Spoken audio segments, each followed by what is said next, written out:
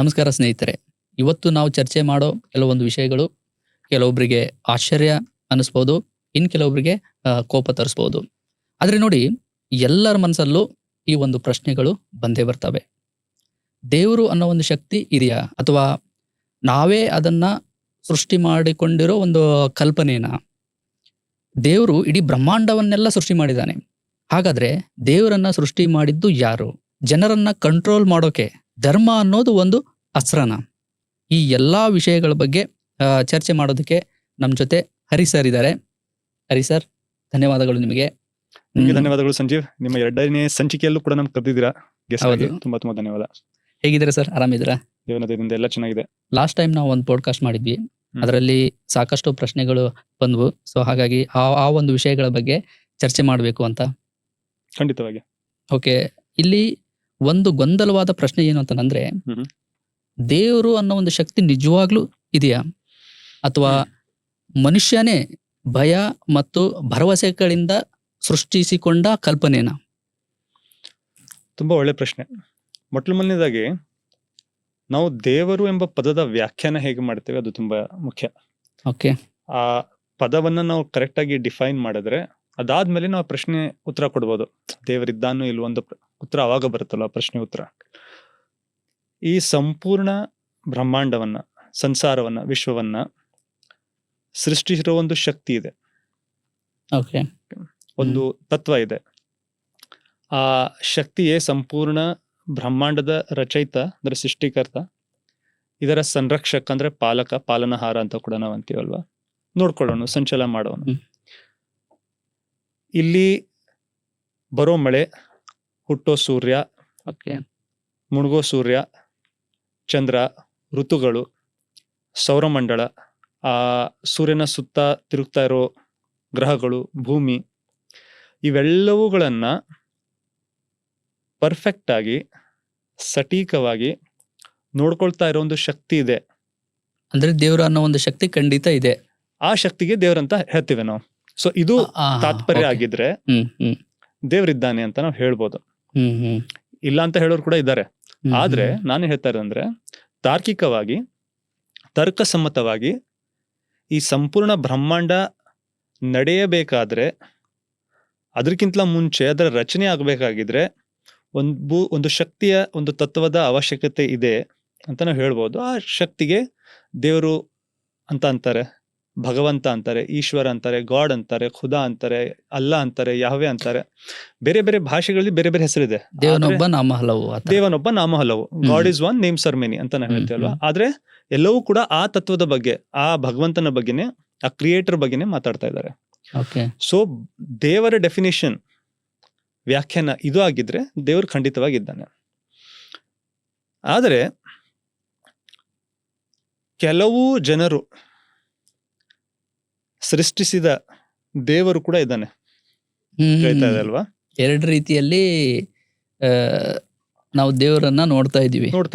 ಅದಕ್ಕಾಗಿ ಒಂದು ಪ್ರಶ್ನೆ ಬರುತ್ತೆ ಹಲವಾರು ಇಂಥ ಸಂದರ್ಭಗಳಲ್ಲಿ. Did God create man or man created God? ತಿಳ್ತಾ ಇದೆ ಅಲ್ವಾ. ಸೊ ಮೊದಲನೇದೇನ್ ಮಾತು ಹೇಳ್ತಾ ಇದ್ದೆ ನಾನು, ಈ ಸಂಪೂರ್ಣ ಬ್ರಹ್ಮಾಂಡವನ್ನು ನೋಡಿದ್ರೆ ದೇವರಿದ್ದಾನೆ ಅಂತ ನಾವು ಹೇಳ್ಬೋದು. ಇದ್ರೆ ರಚಯಿತನೊಬ್ನಿದ್ದಾನೆ, ಸಂರಕ್ಷಕನೊಬ್ನಿದ್ದಾನೆ, ಸೃಷ್ಟಿಕರ್ತನೊಬ್ನಿದ್ದಾನೆ, ಕ್ರಿಯೇಟರ್ ಒಬ್ನಿದ್ದಾನೆ ಅಂತ. ಆ ದೇವರಿದ್ದಾನೆ ಅನ್ನೋದ್ರಲ್ಲಿ ನನಗೆ 2ನೇ ಅಭಿಪ್ರಾಯವಿಲ್ಲ, ಅನುಮಾನವಿಲ್ಲ. 2ನೇದೇನು ಮಾತಿದೆ ಅಲ್ವಾ, ಅದು ಕೂಡ ತುಂಬಾ ಮುಖ್ಯ.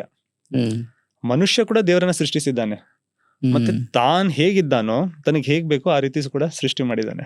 ಹೌದು ಅದಲ್ವಾ. ಸೊ ಅದಕ್ಕಾಗಿ ನೋಡಿ, ನೀವು ಹಲವಾರು ನಾವು ಮಾಡುವ ಆಚರಣೆಗಳಲ್ಲಿ ದೇವರ ಹೆಸರನ್ನು ನೀವು ಉಪಯೋಗಿಸ್ತೇವೆ. ಅಂದ್ರೆ ಮನೇಲಿ ಏನಾದ್ರು ಆಯ್ತಂದ್ರೆ, ನಿಮ್ಗೇನೋ ಕೆಟ್ಟದಾಗ್ತಾ ಇದೆ, ನಿಮ್ಗೆ ಆಗ್ಬಾರ್ದು, ನಿಮ್ಗೆ ಯಾರೋ ದೇವರೋ ದೇವತೆಯೋ ಅಥವಾ ಯಾರೋ ಒಂದು ಶಕ್ತಿ ನಿಮ್ಮ ಮೇಲೆ ಅದರ ಪ್ರಕೋಪ ಇದೆ, ಅದನ್ನ ನೀವು ಶಾಂತ ಮಾಡಬೇಕು, ಆ ಆಚರಣೆ ಮಾಡಬೇಕು, ಇದು ಆಚರಣೆ ಮಾಡಬೇಕು, ಅದು ಇದೆಲ್ಲ ಹೇಳೋ ಕೂಡ ಒಂದು ಪರಂಪರೆ ನಾವು ನೋಡಿದೀವಿ, ಎಲ್ಲ ಕಡೆ ನೋಡಿದೀವಿ. ಯಾವುದೇ ಒಂದು ಸಮುದಾಯದಲ್ಲ, ಒಂದು ದೇಶದಲ್ಲಿ, ಸಮಾಜದಲ್ಲ, ಎಲ್ಲಾ ಕಡೆ ನಿಮಗೆ ಇದೊಂದು ಸಿಗುತ್ತೆ. ಎಲ್ಲಾ ಧರ್ಮದಲ್ಲೂ ಸಿಗುತ್ತೆ. ಎಲ್ಲಾ ಸಮುದಾಯದವರು ಈ ರೀತಿ ಮಾಡ್ತಾರೆ. ಸ್ವಲ್ಪ ಹೆಚ್ಚು ಕಡಿಮೆ ಅಂತ ಹೇಳ್ಬೋದು, ಎಲ್ಲ ಕಡೆ ಸಿಗುತ್ತೆ. ಇದರ ಅರ್ಥ ಏನಂದ್ರೆ, ಮನುಷ್ಯ ತನ್ನ ಸ್ವಾರ್ಥಕ್ಕಾಗಿ ಕೂಡ ದೇವರನ್ನ, ಸುಳ್ಳು ದೇವರನ್ನ ನಿರ್ಮಾಣ ಮಾಡಿದ್ದಾನೆ. ಓಕೆ.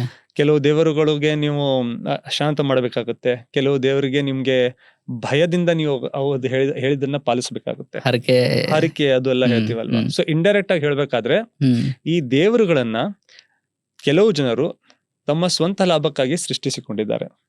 ಮತ್ತೆ ಆ ದೇವರು ದೇವತೆಗಳ ನಾವು ಪ್ರತೀಕವಾಗಿದ್ದೇವೆ ಅಂತ ಹೇಳ್ಬಿಟ್ಟು ಜನರನ್ನು ಮೋಸ ಮಾಡೋರು ಕೂಡ ಇದ್ದಾರೆ. ಸೊ ಈ ದೇವರುಗಳ ಬಗ್ಗೆ ನೀವು ಮಾತಾಡಿದ್ರೆ ಈ ದೇವರುಗಳಲ್ಲಿ ನನಗೆ ಯಾವುದೇ ರೀತಿಯ ನಂಬಿಕೆ ಇಲ್ಲ, ಈ ದೇವರು ಇಲ್ಲ ಅಂತ ನಾವು ಹೇಳ್ಬೋದು. It is a figment of our imagination. ನಾವಿಗಳನ್ನ ಸೃಷ್ಟಿ ಮಾಡ್ಬಿಟ್ಟು ನಮ್ಗೆ ಹೇಗ್ ಬೇಕೋ ಹಾಗೆ ಅದನ್ನ ನಾವು ನಮ್ಮ ಪ್ರಯೋಜನಕ್ಕಾಗಿ ಯೂಸ್ ಮಾಡ್ಕೊತಾ ಇದ್ದೀವಿ. ಓಕೆ, ಅಂದ್ರೆ ಮನುಷ್ಯ ದೇವರನ್ನ ಸೃಷ್ಟಿ ಮಾಡಕ್ ಆಗೋದಿಲ್ಲ. ಮನುಷ್ಯ ದೇವರಂತ ಹೇಳ್ಬಿಟ್ಟು ದೇವರ ಹೆಸರಲ್ಲಿ ಏನೇನೆಲ್ಲ ಸೃಷ್ಟಿ ಮಾಡಬಹುದು. ಮಾಡಿದ್ದಾನೆ ಕೂಡ, ಮಾಡ್ತಾನು ಬಂದಿದ್ದಾನೆ, ಮುಂದೆ ಕೂಡ ಮಾಡೇ ಮಾಡ್ತಾನೆ. ಹೆಸರಲ್ಲಿ ಮಾಡಬಹುದು, ಆದ್ರೆ ಮಿಕ್ಕಿದನ್ ಮಾಡಕ್ ಆಗಲ್ಲ. ಆದ್ರೆ ಈ ಯಾರು ಬ್ರಹ್ಮಾಂಡವನ್ನ ಸೃಷ್ಟಿ ಮಾಡಿದಾರೋ ಅವನು ಮಾತ್ರ ದೇವರ ಅನ್ನಿಸ್ಕೊಳ್ಳಿಕ್ಕೆ ಲಾಯಕು, ಬೇರೆ ಯಾರು ದೇವರಾಗಕ್ಕೆ ಸಾಧ್ಯ ಇಲ್ಲ. ನಾವಿರೋದೆಲ್ಲ ಬರೀ ಹೆಸರು. ಈಗ ಫಾರ್ ಎಕ್ಸಾಂಪಲ್ ನಾವು ಮದರ್ ತೆರೇಸಾ ಅಂತೀವಲ್ವಾ, ತುಂಬಾ ರೆಸ್ಪೆಕ್ಟ್ ಇದೆ ಅವ್ರ ಬಗ್ಗೆ.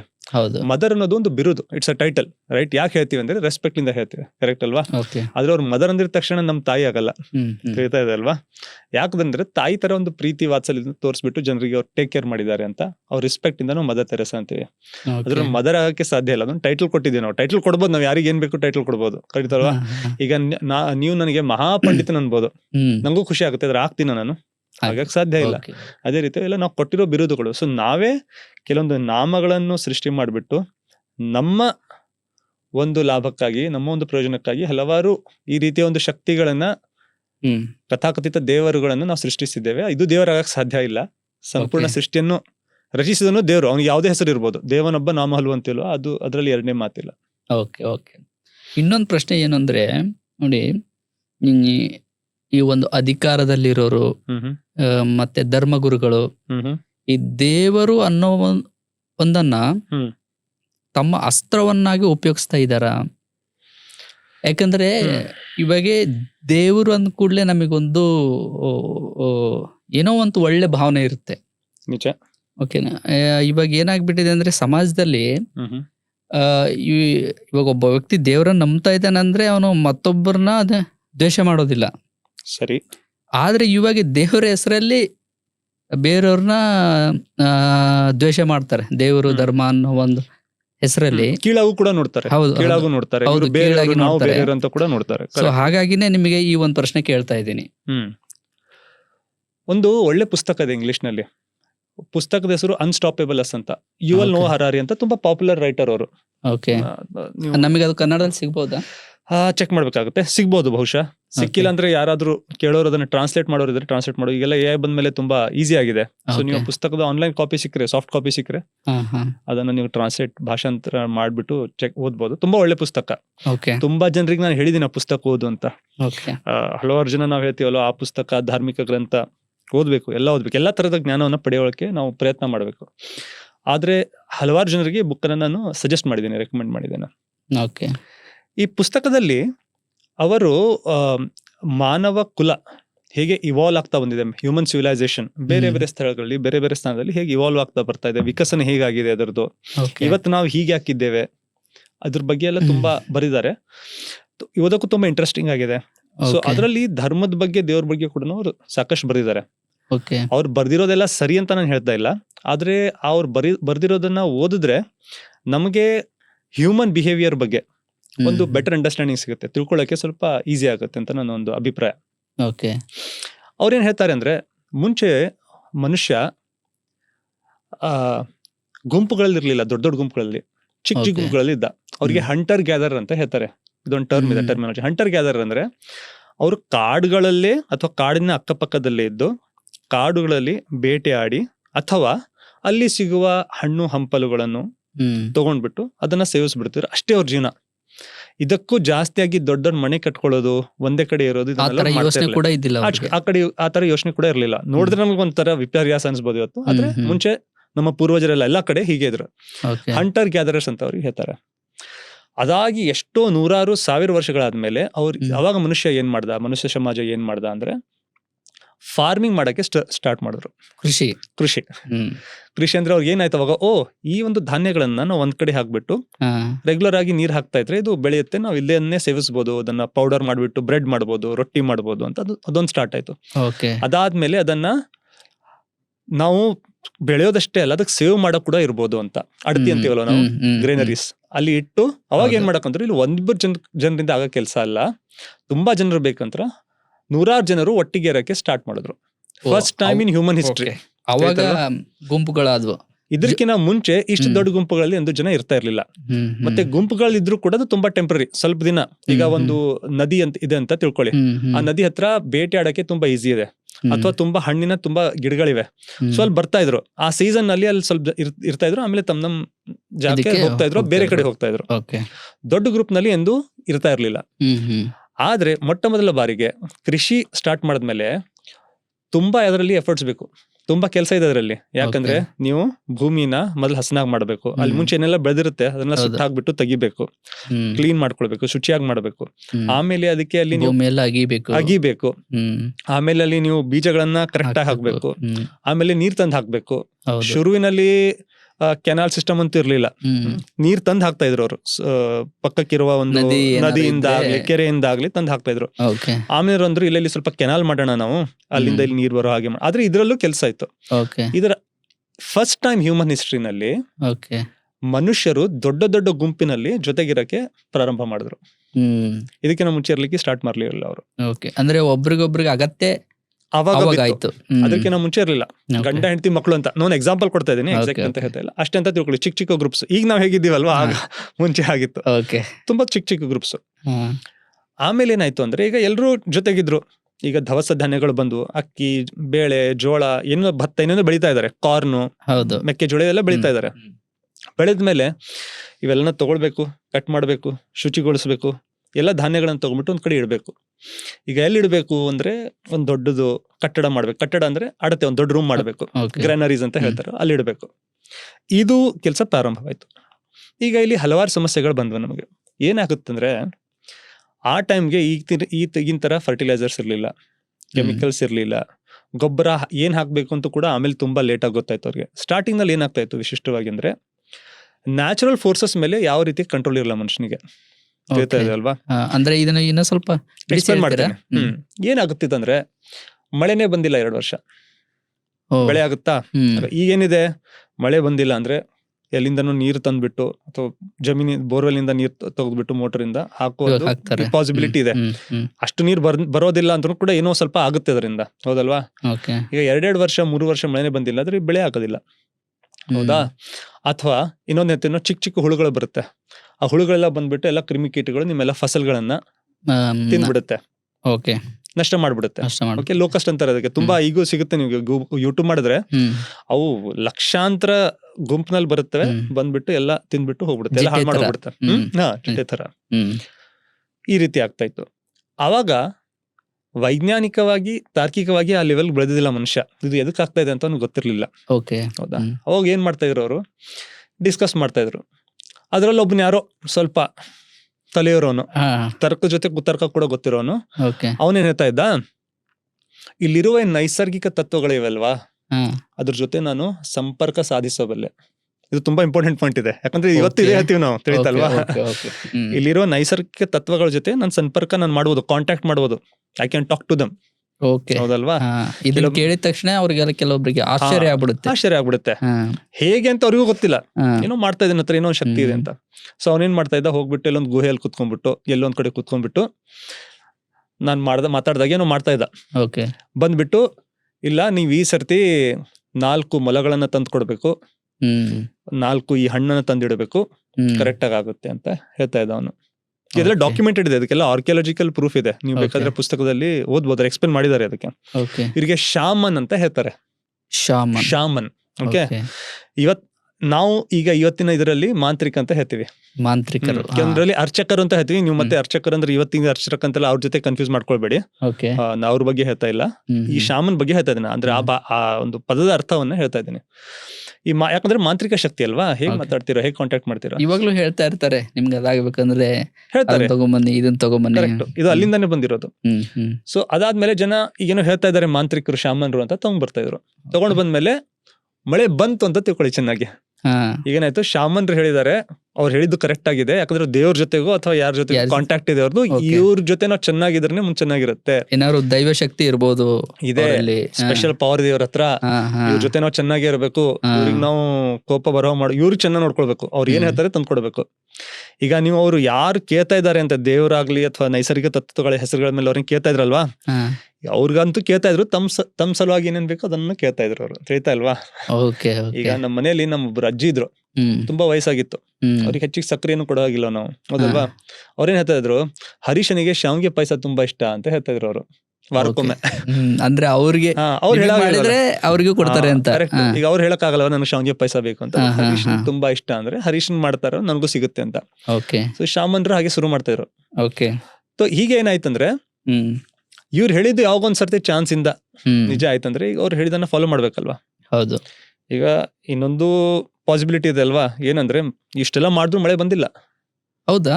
ಓಕೆ ಬರಲ್ಲಲ್ವಾ. ಓಕೆ ಈ ಕೈ ನೋಡ್ಬಿಟ್ಟು ಹೇಳ್ತಾರಲ್ವಾ, ನಿಮ್ಮ ಮದ್ವೆ 25 ವರ್ಷಕ್ಕೆ ಆಗುತ್ತೆ ಅಂತ. ಹೌದೌದು. ಒಂದಿಬ್ಬರು ಜನರಿಗೆ ಆಗುತ್ತೆ, 8 ಜನರಿಗೆ ಆಗಲ್ಲ. ಹಾ. ಅವ್ರು ಹೋಗಿ ಕೇಳ್ತಾರೆ, ಏನ್ ಸರ್ ನೀವು 25 ವರ್ಷಕ್ಕೆ ಆಗುತ್ತೆ ಅಂತ ಹೇಳಿದ್ರಲ್ವಾ, ಯಾಕಾಗಿಲ್ಲ ಅಂತ ಕೇಳ್ತಾರೆ. ಅವ್ರು ಏನ್ ಹೌದು. ಹೇಳ್ತಾರೆ ಗೊತ್ತಾ, ಹಾ. ನೀವೇನೋ ಸರಿಯಾಗಿ ಆ ವಿಧಿಯನ್ನ ನೀವು ಸರಿಯಾಗಿ ಮಾಡಿಲ್ಲ, ಮತ್ತು ನಾನ್ ನಿಮ್ಮಲ್ಲೇ ನಿಮ್ಗೆ ತಪ್ಪಿದೆ. ನೀವು ಉತ್ತರ ದಿಕ್ಕಿಗೆ ಇಟ್ಟಿದ್ದೀರಾ ಅಂತ ಹೇಳ್ತಾರೆ. ಹಾ ಸರ್, ನಾನು ಉತ್ತರ ದಿಕ್ಕಿಗೆ ಇಲ್ಲ, ಉತ್ತರಕ್ಕೆ ಹೇಳಿಲ್ಲ ನಾನು ಉತ್ತರ ಪಶ್ಚಿಮಕ್ಕೆ ಕೆಳಗೆ ಹೇಳಿದೆ ನಿಮ್ಗೆ, ತಿಳಿತಲ್ವಾ. ನೀವು ಕಂಪಾಸ್ ನಲ್ಲಿ ನೋಡಿದ್ರೆ 270 ಡಿಗ್ರೀಸ್ ಇಟ್ಟಿರ್ತಾರೆ, ನಾ 270 ಹೇಳಿಲ್ಲ, 265 ಡಿಗ್ರೀಸ್ ಹೇಳಿದ್ದೆ, ಅದರಿಂದ ತುಂಬಾ ವ್ಯತ್ಯಾಸ ಬೀಳುತ್ತೆ ಅಂತ ಹೇಳ್ತಾರ ಅವ್ರು, ತಿಳಿತಲ್ವಾ. ಏನಾದ್ರೂ Okay. ತೆಗಿಬೋದಲ್ವಾ. ಓಕೆ ಅದೇ ರೀತಿ ಶಾಮರು ಕೂಡ ಏನ್ ಮಾಡ್ತಾ ಇದ್ರು ಅವಾಗ, ಇಲ್ಲ ಯಾಕೆ ಮಳೆ ಬಂದಿಲ್ಲ ಅಂದ್ರೆ ನೀವು ನಿಯತ್ತಿಂದ ಮಲವನ್ನ ತಂದು ಕೊಟ್ಟಿಲ್ಲ, ನಾ ಹೇಳಿದನ್ನ ನೀವು ಅರ್ಪಣೆ ಮಾಡಿಲ್ಲ. ಆ ಒಂದು 4ರಲ್ಲಿ 3 ಮಲ ಅಷ್ಟೇ ಒಳ್ಳೇದಿತ್ತು, 4ನೇ ಮಲ ಏನಿತ್ತು ತುಂಬಾ ಚಿಕ್ಕದಾಗಿತ್ತು ಅಥವಾ ಅದು ಮುದಿಯಾಗಿತ್ತು, ಹಿಂಗೆ ಏನಾದ್ರೂ ತೆಗಿಯೋದು, ಏನಾದ್ರು ಒಂದು ಅದರಲ್ಲಿ ಲೋಪಗಳನ್ನ ಹೇಳೋದು. ಲೋಪದೋಷಗಳನ್ನ ಹುಡ್ಕೋದು. ಸೊ ಇದರಿಂದ ಏನಾಯ್ತಂದ್ರೆ ಇವೆಂಚುಲಿ ಕಾಲಘಟ್ಟದಲ್ಲಿ ಒಂದು ಸ್ವಲ್ಪ ಟೈಮ್ ಆದ್ಮೇಲೆ ಶಾಮನ್ರುಗಳು ತುಂಬಾ ಸ್ಟ್ರಾಂಗ್ ಆದ್ರು, ಓಕೆ ಅವ್ರಿಗೆ ಅಥಾರಿಟಿ ಬಂತು. ಯಾಕೆ ಅಥಾರಿಟಿ ಬಂತಂದ್ರೆ ದೇವರ ಹೆಸರಲ್ಲಿ, ನಿಜವಾದ ದೇವರ ಹೆಸರಲ್ಲ.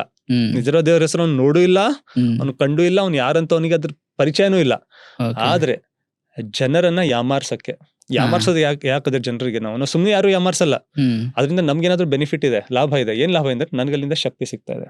ಈಗ ಎಲ್ರು ನಾನು ಹೇಳ್ದಾಗ ಕೇಳ್ತಾ ಇದಾರೆ, ಓಕೆ ಹೇಳ್ತಾ ಇದಲ್ವಾ. ಸೊ ಇದೇ ಪರಂಪರೆ ಮುಂದುವರಿತಾ ಬಂದ್ಮೇಲೆ ಆ ಟೈಮ್ಗೆ ರಾಜರು ಮಹಾರಾಜರು ಇರ್ಲಿಲ್ಲ, ತಿಳಿತಲ್ವಾ. ಯಾಕಂದ್ರೆ Okay. ಗುಂಪಿನಲ್ಲಿ ಇರ್ತಾ ಇದ್ರು. ಯಾವಾಗ ಇದೇ ರೀತಿ ದೊಡ್ಡ ದೊಡ್ಡ ಕೆರೆ ಅಥವಾ ದೊಡ್ಡ ದೊಡ್ಡ ನದಿಗಳ ತಡದಲ್ಲಿ 100,000 10,000 ಜನ ಬಂದು ಗುಂಪು ಮಾಡಕ್ಕೆ ಸ್ಟಾರ್ಟ್ ಮಾಡಿದ್ರು. Okay these are the first remnants of actual civilisation ಇಲ್ಲಿಂದ ಸ್ಟಾರ್ಟ್ ಆಯ್ತು ನಮ್ದು, ತಿಳಿತಲ್ವಾ. ಹ್ಯೂಮನ್ ಸಿವಿಲೈಸೇಷನ್ ಗ್ರೋತ್ ಪ್ರೋಗ್ರೆಸ್ ಇದಲ್ಲ, ಆಕ್ಚುಲಿ ಇಲ್ಲಿಂದ ಸ್ಟಾರ್ಟ್ ಆಯ್ತು, ಫಾರ್ಮಿಂಗ್ ಇಂದ. ಅದನ್ನು ಮತ್ತೆ ಇಲ್ಲಿ ತಟಗಳಲ್ಲಿ ದಡಗಳಲ್ಲಿ ಎಲ್ಲಿ ನೀರ್ ಸಿಗುತ್ತೆ ನಿಮ್ಗೆ. ಅದಕ್ಕೆ ನೋಡಿ, ನೀವು ಎಲ್ಲೇ ಯಾವುದೇ ಸಿವಿಲೈಸೇಷನ್ ಹಳೆ ಅವಶೇಷಗಳು ಸಿಕ್ತಲ್ವಾ, ಎಲ್ಲಿ ನಿಮ್ಗೆ ನೀರ್ ಇರುತ್ತೋ, ರಿವರ್ ಇರುತ್ತೋ, ಗಂಗೆ ಆಗ್ಲಿ, ಅಲ್ಲಿ ನೈಲ್ ರಿವರ್ ಆಗ್ಲಿ, ಅಲ್ಲೇ ನಿಮ್ಗೆ ಸಿಗುತ್ತೆ ಜಾಸ್ತಿ. ಸೊ ಅವಾಗ ಏನಾಯ್ತಂದ್ರೆ ಇರಕ್ ಸ್ಟಾರ್ಟ್ ಮಾಡಿದ್ರೆ ರಾಜರು ಬಂದ್ರು, ಮಹಾರಾಜರು ಬಂದ್ರು. ಅದ್ರ ಹಿಂದೆ ಬೇರೆ ಇದು ಇದೆ, ಅದ್ರ ಬಗ್ಗೆ ನಾನು ಜಾಸ್ತಿ ಹೇಳಲ್ಲ. ನಾನು ಯಾಕೆ ಹೇಳ್ತಾ ಇದ್ದೀನಿ ಅಂದ್ರೆ, ರಾಜರು ಮಹಾರಾಜರು ಎದಕ್ಕೆ ಬೇಕಾದ್ರೆ ಹೇಗಾಗ್ತೀರಾ ನೀವು, ಜನರಿಗೆ ನಿಮ್ಗೆ ಕಂಟ್ರೋಲ್ ಮಾಡಕ್ ಬರಬೇಕು. ಕಂಟ್ರೋಲ್ ಮಾಡಕ್ಕೆ ಈ ಶಾಮನ್ರ ಅಗತ್ಯಗಳು ಅವ್ರಿಗೆ ಕೂಡ ಇತ್ತು. ಈ ಶಾಮನ್ರುಗಳು ಇನ್ನೂ ಸ್ಟ್ರಾಂಗ್ ಆದ್ರು, ಅಲ್ವಾ. ಇದು ಯಾಕೆ ಎಕ್ಸ್ಪ್ಲೇನ್ ಮಾಡ್ತಾ ಇದೀನಿ ಅಂದ್ರೆ, ಅಧಿಕಾರದಲ್ಲಿ ಬರೋಕೆ ಜನರನ್ನ ಕಂಟ್ರೋಲ್ ಮಾಡಕ್ ಬರ್ಬೇಕು. ಅದು ನೀವು ಸರಿಯಾದದ್ದು ಹೇಳ್ತೀರಾ, ತಪ್ಪಾಗಿದ್ದು ಹೇಳ್ತೀರಾ, ಅದು ನಾನು ವಿಚಾರ ಹೇಳ್ತಾ ಇಲ್ಲ, ಅದು ಬೇರೆ ವಿಷಯ. ಜನರನ್ನ ಅವರ ಯೋಚನೆಯನ್ನ ನಿಮ್ಗೆ ಕಂಟ್ರೋಲ್ ಮಾಡಕ್ ಬರ್ಬೇಕು, ಅವಾಗೆ ನಿಮ್ಗೆ ಪವರ್ ಸಿಗುತ್ತೆ, ಅವಾಗ ನಿಮ್ಗೆ ಅಧಿಕಾರ ಸಿಗುತ್ತೆ. ಸೊ ಶಾಮನ್ ಹತ್ರ ಏನಿಂದು ನೆಪ ಆಯ್ತಂದ್ರೆ, ನಿಮ್ಗೆ ಯಾರ ಜೊತೆ ಕಾಂಟ್ಯಾಕ್ಟ್ ಇಲ್ಲೋ ಅವ್ರ ಜೊತೆ ನಮ್ ಕಾಂಟ್ಯಾಕ್ಟ್ ಇದೆ, ನಿಮ್ಮ ಸಮಸ್ಯೆಗಳನ್ನ ಪರಿಹಾರ ನಾನ್ ಮಾಡ್ತೇನೆ. ಓಕೆ, ಅದರಿಂದ ಅವರಿಗೆ ಅಧಿಕಾರ ಬಂತು. ಜನರು ಅವ್ರು ಹೇಳಿದಾಗೆ ಕೇಳ್ತಾ ಇದ್ರು. ರಾಜರು ಕೂಡ ಅವರ ಸಲಹೆ ತಗೊಳ್ತಾ ಬೇಕಾಯ್ತು, ಅವ್ರ ಜೊತೆ ಚೆನ್ನಾಗಿರ್ಬೇಕು ಎಲ್ಲರೂ. ನಾವ್ ಅಂತಿಲ್ವಾ, be in good terms, be in good books ಅಂತ ನೋಡಿ ಇಂಗ್ಲಿಷ್ ನಲ್ಲಿ, ಬೀನ್ ದ ಗುಡ್ ಬುಕ್ಸ್. ಅವ್ರಿಗೆಂದು ನೀವು ಕೋಪಿತರ, ಅವ್ರಿಗೆ ಕೋಪ ಅಂದ್ರೆ ದೇವ್ರಿಗೆ ಕೋಪ ಬಂದಾಗ ಆಯ್ತಲ್ಲ, ಅವ್ರ ಕೋಪ ಅವ್ರಿಗೆ ನೀವು ಸ್ವಲ್ಪ ಕೋಪ ಬಂದ್ಬಿಟ್ರೆ ದೇವ್ರ ಹೆಸರು ಮೇಲೆ ಹಾಕೋರು ಅವರು. ಸೊ ಎದಕ್ಕೆ ಹೇಳ್ತಾ ಇದೀನಿ ಅಂದ್ರೆ, ಎಲ್ಲಿ ಮನುಷ್ಯ ದೇವರನ್ನ ನೇರವಾಗಿ ಸಂಪರ್ಕ ಮಾಡೋದ್ ಬಿಟ್ಬಿಟ್ಟು ಮಧ್ಯವರ್ತಿಗಳನ್ನ ತರ್ತಾನೋ, ಅಲ್ಲೆಲ್ಲವೂ ಕೂಡ ಅಧಿಕಾರ ಅಲ್ಲಿ ಹೋಗುತ್ತೆ, ಏಜೆಂಟ್ಸ್ ಗಳ ಕೈಯಲ್ಲಿ ಹೋಗುತ್ತೆ. ಆ ಅಧಿಕಾರವನ್ನ ಹಲವಾರು ಜನರು ಕೆಟ್ಟದಕ್ಕಾಗೂ ಯೂಸ್ ಮಾಡ್ಕೋತಾರೆ, ಓಕೆ ತುಂಬಾ ಕಡಿಮೆ ಜನರು ಒಳ್ಳೇದಕ್ಕಾಗಿ ಯೂಸ್ ಮಾಡ್ಕೊತಾರೆ. ಓಕೆ. ಇನ್ನೊಂದು ಪ್ರಶ್ನೆ ಏನಂದ್ರೆ ಇಂಥವ್ರನ್ನ ತುಂಬಾ ಜನ ನಂಬ್ತಾರಲ್ಲ, ಯಾಕೆ?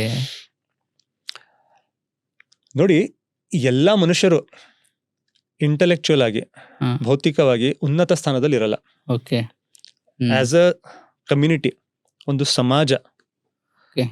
ಒಂದು ಪ್ರಜಾತಿ, ನಾವು ಬೇರೆ ಪ್ರಾಣಿಗಳಿಗಿಂತ ಭೌತಿಕವಾಗಿ ಇಂಟೆಲೆಕ್ಚುಯಲ್ ಆಗಿ ತುಂಬಾ ಹೈ ಲೆವೆಲ್ ಇದ್ದೇವೆ. ಆದ್ರೆ ಎಲ್ಲಾ ಮನುಷ್ಯರು ಭೌತಿಕವಾಗಿ ತುಂಬಾ ಹೈ ಲೆವೆಲ್ ಇದ್ದಾರೆ ಅಂತ ಅಲ್ಲ. ಮೊದಲನೇದು. ಎರಡನೇದು, ಎಲ್ಲಾ ಮನುಷ್ಯರು ಈ ಬಗ್ಗೆ ಯೋಚಿಸ್ತಾರಂತ ಕೂಡ ಇಲ್ಲ. ನಮ್ಗೆಲ್ಲರಿಗೂ ಶಾರ್ಟ್ ಕಟ್ಸ್ ಬೇಕು. ನಾವು ಸ್ವಲ್ಪ ಲೇಜಿ ಅಲ್ವಾ, ಆರಾಮಾಗಿ ಕರೆಕ್ಟ್. ನಮ್ಗೆ ಶಾರ್ಟ್ ಕಟ್ ಬೇಕು. ಈಗ ನಾನ್ ಯಾರಿಗಾದ್ರೂ ಹೇಳ್ಬಿಟ್ಟೆ, ನೀವು ಒಂದೇ ಕಡೆ ಕುತ್ಕೊಂಡ್ಬಿಟ್ಟು ದಿನಾಲು 20 ನಿಮಿಷ 30 ನಿಮಿಷ ಧ್ಯಾನ ಮಾಡಬೇಕು, ಪ್ರೇಯರ್ ಮಾಡಬೇಕು, ನಮಾಜ್ ಮಾಡಬೇಕು, ಮೆಡಿಟೇಷನ್ ಮಾಡಬೇಕು ಅಂದ್ರೆ ಕಷ್ಟ ಇರುತ್ತೆ, ಆಯ್ತಾ ಅಲ್ವಾ? 2 ಗಂಟೆ ಕುತ್ಕೊಂಡ್ಬಿಟ್ಟು ಫೋನಲ್ಲಿ ಸ್ಕ್ರಾಲ್ ಮಾಡೋದು ಈಸಿ, ತಲೆ ಯೂಸ್ ಆಗಲ್ಲ ಅಲ್ಲಿ, ತುಂಬಾ ಈಸಿ, ರೈಟ್? ಆದ್ರೆ 20 ನಿಮಿಷ ನೀವು ಮೆಡಿಟೇಷನ್ ಮಾಡ್ಬೇಕು ಅಥವಾ ಯಾವ್ದೊಂದು ಧಾರ್ಮಿಕ ಪ್ರಕ್ರಿಯೆ ಮಾಡ್ಬೇಕು ನೀವು ಅಂದ್ರೆ ನಿಮ್ಗೆ ತುಂಬಾ ಕಷ್ಟ ಆಗುತ್ತೆ, ಹೌದಲ್ವಾ? ನೀವು ಅದಕ್ಕೆ ಈಸಿ ರೂಟ್ ಹುಡುಕ್ತೀರಾ. ಏನ್ ಈಸಿ ರೂಟ್ ಹುಡುಕ್ತೀರಾ? ಒಬ್ಬರು ಬಂದ್ ಹೇಳ್ತಾನೆ, ನೀವ್ ಇದು ಮಾಡೋ ಅವಶ್ಯಕತೆನೇ ಇಲ್ಲ, ನಾನು ಇದನ್ನೆಲ್ಲ ಮಾಡಿದ್ದೀನಿ, ನಾನು ಏನ್ ನೋಡಿದ್ರೆ ಸತ್ಯನ ತಿಳ್ಕೊಂಡ್ಬಿಟ್ಟಿದ್ದೀನಿ, ನೀವ್ ಸುಮ್ನೆ ನನ್ ಕೈ ಹಿಡ್ಕೊಂಡ್ಬಿಟ್ಟು ಬನ್ನಿ, ನೀವು ನನ್ನ ಜೊತೆಗೆ ಈ ಸಂಸಾರ ಸಾಗರದಿಂದ ಭವಸಾಗರದಿಂದ ಪಾರಾಗ್ತೀರಾ. ನನ್ಗಂತೂ ಮೋಕ್ಷದ ಆದ್ಮೇಲೆ ನಾನು ಆಲ್ರೆಡಿ ಇದ್ದೀನಿ, ಸಿಗ್ತಾನೆ ಇದೆ, ನನಗೆಲ್ಲ ತಿಳಿದು ಬಿಟ್ಟಿದೆ, ನನ್ ಕೈ ಹಿಡ್ಕೊಂಡು ಬನ್ನಿ, ನಿಮ್ಗೂ ಮೋಕ್ಷ ಸಿಗುತ್ತೆ ಅಂತ ಹೇಳ್ತಾನೆ. ಸೊ ಹಾಗಂತ ಅಯ್ಯೋ ಈ ಗುರುಜಿಗಳು ಬಾಬಾಜಿಗಳು ಇದ್ದಾರೆ, ಅವ್ರ ಜೊತೆಗೆ ನಾವು ಹೋಗೋಣ ಅಂತ ಏನ್ ಮಾಡ್ತೀವಿ? ಅವಾಗ ಏನ್ ಮಾಡೋದಿರುತ್ತೆ? ಅಲ್ಲಿ ಹೋಗ್ಬಿಟ್ಟು ಯಾವಾಗ ಏನೋದೊಂದು ಅರ್ಪಣೆ ಮಾಡೋದಿರುತ್ತೆ ಅವ್ರಿಗೆ. ಮತ್ತೆ ನಾವು ವಿಥೌಟ್ ಹಾರ್ಡ್ ವರ್ಕ್ ನಮ್ಗೆಲ್ಲ ಸಿಗ್ತಾ ಇದೆ ಅಲ್ವಾ, ಹೇಳ್ತಾ ಇದೆ ಅಲ್ವಾ? ಅವರೆಲ್ಲ ಸಿದ್ಧಿಗಳನ್ನ ಅವ್ರು ಪಡ್ಕೊಂಡ್ಬಿಟ್ಟಿದ್ದಾರೆ. ಅವ್ರಿಗೆ ಸಿಗ್ಬೇಕು, ನನ್ಗಲ್ಲೇನೋ ಹಾರ್ಡ್ ವರ್ಕ್ ಮಾಡೋ ಅವಶ್ಯಕತೆ ಇಲ್ಲ. ಅವ್ರ ಕೃಪಾ ಕಟಾಕ್ಷ ಮೇಲೆ ಇದ್ರೆ ಸಾಕಲ್ಲ, ಅವ್ರ ಕೈ ಇಟ್ರೆ ಸಾಕು. ನೋಡಿ, ನೀವು ಇಷ್ಟೆಲ್ಲಾ ಕೂತ್ಕೊಂಡ್ಬಿಟ್ಟು ನೀವು ಧ್ಯಾನ ಮಾಡ್ಬಿಟ್ಟು ಕಷ್ಟಪಟ್ಬಿಟ್ಟು ನಿಮ್ಮ ಇಂದ್ರಿಯಗಳನ್ನ ಕಂಟ್ರೋಲ್ ಮಾಡ್ಬೇಕು, ಎಷ್ಟೆಲ್ಲ ಇದೆ ಅಲ್ವಾ? ಎಲ್ಲ ಮಾಡಿದ್ದಾರೆ ಅವ್ರು. ನಿಮ್ ತಲೆ ಮೇಲೆ ಕೈ ಇಟ್ಬಿಟ್ರೆ ಎಲ್ಲ ಆಗೋಗುತ್ತೆ. ಸೊ ಅದಕ್ಕಾಗಿ ಜನ, ಒಂದು ಮನುಷ್ಯ ಲೇಜಿ, ಹೌದಲ್ವಾ? ಎರಡನೇದು ಅಜ್ಞಾನ. ಈ ಎರಡೂ ಸೇರ್ಬಿಟ್ರೆ ಅದು ಅದೇನು ಕಾಂಬಿನೇಷನ್ ಇದೆಲ್ಲ ತುಂಬಾ ಡೇಂಜರಸ್ ಕಾಂಬಿನೇಷನ್. ಇನ್ನೊಂದು ರೀತಿಯಲ್ಲಿ ಹೇಳೋದಾದ್ರೆ ಭಯದಿಂದನೂ ಕೂಡ ಇಂಥ ನಂಬಿಕೆಗಳು ಉಟ್ಕೋಬಹುದಾ? ಅದೇ ಹೇಳ್ತಾ ಇದ್ನಲ್ವಾ ನಾನ್ ಮುಂಚೆ ಹೇಳಿದಾಗ, ಶಾಮನ್ ಏನ್ ಹೇಳ್ತಾ ಇದ್ರು, ನೀವು ಕರೆಕ್ಟ್ ಆಗಿ ತಂದು ಅರ್ಪಣೆ ಮಾಡಿಲ್ಲ ಅಂದ್ರೆ ಏನಾಗುತ್ತೆ, ಮಳೆ ಬರಲ್ಲ, ಆ ಹುಳುಗಳು ಮತ್ತೆ ಬರುತ್ತೆ, ಬೆಳೆ ಸಿಗೋದಿಲ್ಲ, ಅಲ್ಲೇ ಭಯ ಹುಟ್ಬಿಡುತ್ತೆ. ಯಾಕಂದ್ರೆ ನೋಡಿ, ನಿಮ್ಗೆ ಹತ್ರ ಒಂದ್ ಚಿಕ್ಕ ಮಗು ಇದೆ ಮನೇಲಿ, ಅದಕ್ಕೆ ಊಟ ಸಿಗಲ್ಲ ಅಂದ್ರೆ ಅದು ಸತ್ತು ಹೋಗುತ್ತೆ. ಹೌದು, ನೀವು ಭಯದಿಂದ ಏನ್ ಹೇಳ್ತೀರ ಅವಾಗ ಮಾಡೇ ಮಾಡ್ತಾರಲ್ವಾ? ಈಗ ನಾವು ಇದು ಬರೀ ಧಾರ್ಮಿಕ ಇದ್ರಲ್ಲಿ ಆಗುತ್ತೆ ಅಂತ ನೀವು ತಿಳ್ಕೊಬಿಡಿ. ತುಂಬಾ ಜನ ಹೇಳ್ತಾರೆ ನಾವು ಬರೀ ಧರ್ಮದ ವಿಷಯದಲ್ಲಿ ಆಗುತ್ತೆ ಅಂತ. ಇಲ್ಲ, ಮೆಡಿಕಲ್ ಫೀಲ್ಡ್ ನಲ್ಲಿ ಎಷ್ಟಾಗುತ್ತೆ. ಅವಾಗ ಒಂದ್ ಚಿಕ್ಕ ಕೆಮ್ಮಂತ ಎಷ್ಟು ಜನ ಹೋಗ್ಬಿಟ್ಟು ಎಕ್ಸ್ರೇ ಮಾಡ್ಸ್ಕೊಂಡ್ ಬಂದವರು ಇಲ್ವಾ? ಯಾಕೆ? ಭಯ. ಅವ್ರು ಹೇಳ್ತಾರೆ, ನೋಡಿ ಹಾಗೇನ್ ಆಗಿರಲ್ಲ, ಬಟ್ ಸುಮ್ನೆ ರೂಲ್ ಔಟ್ ಮಾಡಕ್ಕೆ ನಿಮ್ಗೆ ಟ್ಯೂಬರ್ಕುಲೋಸಿಸ್ ಇಲ್ಲ ಅಂತ ಒಂದ್ ಸ್ಕ್ಯಾನ್ ಮಾಡ್ತೀನಿ ಅಂತ, ಓಕೆ, ನಿಮ್ಗೆ ಆ ಪ್ರಾಬ್ಲಮ್ ಇಲ್ಲ ಅಂತ ಒಂದ್ ಸ್ಕ್ಯಾನ್ ಮಾಡ್ತೀನಿ ಅಂತ, ಒಂದ್ 20,000-30,000 ರೂಪಾಯಿ ಈ ರೀತಿ ಟೆಸ್ಟ್, ಏನೂ ಆಗಿರಲ್ಲ. ನಾನು ಎಲ್ರು ಹೀಗೆ ಮಾಡ್ತಾರೆ ಅಂತ ಹೇಳ್ತಾ ಇಲ್ಲ, ಅದನ್ನ ಎಕ್ಸ್ಪ್ಲೇನ್ ಮಾಡಕ್ ಹೇಳ್ತಾ ಇದ್ದೀನಿ. ಭಯದಿಂದ ನೀವು ಜನರನ್ನ ಏನು ಮಾಡ್ಸಕ್ ಸಾಧ್ಯ? ಯಾಕಂದ್ರೆ ಎಲ್ಲರಿಗೂ ಎಲ್ಲರ ಬಗ್ಗೆ ಜ್ಞಾನ ಇರಲ್ಲಲ್ವಾ? ಈ ಮೆಡಿಕಲ್ ಫೀಲ್ಡ್ ಬಗ್ಗೆ ನಮ್ ಬಗ್ಗೆ ನಿಮ್ಗೆ ಎಷ್ಟು ಗೊತ್ತಿರುತ್ತೆ ಹೇಳಿ? ನಾವು ಕೆಮ್ಮು 1 ತಿಂಗಳು ಕಡಿಮೆ ಆಗಿಲ್ಲ ಅಂದ್ರೆ ತಿಳ್ಕೊತೀನಿ ದೊಡ್ಡದೇನೆ ಇರ್ಬೋದು ಅಂತ, ಹೌದಾ? ಅವ್ನ್ ಸ್ಕ್ಯಾನ್ ಮಾಡ್ಸಿದ್ರೆ ನಾವು ಮಾಡ್ಸ್ಬೇಕು. 10,000 20,000 30,000 ನಾವು ಯೋಡ್ಸಕ್ ಹೋಗಲ್ಲ, ಯಾಕಂದ್ರೆ ಭಯ. ಆದ್ರೆ ನಮ್ಗಾಗಿಲ್ಲ, ನಮ್ ಪರಿವಾರದಲ್ಲಿ ಯಾರಿಗಾಗಿದೆ ಅಂದ್ರೆ ನಾವು ಇನ್ನೊಂದ್ 10,000 ಹೆಚ್ಚಿಗೆ ಕೊಟ್ಟರು ಪರವಾಗಿಲ್ಲ, ಮಕ್ಳಿಗೆ ಆಗಿದೆ ಅಂದ್ರೆ ಇನ್ನೂ ಜಾಸ್ತಿ ಕೊಡ್ತೀವಿ. ಸೊ ಭಯದ ಬಿಸ್ನೆಸ್ ಏನಿದೆ ಅಲ್ವಾ, ಅದು ಧರ್ಮದ ಹೆಸರಲ್ಲಿ ಅಷ್ಟೇ ಆಗಿಲ್ಲ, ಅದು ಎಲ್ಲಾ ಕಡೆ ಆಗಿದೆ, ಎಲ್ಲಾ ಫೀಲ್ಡ್ ಅಲ್ಲಿ ಇದೆ. ಜನ ಅಂತಾರೆ ಬರೀ ಧರ್ಮದ ಹೆಸರಲ್ಲಿ ಆಗಿದೆ ಅಂತ. ಧರ್ಮದ ಹೆಸರಲ್ಲಿ ಒಳ್ಳೆ ಕೆಲ್ಸನೂ ತುಂಬಾ ಆಗಿದೆ, ದಾನ ಧರ್ಮನೂ ತುಂಬಾ ಆಗಿದೆ, ಅದನ್ನು ನೋಡ್ಬೇಕು ನಾವು, ಒಂದೇ ಕಡೆ ಮಾತಾಡೋ ಹಾಗಿಲ್ಲ. ಭಯ ಅನ್ನೋದನ್ನ ಎಲ್ರು ಯೂಸ್ ಮಾಡ್ತಾರೆ ಅಂತ ಹೇಳ್ತಾ ಇದ್ದೀನಿ. ಇನ್ಶೂರೆನ್ಸ್ ಮಾರೋನು ಭಯದಿಂದಲೇ ಮಾರ್ತಾನಲ್ವಾ? ಸರ್ ನೀವು ನಾಳೆ ಸದ್ಬಿಟ್ರೆ ನಿಮ್ ಮಕ್ಕಳಿಗೆ ಏನು ಅಂತಾನೆ ಮಾರ್ತಾನೆ, ಅದು ಭಯ. ಯಾರು ನಿಮ್ಗೆ ಅಲ್ಲಿ ಒಂದು ಒಳ್ಳೆ ಪಾಸಿಟಿವ್ ಥಿಂಕಿಂಗ್ ಕೊಟ್ಬಿಟ್ಟು ಮಾರ್ತಾ ಇಲ್ಲ, ಎಲ್ರು ನಿಮ್ಗೆ ಹೆದರ್ಸ್ಬಿಟ್ಟೆ ಮಾರ್ತಾ ಇದಾರೆ. ಓಕೆ, ಭಯಕ್ಕೆ ಸ್ವಲ್ಪ ಮನುಷ್ಯ ಬೇಗ ಶರಣಾಗ್ತಾನೆ. ನೀವು ಯೋಚಿಸ್ತಿರಲ್ವಾ, ಯಾಕೆ? ಒಂದ್ 5,000 ರೂಪಾಯಿ ಪ್ರೀಮಿಯಂ ಅಲ್ವಾ, ನಾನು ಇನ್ಶೂರೆನ್ಸ್ ತಗೋಬೇಕು ಇಲ್ಲ, ಅದ್ರ ಬಗ್ಗೆ ಹೇಳ್ತಾ ಇಲ್ಲ, ಒಂದು ಎಕ್ಸಾಂಪಲ್ ಕೊಡ್ತಾ ಇದೆ ಅಂದ್ರೆ ಭಯದಿಂದ ನಾವು ತುಂಬಾ ಕೆಲಸ ಮಾಡ್ತೀವಿ ಅಂತ. ಓಕೆ ಸರ್, ಇನ್ನೊಂದು ಪ್ರಶ್ನೆ ಏನು ಅಂತಂದ್ರೆ ನೋಡಿ, ದೇವ್ರ ಬಗ್ಗೆ ನನಗೂ ಸುಮಾರು ಜನ ಪ್ರಶ್ನೆ ಕೇಳಿದ್ದಾರೆ. ಏನು ಅಂತಂದ್ರೆ, ಇಡೀ ಬ್ರಹ್ಮಾಂಡವನ್ನ ದೇವ್ರ ಸೃಷ್ಟಿ ಮಾಡಿದ್ದಾನೆ ಅಲ್ವಾ? ಹೌದು. ಹಾಗಾದ್ರೆ ದೇವರನ್ನ ಯಾರು ಸೃಷ್ಟಿ ಮಾಡಿದ್ರು? ದೇವರು ಅನ್ನೋದು ಹೇಗೆ ಸೃಷ್ಟಿ ಆಯ್ತು ಅನ್ನೋ ಒಂದು ಪ್ರಶ್ನೆ. ತುಂಬಾ ಒಳ್ಳೆ ಪ್ರಶ್ನೆ.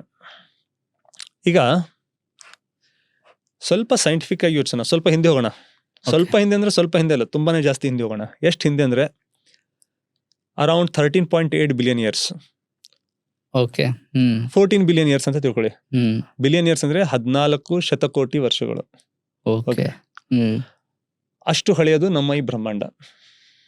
ಓಕೆ. ಆಯ್ತಲ್ವಾ? ನಾವು ನೀವು ಎಷ್ಟು 20 ವರ್ಷ 40 ವರ್ಷ 50 ವರ್ಷ 100 ವರ್ಷ ಮಾತಾಡ್ತಾ ಇರ್ತೀವಲ್ಲ, 1000 ವರ್ಷ ಬಗ್ಗೆ ನಾವು ಏನೋ ಒಂದು ಕೇಳಿರ್ತೀವಿ, ಅವಶೇಷಗಳು ಸಿಕ್ತು ಅದು ಇದು ಅಂತ. ಫ್ಯೂ ಥೌಸಂಡ್ ಇಯರ್ಸ್, ಕೆಲವು 1000 ವರ್ಷಗಳ ಹಿಂದಿನ ಅಂತ ನಾವು ಇರ್ತೀವಿ. ಆದ್ರೆ ಈ ಬ್ರಹ್ಮಾಂಡ, ಈ ಕಾಸ್ಮೋಸ್, ಯೂನಿವರ್ಸ್ 14 ಶತಕೋಟಿ ವರ್ಷಗಳ ಹಿಂದೆ ಸೃಷ್ಟಿಯಾಗಿರೋದು.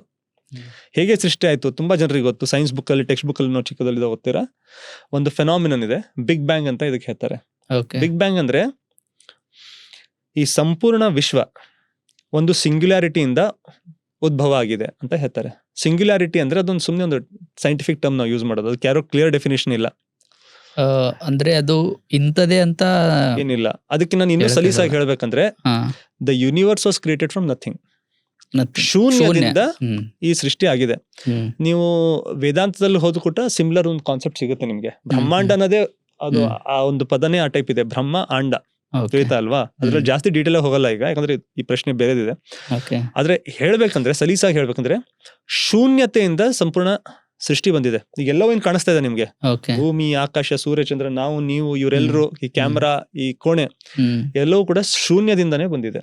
ಅದೇಗೆ ಶೂನ್ಯ ಅಂದ್ರೆ ಏನು ಇಲ್ಲ, ಏನು ಇಲ್ಲ ಅನ್ನೋದು ಕೂಡ ಸ್ವಲ್ಪ ವ್ಯಾಖ್ಯಾನ ಮಾಡ್ತೀನಿ. ಯಾಕಂದ್ರೆ ಜನರಿಗೆ ಏನೂ ಇಲ್ಲ ಅಂದ್ರೆ ಗೊತ್ತಾಗಲ್ಲ ಒಂದ್ಸರ್ತಿ. ಈಗ ನಾನು ಯಾರಿಗಾದ್ರೂ ಕಣ್ಮುಚ್ಬಿಟ್ಟು ಶೂನ್ಯದ ಬಗ್ಗೆ ಯೋಚಿಸಿ ಅಂತ ಹೇಳಿ ಅಂತ ತಿಳ್ಕೊಳ್ಳಿ. ಈಗ ನಿಮ್ಗೆ ಹೇಳಿದ್ರೆ ನಿಮ್ಗೆ ಏನ್ ಕಾಣಿಸ್ತಾ ಇದೆ? ಈಗ ಏನೂ ಇಲ್ಲ, ಕತ್ಲು ಕಾಣಿಸ್ತಾ ಇದೆ ನೋಡಿ. ನೀವು ಏನೂ ಇಲ್ಲ ಅಂತ ಅಂತೀರಾ, ಕತ್ಲು ಕಾಣಿಸ್ತಾ ಇದೆ ಅಂತ ಹೇಳ್ತೀರಾ. ಕತ್ಲು ಅಂದ್ರೂ ಕೂಡ ಅದು ಏನೂ ಅಲ್ವಾ? ಹೌದು. ನಾವ್ ಯಾರಿಗೂ ಗೊತ್ತಿಲ್ಲ. ಶೂನ್ಯ ಯೋಚಿಸಿ ಅಂದ್ರೆ ಹೇಳ್ತಾರೆ, ಏನ್ ಕಾಣಿಸ್ತಾ ಇದ್ರೆ, ಸರ್ ಎಲ್ಲ ಖಾಲಿ ಇದೆ, ಸರ್ ಎಲ್ಲ ಖಾಲಿ ಇದೆ, ಏನೂ ಇಲ್ಲ ಅಂತ ಹೇಳ್ತಾರೆ. ಅದಕ್ಕೆ ಶೂನ್ಯ ಅನ್ನಲ್ಲ. ಶೂನ್ಯ ಅಲ್ಲ ಅಂದ್ರೆ ಖಾಲಿ ಜಾಗಾನೂ ಇಲ್ಲ. ಅಂದ್ರೆ ಅಲ್ಲಿ ಡಾರ್ಕ್ ಕೂಡ ಇಲ್ಲ, ಲೈಟ್ ಕೂಡ ಇಲ್ಲ, ಅಂಧಕಾರ ಕೂಡ ಇಲ್ಲ, ಪ್ರಕಾಶ ಕೂಡ ಇಲ್ಲ, ಸ್ಪೇಸ್ ಕೂಡ ಇಲ್ಲ, ಅಂದ್ರೆ ಜಾಗ ಕೂಡ ಇಲ್ಲ. ಅದಕ್ಕೆ ಶೂನ್ಯ ಅಂತೀವಲ್ವ ನಾವು. ಶೂನ್ಯ ಸ್ಥಿತಿ ಅಂದ್ರೆ ಎದಕ್ ಅಂತಾರೆ ಅಂದ್ರೆ, ಅಲ್ಲಿ ಅಸ್ತಿತ್ವನೇ ಅಸ್ತಿತ್ವದಲ್ಲಿ ಇಲ್ಲ. ತಿಳಿತಾ ಇದೆಯಲ್ವಾ? ಈ ಬ್ರಹ್ಮಾಂಡದ ಅಸ್ತಿತ್ವದಲ್ಲೇ ಇಲ್ಲ, ಏನು ಅಸ್ತಿತ್ವದಲ್ಲಿ ಇಲ್ಲ. ಅವಾಗ ನಮ್ಮ ಒಂದು ಕಲ್ಪನೆಗೆ ಬರೋದಿಲ್ಲ, ಅದು ಕಲ್ಪನೆಗೆ ಬರೋದೇ ಇಲ್ಲ. ಯಾಕಂದ್ರೆ ಶೂನ್ಯನ ಹೇಗೆ ಇಮ್ಯಾಜಿನ್ ಮಾಡ್ತೀರಾ? ಮ್ಯಾಥಮೆಟಿಕಲಿ ನಾವು ಶೂನ್ಯ ಅಂದ್ರೆ ಏನ್ ಹೇಳ್ತೀವಿ ಅಂದ್ರೆ, ಇಲ್ಲಿ 2 ಕಪ್ ಇದೆ, 2 ಕಪ್ ನನ್ನ ಹತ್ರ ಇದೆ, ನಾನು 2 ಕಪ್ ನಿಮ್ಗೆ ಕೊಟ್ಬಿಟ್ಟೆ, ನನ್ನ ಹತ್ರ ಶೂನ್ಯ. I have 0 cups. ನಿಮ್ ಹತ್ರ 2 ಕಪ್ಸ್, ನನ್ನ ಹತ್ರ 0 ಕಪ್ಸ್. 0 ಕಪ್ಸ್ ಅಂದ್ರೆ ಏನೂ ಇಲ್ಲ. ಮ್ಯಾಥಮೆಟಿಕಲಿ ಆ ರೀತಿ ಹೇಳ್ತೀವಿ ನಾವು. ಆದ್ರೆ ನೀವು ಅಸ್ತಿತ್ವದ ಬಗ್ಗೆ ಯೋಚಿಸಿದ್ರೆ, ಶೂನ್ಯತೆ ಅಂದ್ರೆ ಏನೂ ಇರ್ಲಿಲ್ಲ ಅಲ್ಲಿ. ಆಟಮ್ಸ್ ಇಲ್ಲ, ಮಾಲಿಕ್ಯೂಲ್ಸ್ ಇಲ್ಲ, ಅಣು ಇಲ್ಲ, ಪರಮಾಣು ಇಲ್ಲ, ಗಾಳಿ, ಬೆಳಕು, ನೀರು, ವಿವೇಚನೆ, ಯೋಚನೆ, ಥಾಟ್, ಯಾಕಂದ್ರೆ ಯೋಚಿಸೋಕೆ ಮಸ್ತಿಷ್ಕ ಬೇಕಲ್ಲ, ಏನೂ ಇಲ್ಲ ಅಲ್ಲಿ. ಆ ಒಂದು ಸ್ಥಿತಿಯಲ್ಲಿ ಈ ಬಿಗ್ ಬ್ಯಾಂಗ್ ಮುಖಾಂತರ ಸ್ಫೋಟ, ಮಹಾಸ್ಫೋಟ ಅಂತ ಹೇಳ್ಬೋದು ನಾವು ಕನ್ನಡದಲ್ಲಿ, ಅದ್ರ ಮೂಲಕ ಸಂಪೂರ್ಣ ಸೃಷ್ಟಿ ಉದ್ಭವವಾಯಿತು. ಇಲ್ಲೊಂದು ಇಂಪಾರ್ಟೆಂಟ್ ವಿಷಯ ಇದೆ, ತುಂಬಾ ಜನರಿಗೆ ಇದು ತಿಳ್ಕೊಳ್ಳೋಕೆ ಸ್ವಲ್ಪ ಟೈಮ್ ತಗೊಳ್ಳುತ್ತೆ, ಅದಕ್ಕೆ ಸ್ವಲ್ಪ ಎಕ್ಸ್ಪ್ಲೇನ್ ಮಾಡ್ತೀನಿ. ಈ ಬಿಗ್ ಬ್ಯಾಂಗ್ ಆಗೋಕ್ಕಿಂತ ಮುಂಚೆ ಸಮಯ ಅಂದ್ರೆ ಟೈಮ್ ಕೂಡ ಇರ್ಲಿಲ್ಲ. ಈಗ ಒಂದು ಸುಮ್ಮನೆ ಉದಾಹರಣೆ ಕೊಡ್ಬೇಕಂದ್ರೆ, ಈಗ ರನ್ನಿಂಗ್ ರೇಸ್ ಇರುತ್ತಲ್ವಾ, ರನ್ನಿಂಗ್ ರೇಸ್ ನಲ್ಲಿ ಏನ್ ಮಾಡ್ತಾರೆ, 1 2 3 ಸ್ಟಾರ್ಟ್, ಒಂದು ಗನ್ ಫೈರ್ ಮಾಡ್ತಾನೆ, ನಾನು ಕ್ಲಾಕ್ ಸ್ಟಾರ್ಟ್ ಮಾಡ್ತಾನೆ, ಆ 0 ಇಂದ ಕೌಂಟ್ ಮಾಡ್ತಾರೆ ಅವರು. 1 ಸೆಕೆಂಡ್, 2 ಸೆಕೆಂಡ್, ಎಷ್ಟು ನೀವು 100 ಮೀಟರ್ ಎಷ್ಟು ಟೈಮ್ ನಲ್ಲಿ ಓದಿರಂತ, ಕರೆಕ್ಟ್ ಅಲ್ವಾ? ಅದು ಕ್ಲಾಕ್ ಅಲ್ಲಿ ಸ್ಟಾರ್ಟ್ ಆಯ್ತು, ತಿಳಿತಲ್ವಾ? ಅದೇ ರೀತಿ ಈ ಬಿಗ್ ಬ್ಯಾಂಗ್ ಆದ್ಮೇಲೆ ಈ ಕ್ಲಾಕ್ ಸ್ಟಾರ್ಟ್ ಆಯ್ತದೆ. ನಮ್ಮ ಒಂದು ಬ್ರಹ್ಮಾಂಡದ ಒಂದು ಯೂನಿವರ್ಸ್ ಇಂದ ಒಂದು ಕ್ಲಾಕ್ ಅಂತ ಹೇಳ್ತಿಳ್ಕೊಳ್ಳಿ ನೀವು, ಅಲ್ಲಿಂದಾನೇ ಸ್ಟಾರ್ಟ್. ಅದಕ್ಕಿಂತ ಮುಂಚೆ ಸಮಯ ಕೂಡ ಇರ್ಲಿಲ್ಲ, ಗಡಿಯಾರ ತಿರುಗ್ತಾ ಇದೆ ಅವಾಗ. ಆ ರೀತಿ ಹೇಳ್ಬೇಕಾದ್ರೆ ಯೂನಿವರ್ಸ್ ನ ಒಂದು ಬ್ರಹ್ಮಾಂಡದ ಗಡಿಯಾರ ಅಲ್ಲಿಂದ ತಿರುಗ್ತಾ ಇದೆ. ಆ ಸ್ಟಾಪ್ ವಾಚ್ ಸ್ಟಾರ್ಟ್ ಆಗಿದೆ ಅಂದ್ರೆ 14 ಬಿಲಿಯನ್ ಇಯರ್ಸ್ ಮುಂದೆ, 13.8 ಬಿಲಿಯನ್ ಇಯರ್ಸ್, ಲೈಕ್ 14 ಶತಕೋಟಿ ವರ್ಷಗಳ ಮುಂಚೆ ಸ್ಟಾರ್ಟ್ ಆಗಿದೆ. ಈಗ ನಡೀತಾನೆ ಬರ್ತಾ ಇದೆ ಅದು, ಹೌದಲ್ವಾ? ಅದಕ್ಕಿಂತ ಮುಂಚೆ ಸಮಯ ಅನ್ನೋದು ಇರ್ಲಿಲ್ಲ. ನೋಡಿ, ಕತ್ತಲಿಲ್ಲ, ಬೆಳಕಿಲ್ಲ, ಗಾಳಿ ಇಲ್ಲ, ನೀರಿಲ್ಲ, ಯೋಚನೆ ಅನ್ನೋದಿಲ್ಲ. ಓಕೆ, ಆಮೇಲೆ ನಾ ಅನ್ನೋದು ನಾವ್ ಯಾರು ಇಲ್ಲ ಅಲ್ಲಿ ಅನ್ನೋಕೆ. ಸಮಯ ಕೂಡ ಇಲ್ಲ, ಟೈಮ್ ಕೂಡ ಇಲ್ಲ, ಯಾವುದೇ ಸ್ಥಳ ಇದ್ದಿಲ್ಲ, ಏನು ಇಲ್ಲ. ಈ ಶೂನ್ಯದಿಂದ ಇದೆಲ್ಲ ಸಂಪೂರ್ಣ ಸೃಷ್ಟಿಯಾಗಿದೆ ಅಂದ್ರೆ ತನ್ನಿಂದ ಬರಕ್ಕೆ ಸಾಧ್ಯ ಇಲ್ಲ. ಎಷ್ಟು ಜನ ಅಂತಾರೆ ತನ್ನಿಂದ ಬರಕ್ ಸಾಧ್ಯ ಅಂತ. ಈಗ ನೋಡಿ, ನಾನು ಏನಾದ್ರೂ ಸೃಷ್ಟಿ ಮಾಡ್ಬೇಕಂದ್ರೆ ಮೊದಲು ನಾನಾದ್ರೂ ಇರ್ಬೇಕಲ್ವಾ ಅಲ್ಲಿ. ನಾನೇ ಇಲ್ಲ ಅಂದ್ರೆ ನಾನು ಸೃಷ್ಟಿ ಮಾಡಕ್ ಹೇಗೆ ಸಾಧ್ಯ? ಅಂದ್ರೆ ಶೂನ್ಯಕ್ಕಿಂತ ಮುಂಚೆ ಏನೋ ಒಂದಿತ್ತು. ಅದೇ ಈ ಬಿಗ್ ಬ್ಯಾಂಗ್ ಅನ್ನ ಕಾಸ್ ಮಾಡಿದೆ, ಅದೇ ಸಂಪೂರ್ಣ ಬ್ರಹ್ಮಾಂಡನ ಸೃಷ್ಟಿ ಮಾಡಿದೆ. ಅದಕ್ಕೆ ನಾವು ಭಗವಂತ ಅಂತ ಹೇಳ್ತೀವಿ. ಅದಕ್ಕಾಗಿ ಇದೇನ್ ಪ್ರಶ್ನೆ ಇದೆ ನೋಡಿ, ಭಗವಂತನ ಯಾರು ಸೃಷ್ಟಿ ಮಾಡಿದಾರ ಅಂತ. ಅದು ಎದಕ್ ತಪ್ಪು? ಆ ಪ್ರಶ್ನೆ ತಪ್ಪು. ಯಾಕಂದ್ರೆ ಸೃಷ್ಟಿಯ ನಂತರನೇ ಸಮಯ ಶುರು ಆಗಿರೋದು. ನಾವು ಭಗವಂತ ಅನಂತ ಅಂತ ಎದಕ್ ಹೇಳ್ತೀವಿ? ಆದಿ ಅನಂತ. ಅವನಿಗೆ ಆದಿ ಇಲ್ಲ, ಅಂತ್ಯ ಇಲ್ಲ, ಅಂದ್ರೆ ಸ್ಟಾರ್ಟಿಂಗ್ ಇಲ್ಲ, ಎಂಡ್ ಇಲ್ಲ. ಓಕೆ, ನಮಗೆ ಸ್ಟಾರ್ಟ್ ಇದೆ. ಈ ಸಂಪೂರ್ಣ ಬ್ರಹ್ಮಾಂಡಕ್ಕೆ, ನಮಗೆ, ನಿಮ್ಗೆ, ಇವ್ರಿಗೆ, ಈ ಎಲ್ಲದಕ್ಕೆ ಒಂದು ಸ್ಟಾರ್ಟಿಂಗ್ ಇದೆ, ಒಂದು ಎಂಡ್ ಇದೆ, ಒಂದು ಪ್ರಾರಂಭ ಇದೆ, ಒಂದು ಅಂತ, ಒಂದು ಮುಕ್ತಾಯ ಇದೆ. ಯಾಕಿದೆ ಅಂದ್ರೆ ನಾವೆಲ್ಲರೂ ಕೂಡ ಸಮಯದ ಅಧೀನದಲ್ಲಿದ್ದೇವೆ, ಕೆಳಗಡೆ ಇದ್ದೇವೆ. ಅದ್ರ ಫೋರ್ಸಸ್ ಇದನ್ ಫಿಸಿಕಲ್ ಲಾ ಅಂತ ಹೇಳ್ತೀವಿ ನಾವು. ಇದಕ್ಕೆ ಫಿಸಿಕಲ್ ಲಾ ಅಂತ ಹೇಳ್ತೀವಿ. ಫಿಸಿಕಲ್ ಲಾನೇ ಈ ಸಂಪೂರ್ಣ ಬ್ರಹ್ಮಾಂಡವನ್ನ, ವಿಶ್ವವನ್ನ ಕಂಟ್ರೋಲ್ ಮಾಡ್ತಿದೆ. ಈ ಫಿಸಿಕಲ್ ಲಾ ಅಂತರ್ಗತವಾಗಿ ನಾವೆಲ್ಲ ಜೀವನ ನಡೀತಾ ಇದೆ. ನಮ್ಮೆಲ್ಲರೂ ಅದಕ್ಕೆ ಬರ್ತ್ ಡೇ ಅನ್ನೋದಿದೆ, ಡೆತ್ ಡೇ ಅನ್ನೋದಿದೆ. ನಮ್ಗಷ್ಟೇ ಇಲ್ಲ, ಎಲ್ಲಕ್ಕೂ ಇದೆ. ಅದಕ್ಕೆ ಎಲ್ಲವೂ ನಶ್ವರ ಅಂತ ಇದಕ್ಕೆ ಹೇಳ್ತಾರೆ. ಆದ್ರೆ ಈ ಭಗವಂತ ಅಥವಾ ಇದೇನ್ ಶಕ್ತಿ ಇದೆ, ಅದಕ್ಕೆ ಏನಂತಾರ ಕರೀ, ಗಾಡ್ ಅಂತೀರಿ, ಈಶ್ವರ ಅನ್ರಿ, ಅಲ್ಲ ಅನ್ರಿ, ಭಗವಂತ ಅನ್ರಿ, ಏನಾದ್ರು ಅಂತಾರೆ ಜನ. ಅವನು ಈ ಸಮಯದಕ್ಕಿಂತ ಮುಂಚೆಯಿಂದನೂ ಇದ್ದಾನೆ. ಅವನ ಸಮಯಕ್ಕೆ ಅಧೀನ ಇಲ್ಲ. ಅವನಿಗೆ ಸಮಯದಿಂದ ಅವನಿಗೆ ಪಾಸ್ಟ್ ಪ್ರೆಸೆಂಟ್ ಅನ್ನೋದೇನಿಲ್ಲ, ಭೂತ ಭವಿಷ್ಯತ್ ಕಾಲ ವರ್ತಮಾನ ಕಾಲ ಅವನಿಗೆ ಅದೇನು ಇಲ್ಲ. ಅದೆಲ್ಲ ನಮ್ಗಷ್ಟೇ. ಹೇಳ್ತಾ ಇದೆ ಅಲ್ವಾ? ಯಾಕಿದು ಹೇಳ್ತಾ ಇದೀನಂದ್ರೆ, ಯಾವ ತತ್ವ, ಯಾವ ಶಕ್ತಿ ಸಮಯಕ್ಕೆ ಅಧೀನವಾಗಿಲ್ವೋ ಅದು ಕಾಲಾತೀತ, ಎಲ್ಲದಕ್ಕೂ ಮಿಗಿಲಾಗಿದೆ. ಅದಕ್ಕೆ ಬಿಗಿನಿಂಗ್ ಅಂಡ್ ಎಂಡ್ ಅಂದ್ರೆ ಆದಿ ಮತ್ತೆ ಅಂತ್ಯ ಅದಕ್ಕೆ ಇಲ್ಲ. ಅದಕ್ಕಾಗಿ ಪ್ರಶ್ನೆ ಕೇಳ್ತಾರಲ್ಲ, ದೇವರನ್ನ ಯಾರು ಸೃಷ್ಟಿಸಿದ್ದಾರೆ ಅಂತ, ಆ ಪ್ರಶ್ನೆ ತಪ್ಪು. ಯಾಕಂದ್ರೆ ಅವ್ರೇನ್ ಯೋಚಿಸ್ತಾ ಇದಾರೆ, ನಮ್ಮನ್ನ ಇವ್ರ ತಂದೆ ಮಾಡಿದ್ದಾರೆ, ತಂದೆ ತಾಯಿಂದ ಅವ್ರ ತಂದೆ ತಾಯಿಂದ, ಅವರಿಂದ ಅವರು. ಸೊ ಎಲ್ಲಾದ್ರೂ ಒಂದು ಸ್ಟಾರ್ಟ್ ಇರ್ಬೇಕಲ್ಲ, ಎಲ್ರಿಗೆಲ್ಲ ಸ್ಟಾರ್ಟ್ ಇರ್ಬೇಕಲ್ವಾ, ಎಲ್ಲಾರು ಒಂದು ಎಂಡ್ ಸಿಗುತ್ತಲ್ವಾ. ಈಗ ಒಂದ್ ಚೈನ್ ಹೀಗೆ ಕಂಟಿನ್ಯೂ ಆಗ್ತೈತೆ ಅಂತ, ಚೈನ್ ಮುಗಿಯೋದೇ ಇಲ್ಲ, ಎಲ್ಲಾದ್ರೂ ಕಡೆ ಸ್ಟಾಪ್ ಆಗ್ಬೇಕಲ್ವಾ ಚೈನ್. ಹೇಳ್ತಾ ಇದಲ್ವಾ, ಒಬ್ಬನು ಸೋಲ್ಜರ್ ಇದ್ದಾನೆ ಅಂತ ತಿಳ್ಕೊಳ್ಳಿ. ಓಕೆ, ಆ ಕಡೆಯಿಂದ ಒಬ್ಬನು ಟೆರರಿಸ್ಟ್ ಬರ್ತಾ ಇದ್ದಾನೆ, ಅವ್ರ ಮೇಲೆ ಫೈರ್ ಮಾಡ್ಬೇಕು. ಅವ್ರಿಗೆ ಅವ್ನು ಡೈರೆಕ್ಟ್ ಫೈರ್ ಮಾಡಲ್ಲ, ಅವ್ನು ಕಮಾಂಡ್ ವೇಟ್ ಮಾಡ್ತಾನೆ. ಅವನು ಅವ್ರ ಮೇಜರ್, ನಂಗೆ ಎಕ್ಸಾಕ್ಟ್ ಚೈನ್ ಆಫ್ ಆರ್ಡರ್ಸ್ ನೆನಪಿಲ್ಲ, ಅವ್ರು ಕೇಳ್ತಾನೆ, ಚೈನ್ ಆಫ್ ಕಮಾಂಡ್ ಗೊತ್ತಿಲ್ಲ, ಅವ್ರು ಕೇಳ್ತಾನೆ ಮೇಜರ್ ಅಂತ ತಿಳ್ಕೊಳ್ಳಿ. ಮೇಜರ್ ಕ್ಯಾಪ್ಟನ್ ಕೇಳ್ತಾನೆ, ಅವ್ರ ಚೀಫ್ ಆಫ್ ಡಿಫೆನ್ಸ್ ಸ್ಟಾಫ್ ಕೇಳ್ತಾರೆ, ಅವ್ರ ಚೀಫ್ ಕೇಳ್ತಾರೆ, ಒಬ್ರು ಇನ್ನೊಬ್ರಿಗೆ ಕೇಳ್ತಾರೆ. ಫೈನಲ್ ಆಗಿ ಯಾರೊಬ್ರು ಹೇಳ್ಬೇಕಲ್ಲ, ಓಕೆ ನೀವು ಮಾಡಿ ಇಂಥವ್ರು ಇಂಡಿಪೆಂಡೆಂಟ್ ಆಗಿ ಹೇಳ್ಬೇಕಲ್ವಾ. ಅದು ಹೀಗೆ ನಡೀತಾ ಹೋದ್ರೆ ಅದು ಫೈರ್ ಆಗುತ್ತಾ ಬುಲೆಟ್? ಇಲ್ಲ, ಯಾರೊಬ್ರು ಇಂಡಿಪೆಂಡೆಂಟ್ ಡಿಸಿಷನ್ ಮೇಕರ್ ಅಲ್ಲಿ ಇದ್ದಾರೆ, ಹೌದಲ್ವಾ? ಅವ್ರು ಇಂಡಿಪೆಂಡೆಂಟ್ ಆಗಿ ಡಿಸಿಷನ್ ತಗೊಂಡು ನೀವು ಮಾಡಿ ಅಂದ್ರೆ ಅವ್ರು ಕೆಳಗಿನವ್ರಿಗೆ ಹೇಳ್ತಾರೆ, ಅವ್ರು ಹೇಳ್ತಾರೆ, ಫೈರ್ ಆಗುತ್ತೆ. ಇದು ಅದಕ್ಕೆ ಅಂತಾರೆ ಇನ್ಫೈನೈಟ್ ಕಾಜಾಲಿಟಿ ಅಂತಾರೆ ಇದಕ್ಕೆ. ಇದು ಈ ಸರ್ಪಳಿ, ಇದೊಂದು ಸರಣಿ ಹೀಗೆ ನಡೆಯೋಕ್ ಸಾಧ್ಯ ಇಲ್ಲ, ಎಲ್ಲಾದ್ರೂ ಎಂಡ್ ಆಗ್ಬೇಕು. ಅದೇ ರೀತಿ ಬ್ರಹ್ಮಾಂಡದ ನಾವು ಈಗ ಭಗವಂತನ ಮಾಡಿದವ್ರು ಯಾರು ಅಂತ ನಾವು ಯಾರು ಅಂತ ಹೇಳಿದ್ರು ಅಂತ ತಿಳ್ಕೊಳ್ಳಿ, ಮತ್ತೆ ಅವನನ್ನ ಮಾಡಿದವನು ಯಾರು ಅಂತ. ಇದು ಸರಣಿ ಮುಗಿಯೋದಿಲ್ಲ. ಒಂದ್ ವೇಳೆ ಇದು ಮುಗಿಯೋದೇ ಇಲ್ಲ ಅಂದ್ರೆ ವಿಶ್ವ ಬ್ರಹ್ಮಾಂಡ ಅಸ್ತಿತ್ವದಲ್ಲಿ ಇರ್ತಿರ್ಲಿಲ್ಲ. ಅಸ್ತಿತ್ವದಲ್ಲಿ ಇದೆ ಅದ್ರ ಅರ್ಥ ಅಂದ್ರೆ ಇದನ್ನ ಸೃಷ್ಟಿ ಮಾಡಿದವನು ಒದ್ದಾನೆ. ಅವನು ಸಮಯದ ಅಧೀನನಲ್ಲ, ಅವನು ಸಮಯಕ್ಕೆಲ್ಲ ಕಾಲಾತೀತವನು, ಸಮಯಕ್ಕೆಲ್ಲ ಮಿಗಿಲಾದವನು. ಅವನಿಗೆ ಸೃಷ್ಟಿ ಮಾಡೋನೇ ಅವನಿಗೆ ಯಾರು ಸೃಷ್ಟಿ ಮಾಡಿಲ್ಲ. ಯಾಕಂದ್ರೆ ಅವನು ಹುಟ್ಟು ಸಾವು ಇವೆಲ್ಲಕ್ಕಿಂತ ಮಿಗಿಲಾದವನು. ಓಕೆ, ಅಂದ್ರೆ ಈ ಒಂದು ಪ್ರಶ್ನೆನೇ ಒಂದು ಅವಾಸ್ತವ ಅಂತ ಹೇಳ್ಬೋದು. ಅವಾಸ್ತವ. ಓಕೆ, ಇಲ್ಲಿ ಇನ್ನೊಂದು ನಾವು ಯೋಚನೆ ಮಾಡಬೇಕಾಗಿರೋದು ಏನಂತಂದ್ರೆ, ಹಾಗಾದ್ರೆ ಇವಾಗ ನೋಡಿ, ದೇವರ ರೂಪ ಅನ್ನೋದು ಇದು ಹೇಗಿದೆ? ಇವಾಗ ಎಲ್ರಿಗೂ ಬೇಕಲ್ವಾ ಗಾಡ್ ಅಂತ ಹೇಳಿ, ದೇವ್ರಂತ ಹೇಳಿ, ಭಗವಂತ ಅಂತ ಹೇಳಿ. ತುಂಬಾ ಜನರು ಧ್ಯಾನ ಮಾಡ್ತಿರ್ತಾರೆ, ಏನೋ ಒಂದು ರೂಪ ಬೇಕು ಅಂತ ಇದನ್ ಮಾಡ್ತಾ ಇರ್ತಾರೆ. ಇವಾಗ ಸುಮಾರು ಜನರಿಗೆ ದೇವರು ಅಂದ್ರೆ ರೂಪ ಬೇಕೇ ಬೇಕು ಅಂತ ಅನ್ಕೊಂಡಿದ್ದಾರೆ. ಸೊ ಹಾಗಾಗಿ ನಾವು ಸಮಾಜದಲ್ಲಿ ತುಂಬಾ ಡಿಫ್ರೆಂಟ್ ಆದ ರೂಪಗಳನ್ನ ನೋಡ್ತಾ ಇದೀವಿ. ಸೊ ಹೀಗೆ ಎಕ್ಸಾಕ್ಟ್ ಆಗಿ ದೇವರ ರೂಪ ಅನ್ನೋದು ಹೇಗಿರ್ಬೋದು? ನಾವು ದೇವರ ಅಸ್ತಿತ್ವ ಇದೆ, ಅವನು ಅನಂತನಂತ ತಿಳ್ಕೊತೀವಲ್ವಾ. ಇದರ ಅರ್ಥ ಅವ್ನು ನಮ್ ಯಾವುದೇ ಒಂದು ಪ್ರಜಾತಿಯ ತರ ಇಲ್ಲ. ಓಕೆ, ಯಾವುದೇ ಒಂದು ಬೇರೆ ವಸ್ತುವಿನ ತರ ಅವನಿಲ್ಲ. ಯಾಕಂದ್ರೆ ಅವನು ಎಲ್ಲದಕ್ಕಿಂತ ಮಿಗಿಲಾದವನು. ಈಗ ಜನ ಕೇಳ್ತಾರೆ ನೋಡಿ, ದೇವ್ರು ಎಲ್ಲಿದ್ದಾನೆ? ರೂಪದ ಬಗ್ಗೆ ಆಮೇಲೆ ಹೇಳ್ತೀನಿ. ಎಲ್ಲಿದ್ದಾನೆ, ಯಾವ ಲೋಕದಲ್ಲಿದ್ದಾನೆ? ಅದಕ್ಕೆ ಏನ್ ಮಾಡ್ಬಿಟ್ರು, ನಾವಿರೋದು ಇಹಲೋಕ, ಮರ್ತ್ಯ ಲೋಕ, ಪಾತಾಳ, ದೇವ್ರಿರೋದು ದೇವಲೋಕ, ಈ ರೀತಿ ಮಾಡಿದ್ದಾರೆ. ದೇವ್ರು ಯಾವ್ದೊಂದು ನಿರ್ದಿಷ್ಟವಾದ ಸ್ಥಾನದಲ್ಲಿ ಒಂದು ಚೇರ್ ಹಾಕೊಂಡ್ಬಿಟ್ಟು ಒಂದ್ ದೊಡ್ಡ ಸಿಂಹಾಸನದ ಮೇಲೆ ಕೂತಿಲ್ಲ. ಹಲವಾರು ಜನ ಅದ್ ಸುಮ್ನೆ ತಿಳ್ಸಕ್ ಹೇಳ್ತಾರೆ, ದೇವ್ರು ತುಂಬಾ ಮಿಗಿಲಾದವನು ಅನ್ಲಿಕ್ಕೆ. ಅದಕ್ಕೆ ಹಿಂದಿನಲ್ಲಿ ಅಂತ ನೋಡಿ, ಊಪರ್ವಾಲ, ಮೇಲಿರೋನು ಅಂತ ನೋಡಿ ಕನ್ನಡನಲ್ಲಿ. ಹೌದಾ? ಯಾಕಂತಾರೆ ಅಂದ್ರೆ ನಮ್ಮ ಯೋಚನೆಗೆ ಮಿಗಿಲಾದವನು ಅಂತ ಹೇಳಕ್ ಅಲ್ಲಿ ಸ್ಟಾರ್ಟ್ ಆಯ್ತದ. ಊಪರ್ವಾಲ ಅಂದ್ರೆ ಎಲ್ಲರಿಗಿನ ದೊಡ್ಡವನು ಅನ್ಲಿಕ್ಕೆ ಅಂತ ಹೇಳಿಕೆ ನಾವನಿಗೆ ದೇವ್ರನ್ನ ಮೇಲ್ನೆ ಕುಡ್ಸ್ಕೊಂಡ್ಬಿಟ್ವಿ, ಅಲ್ಲಿದ್ದಾನೆ ಅಲ್ಲೋ ಅಂತ. ದೇವರು ಇಲ್ಲಿದ್ದಾನೆ, ಅಲ್ಲಿದ್ದಾನೆ, ಇಲ್ಲಿದ್ದಾನೆ ಅಂತ ಹೇಳಕ್ ಸಾಧ್ಯ ಇಲ್ಲ. ಯಾಕಂದ್ರೆ ಅವನು ಸ್ಪೇಸ್ ಅಂಡ್ ಟೈಮ್ಗೆ ಮಿಗಿಲಾದವನು. ಸ್ಥಳ ಮತ್ತು ಕಾಲ ಆ ಚೌಕಟ್ಟಿನಲ್ಲಿ ಅವ್ನು ಬಂದಿತ್ತನಲ್ಲ. ಇದಕ್ಕಿಂತ ಮುಂಚೆ ನಾನು ನಿಮ್ಗೆ ಅದಕ್ಕೆ ಅದೇ ಹೇಳ್ತಾ ಇದ್ದೆ. ನಾವೆಲ್ಲರೂ ಒಂದ್ ಜಾಗಕ್ಕೆ ಇರ್ತೀವಿ. ನಾನು ಇಲ್ಲಿದ್ರೆ ಅಲ್ಲಿ ಇರಕ್ ಸಾಧ್ಯ ಇಲ್ಲ, ಅಲ್ಲಿ ಕೂತ್ರೆ ಇಲ್ಲಿ ಕೂಡ ಒಂದೇ ಜಾಗದಲ್ಲಿ ಎರಡ್ ಕಡೆ ಇರಕ್ಕೆ ಸಾಧ್ಯ ಇಲ್ಲ. ಇದೊಂದು ಸೈನ್ಸ್ ಅಲ್ಲಿ, ಇದೊಂದು ಫಿಸಿಕ್ಸ್ ಅಲ್ಲಿ ಒಂದು ಬರುತ್ತೆ, ಹೈಸನ್ಬರ್ಗ್ ಅನ್ಸರ್ಟಿನಿಟಿ ಪ್ರಿನ್ಸಿಪಲ್ ಅಂತ. ಒಂದು ವಸ್ತು ಒಂದ್ ಜಾಗದಲ್ಲಿ ಒಂದ್ ಟೈಮ್ ಒಂದೇ ಕಡೆ ಇರುತ್ತೆ. ಕರೆಕ್ಟ್ ಅಲ್ವಾ? ದೇವರು ಇವೆಲ್ಲಕ್ಕಿಂತ ಫಿಸಿಕಲ್ ಲಾಸ್ಗಿನ ಮೇಲೆ ಈಗ ನಾವು ಮೇಲೆ ಅಂದ್ರೆ ಇಲ್ಲೇನೋ ಇದೆ ಅದ್ರ ಮೇಲೆ ದೇವ್ರಿದ್ದಾನಂತ ಅರ್ಥ ಅಲ್ಲ. ಹೌದು. ಗೊತ್ತಲ್ವಾ? ಇದಕ್ಕೆಲ್ಲ ಅತೀತನು ಅವನು. ಓಕೆ. ಓಕೆ, ಲೋಕಾಂತರ ಅಂತ ಕೂಡ ನಾವು ಹೇಳ್ತೀವಿ ಅದಕ್ಕೆ. ಅಂದ್ರೆ ಲೋಕೋತ್ತರ ಮೇಲೆ, ಇವೆಲ್ಲಕ್ಕಂತೂ higher than all of this.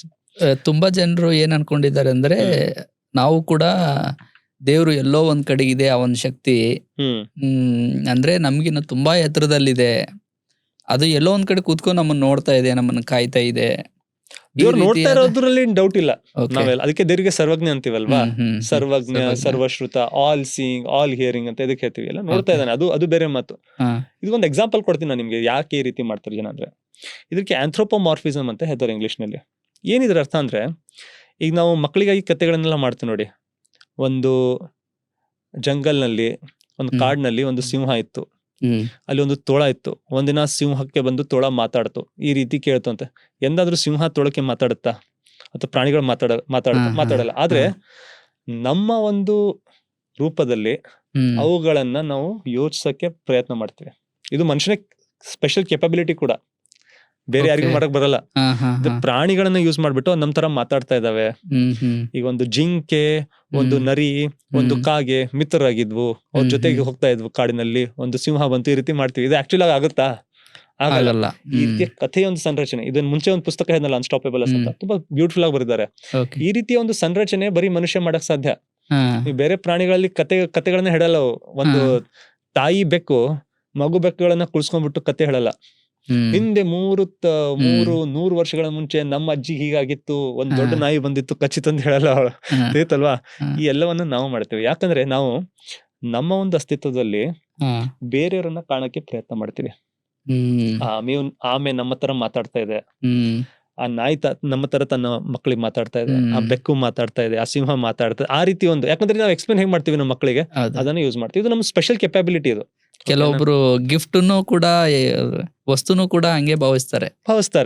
ಅವ್ರಿದ್ದಾಗ ಇದು ಇತ್ತು, ಅವ್ರಿಲ್ಲ ಅಂದ್ರೆ ನಾವು ಪ್ರಯತ್ನ ಮಾಡ್ತೀವಿ. ಅದ್ರೊಂದು ಅಸ್ತಿತ್ವ ಅದ್ರಲ್ಲಿ ಇದೆ ಅಂತ ನೋಡ್ತೀವಿ. ಈ ಕೆಪಾಬಿಲಿಟಿ ಬರೀ ಮನುಷ್ಯನಲ್ಲಿ ಇದೆ, ಕ್ಷಮತೆ. ಬೇರೆ ಯಾವ ಜೀವಿಯಲ್ಲಿ ಕ್ಷಮತೆ ಇಲ್ಲ, ಈ ಕೆಪಾಸಿಟಿ ಇಲ್ಲ.